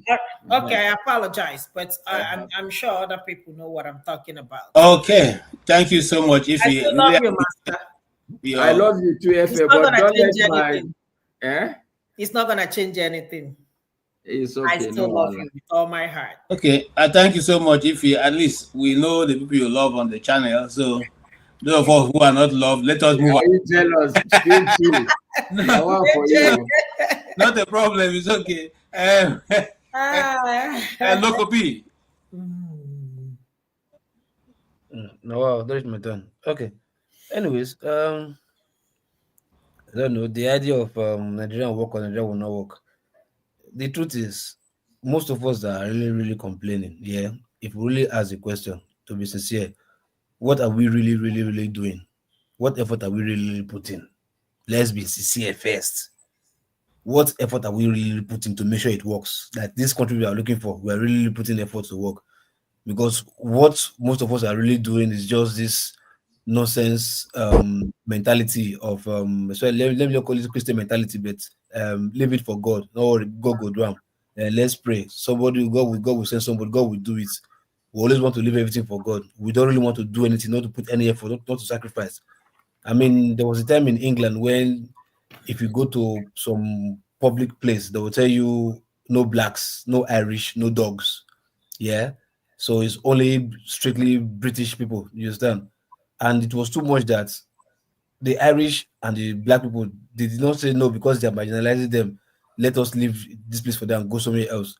The Irish and the black people, they like, no, we have common enemy. What do? We don't know if they hate us more, because obviously the white people, then British people, they will definitely hate the blacks far, far more than their own Irish kind of people. But they also tell you no Irish, no blacks, no dogs. So but it got to a point, the Irish and the blacks decide to like, what do? We have same common enemy. Let's put our difference aside, let's come together and fight these people. And they did. And today you have a country where Irish, blacks, and British people, they live together. Even if there are still some pockets of slight whatever you have in there. You understand? So saying that the country will not work, yeah, it's as if you are just like putting a curse on the country, not understanding the fact that you also have loved ones there. If the country do not work, it's also going to affect them there too. So it's also always better, like, yes, the country will work, and we should also always do what we need to do. But the problem in Nigeria is like we're just so docile. I think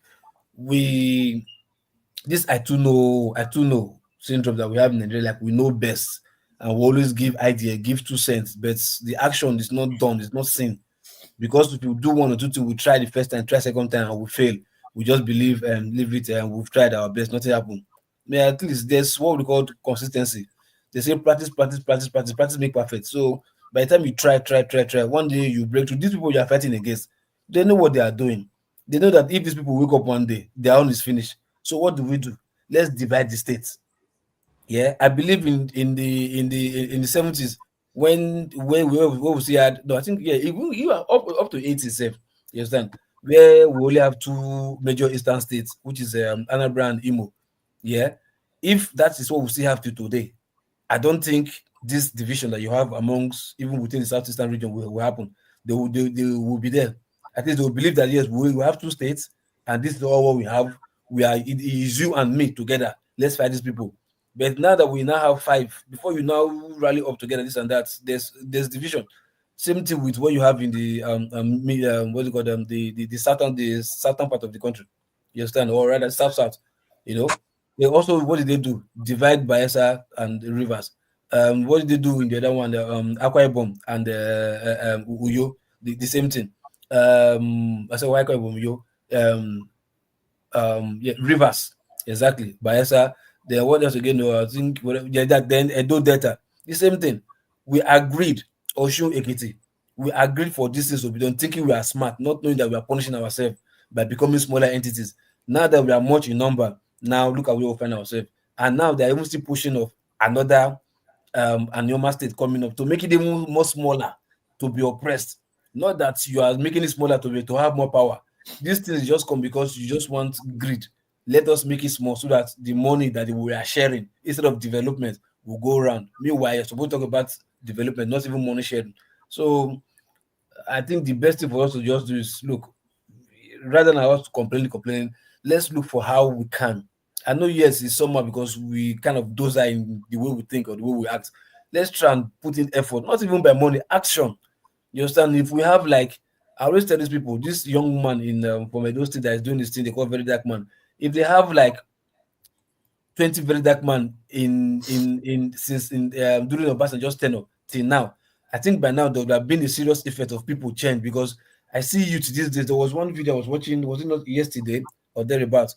Even in the Very Dark Man's channel, I remember, yeah, when they show some boys from Ogwashuku doing court activities, robbery, they were even taking gun, challenging police, not the Apple police go die today.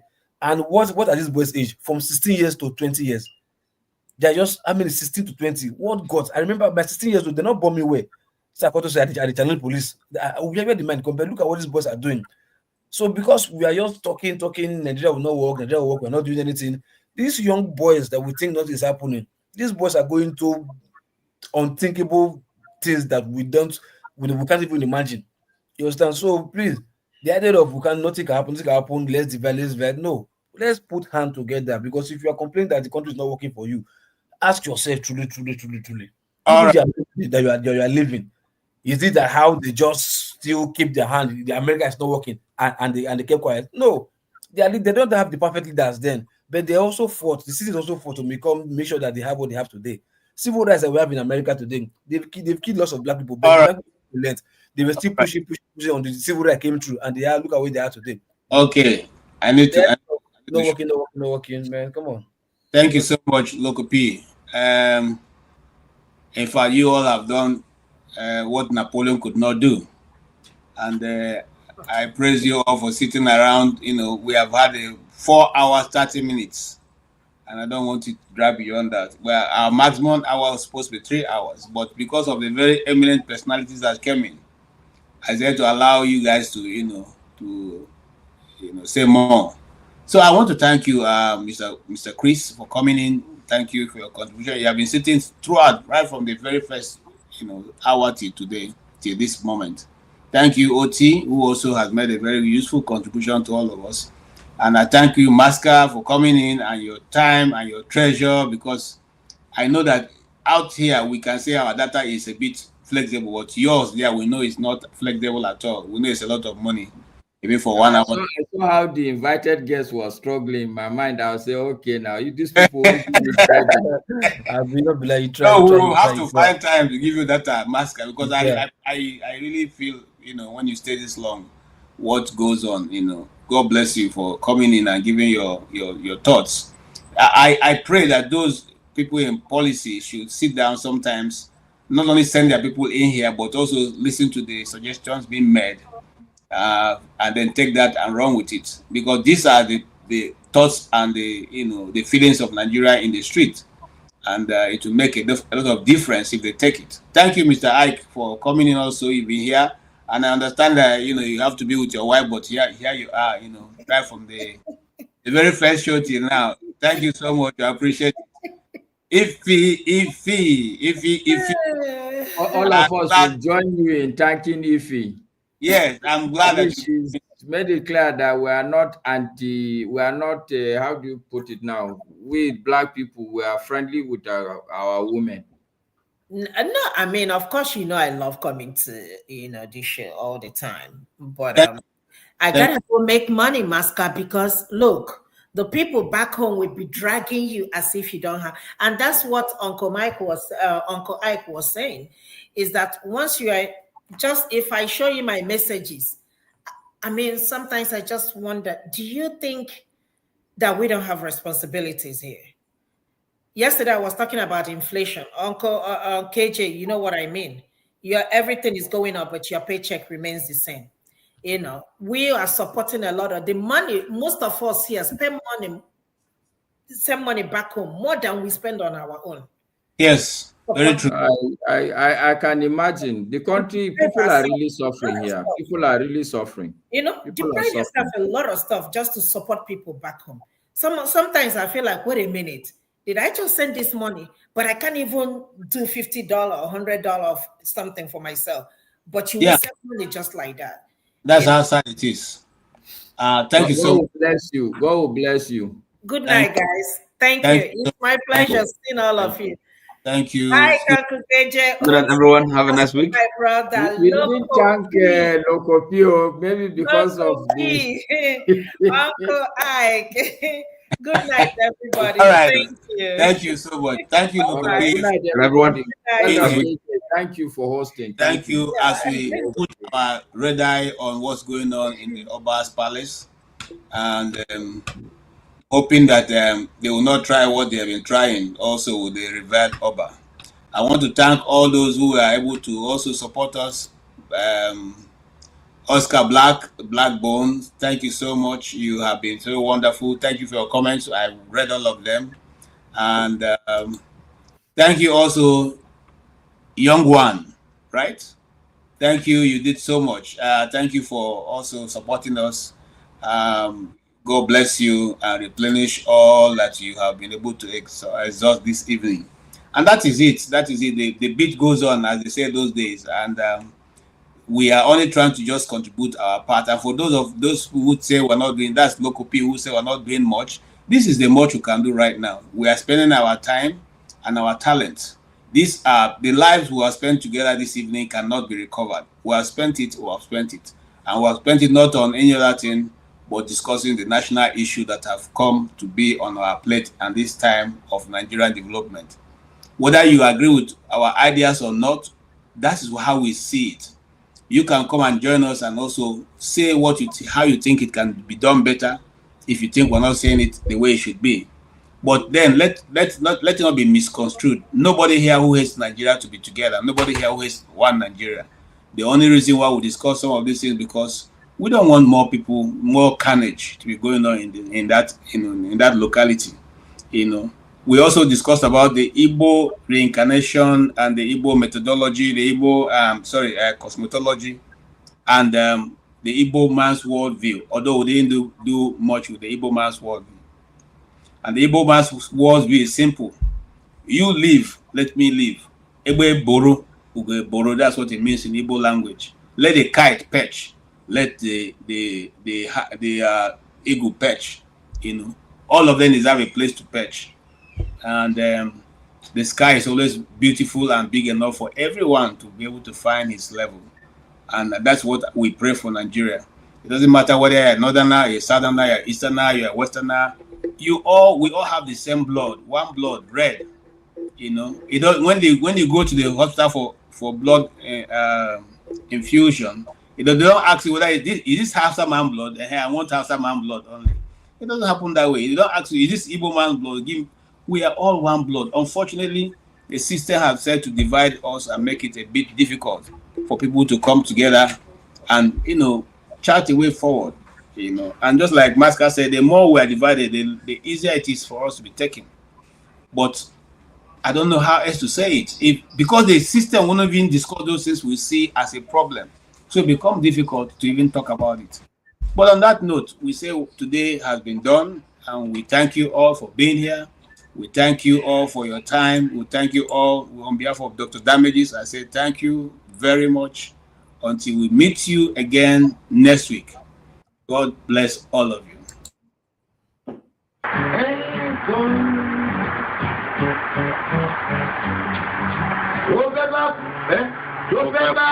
Tó fẹ́ kú torí ẹ̀ o.